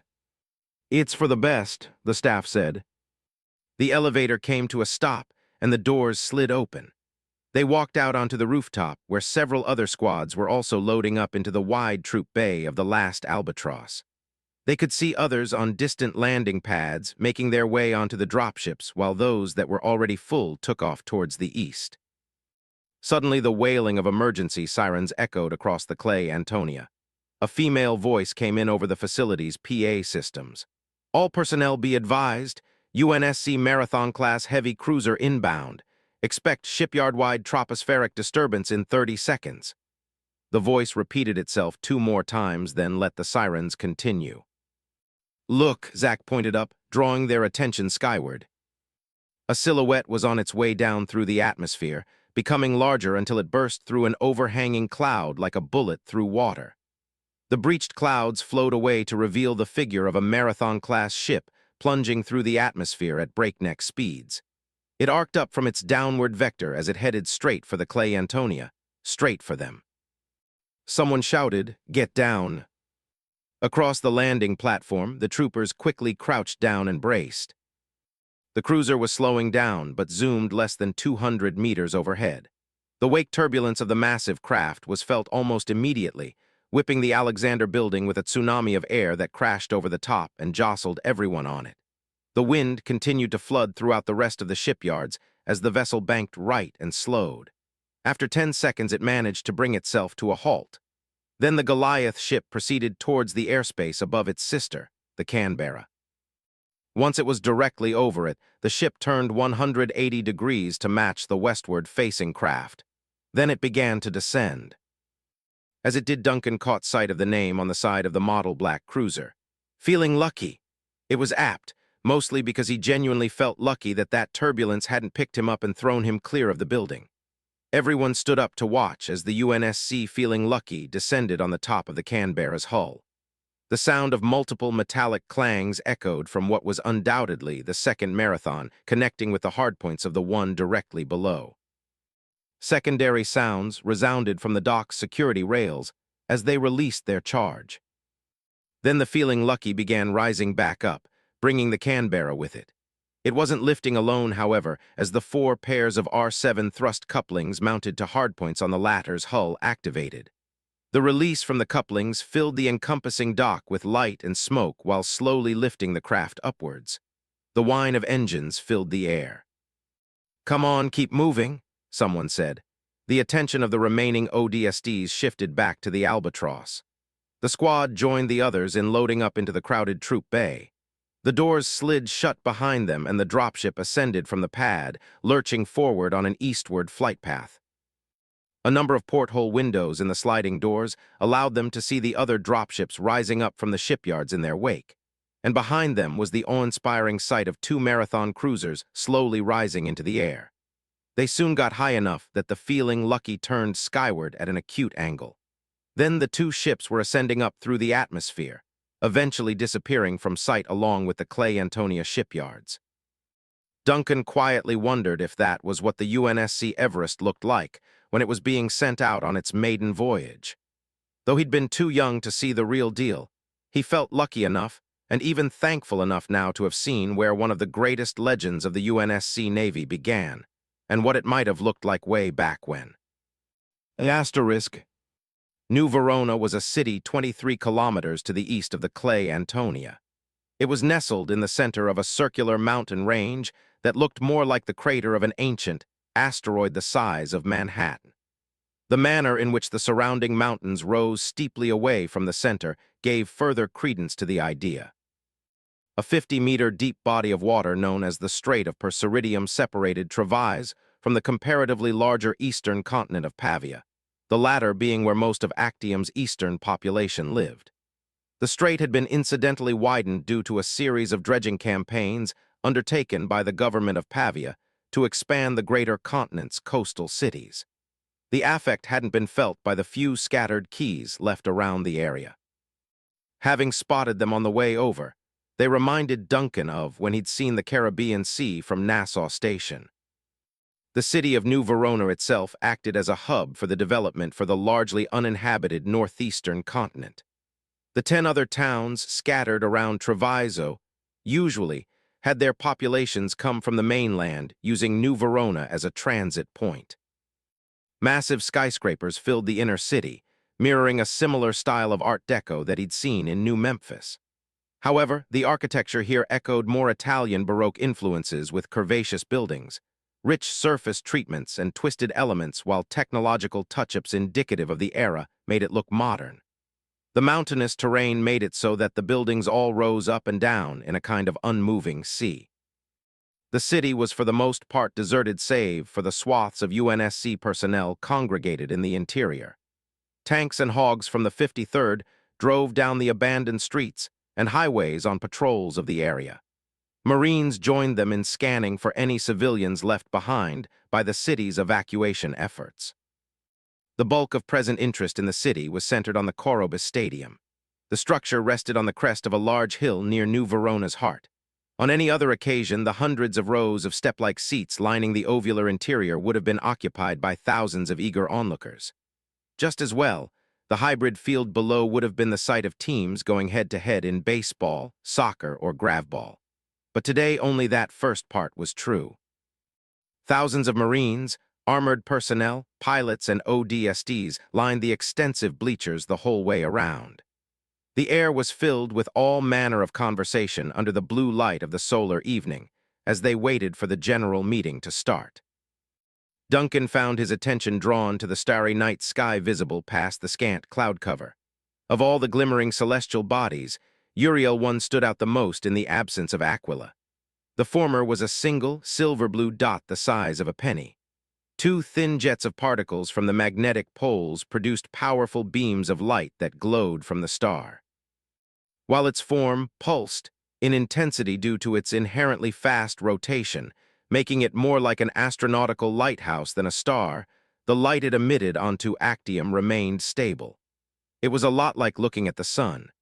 He couldn't risk gazing for too long before it started to hurt his eyes and left its imprint on his retinas. He blinked them away as he listened to Nova and the squad's newest addition talking on the lower seats in front of him. So far, Rennie seemed to be integrating well into the squad. The two women of Epsilon were discussing the differences and similarities between engineering and biomedical work, between patching up a wounded hog versus doing the same with a wounded Marine. Nova seemed to be actually convincing the medic that a blowtorch was just as good as a scalpel given the right patient. Since that discussion scared him more than anything, he switched to the conversation between Deeks and Mido on his left. The two had found common ground in the fact that they were both blade enthusiasts.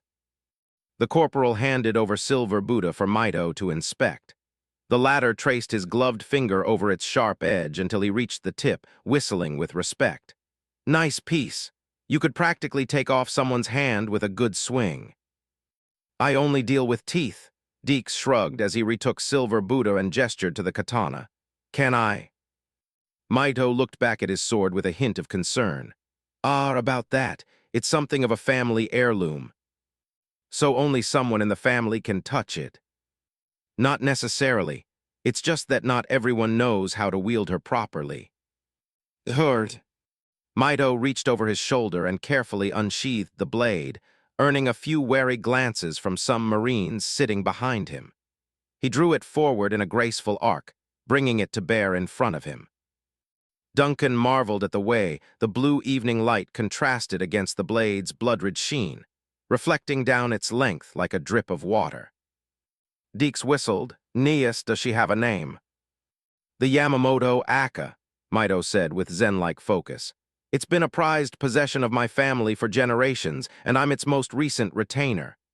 He sheathed the blade in a single deft motion before Deeks' outstretched hands could reach it. The sniper looked miffed. "So you pull out a hot piece like that, then decide to keep it all to yourself? That's pretty selfish, man." "If you mean selfish in terms of self-preservation, then yes." Deeks pointed his cleaver at him. "Mark my words, I'll use that sword one day even if I have to cut it off of you." They stared the other down, then broke out into laughter. "Tell you what, if we actually end up winning on Actium, then I'll let you try it out. How's that?" "Is that a wager I'm smelling?" "It is." Deeks' eyes narrowed to slits as he extended his hand. "Then I think you have yourself a deal, Mr. Ikamoto." "Those are some long odds," Mito warned as he shook his hand. "You sure?" "I'll take them. I win all my wagers anyway." Duncan jumped in. Are you sure about that? Because 2544 passed and I'm still around." Deeks closed his eyes in annoyance. "I'm ignoring you, Irish."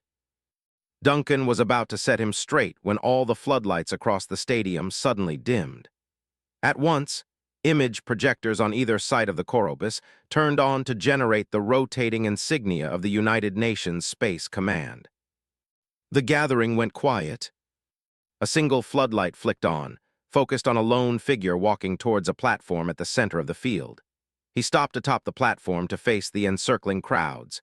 His face appeared on two separate screens to either side of the stadium. He was a dark-skinned man wearing an army officer's BDU and wore an expression that suggested he had much to say and little time to say it. His voice boomed over the PA, gentle but firm. "To all UNSC personnel under the sound of my voice, heed and stand to. I am Colonel Akono Mentieth of the 53rd Armored. I thank you for your service thus far in defending Actium against the Covenant. With your help, we've been able to extract assets needed to continue our war effort in the inner colonies." He stopped, his stance straightening as his face turned stony. "However, I haven't brought you all here just to pat you on the back. I'm also here to push you, perhaps many of you beyond what you're used to. Before now, the basic strategy of humanity has been to fight and retreat, fight again and retreat again. We've done little but stave off an inevitable darkness with no real hope of winning, or of holding our homes once they are discovered by our enemy. That must change. No matter your opinions on it, come tomorrow morning, that will change." At his last word, the projected UNSC insignia morphed and contorted into many new shapes. Duncan tried keeping track of the new picture being created. Mountains, skyscrapers, and a sea all came together to form the image of a city on a coast. Even without the scale, it was obviously massive. It was hemmed in by mountains, yet the impressive number of buildings still rose up the corralling mountainsides to spill over onto the flatter and higher terrain beyond. The urban jungle flowed back down in the other direction before stopping at the expansive mouth of a wide bay, a dip in the otherwise wavy coastline. Multiple highway bridges extended out from the coast to an archipelago of smaller, settled islands standing guard between the outer bay and the Strait of Persiridium. "This is the city of High Mediolanum," Mentieth said. "It is the capital of the Republic of Pavia and key to our efforts to recapture the continent along with the rest of the Eastern Hemisphere." A collective murmur rose among the crowds. Even Duncan couldn't help adding to the buzz as he whispered to no one in particular. "Is he serious?" Almost as a reply, the map flipped to a two-dimensional view of the terrain. The city was segmented off into 3 distinct sections, each section large enough to be its own city. The plan is estimated to take 2 days to carry out. It will require the strongest efforts of everyone here to accomplish. On the map, the 3 dividing walls were highlighted in green. These are Mediolanum's 3 premier walls. They separate the city into 3 distinct sections, including the first tier known as the Coastal District, the second tier known as the Residential District, and the third tier where we'll find the scenic district known as High Orarum. The city sections were highlighted in a brighter shade of green in turn. Then special emphasis was placed on the first two districts with a light red. At 700 hours, ODSTs of the 7th and 22nd Shock Troops battalions will land in the coastal and residential districts. Helljumpers, your objectives will be three-pronged. First, to secure the gates of the first two premier walls. Second, to neutralize any and all hostile AA units encountered as well as Covenant defenses present within your designated target areas. Third, to regroup with and support surviving elements of the 4th Marine Division. With the gates secured and hostile anti-aircraft units eliminated, Battle Group Indigo will be able to move in to deploy additional ground forces to the surface in order to bolster our hold on the city. This includes Marines as well as my own armored division. We will start consolidating territory from the coast and work our way up through the scenic district to the third premier wall. The last wall highlighted a bright green. That is our goal post. Once we take it, the city will be ours. Mentieth stopped to let his words settle on the crowds. The scores of men and women were deathly quiet now, but watched his every move and listened to his every syllable with a felt intentness. Know this, we will not be the only forces actively at work. The map zoomed out to show the spherical circumference of the planet. 5 yellow dots appeared on the western coastline of the continent of Pavia. Across the Coronia Sea, 7 more appeared along the eastern seaboard of the largest western continent, Preveza. All available UNSC forces will assist in the invasion of Pavia and Preveza in a simultaneous counteroffensive from both the ground and in orbit. We'll be targeting cities such as High Mediolanum, New Eretria, and High Estonia in the east, as well as New Athens, Patras and Actium's capital of Caerleon in the west. This will be a shock operation of planetary proportions, but its success or failure ultimately hinges on your individual actions. If we pull this off, we will be adding one more world to a list of seeming impossibilities like Arcadia. The holograph then disappeared as the projectors winked off and the floodlights turned back on. Mentieth stopped to observe the sea of faces whose expressions ranged from disbelief, worry, confusion, and fear to determination, vengeful anger, resolve, and silent agreement. I have already debriefed your commanding officers, and they will in turn debrief you later on the specific objectives and expectations of your individual units. We will depart from New Verona at 500 hours. Understand this here and now, everyone. The mission on which we are about to embark will save many lives. For that cause, we will put our lives and those of loved ones we wish to see again on the line. He held his hands out in an explaining gesture. This is a gamble, perhaps the biggest since Admiral Cole's actions at Psi Serpentes, but we know what just one man can do with a well-placed nuke. We also know what a soldier can do with a well-placed bullet. Fleet Admiral Hood said such words before. Now I am saying them to you. I am asking you to show that they are not hollow platitudes meant to soothe the ears of the masses, but that there is some truth behind the words which we've all heard and perhaps come to believe. Mentieth clasped his hands behind his back, nodding to the silent crowds. That is all. You are dismissed.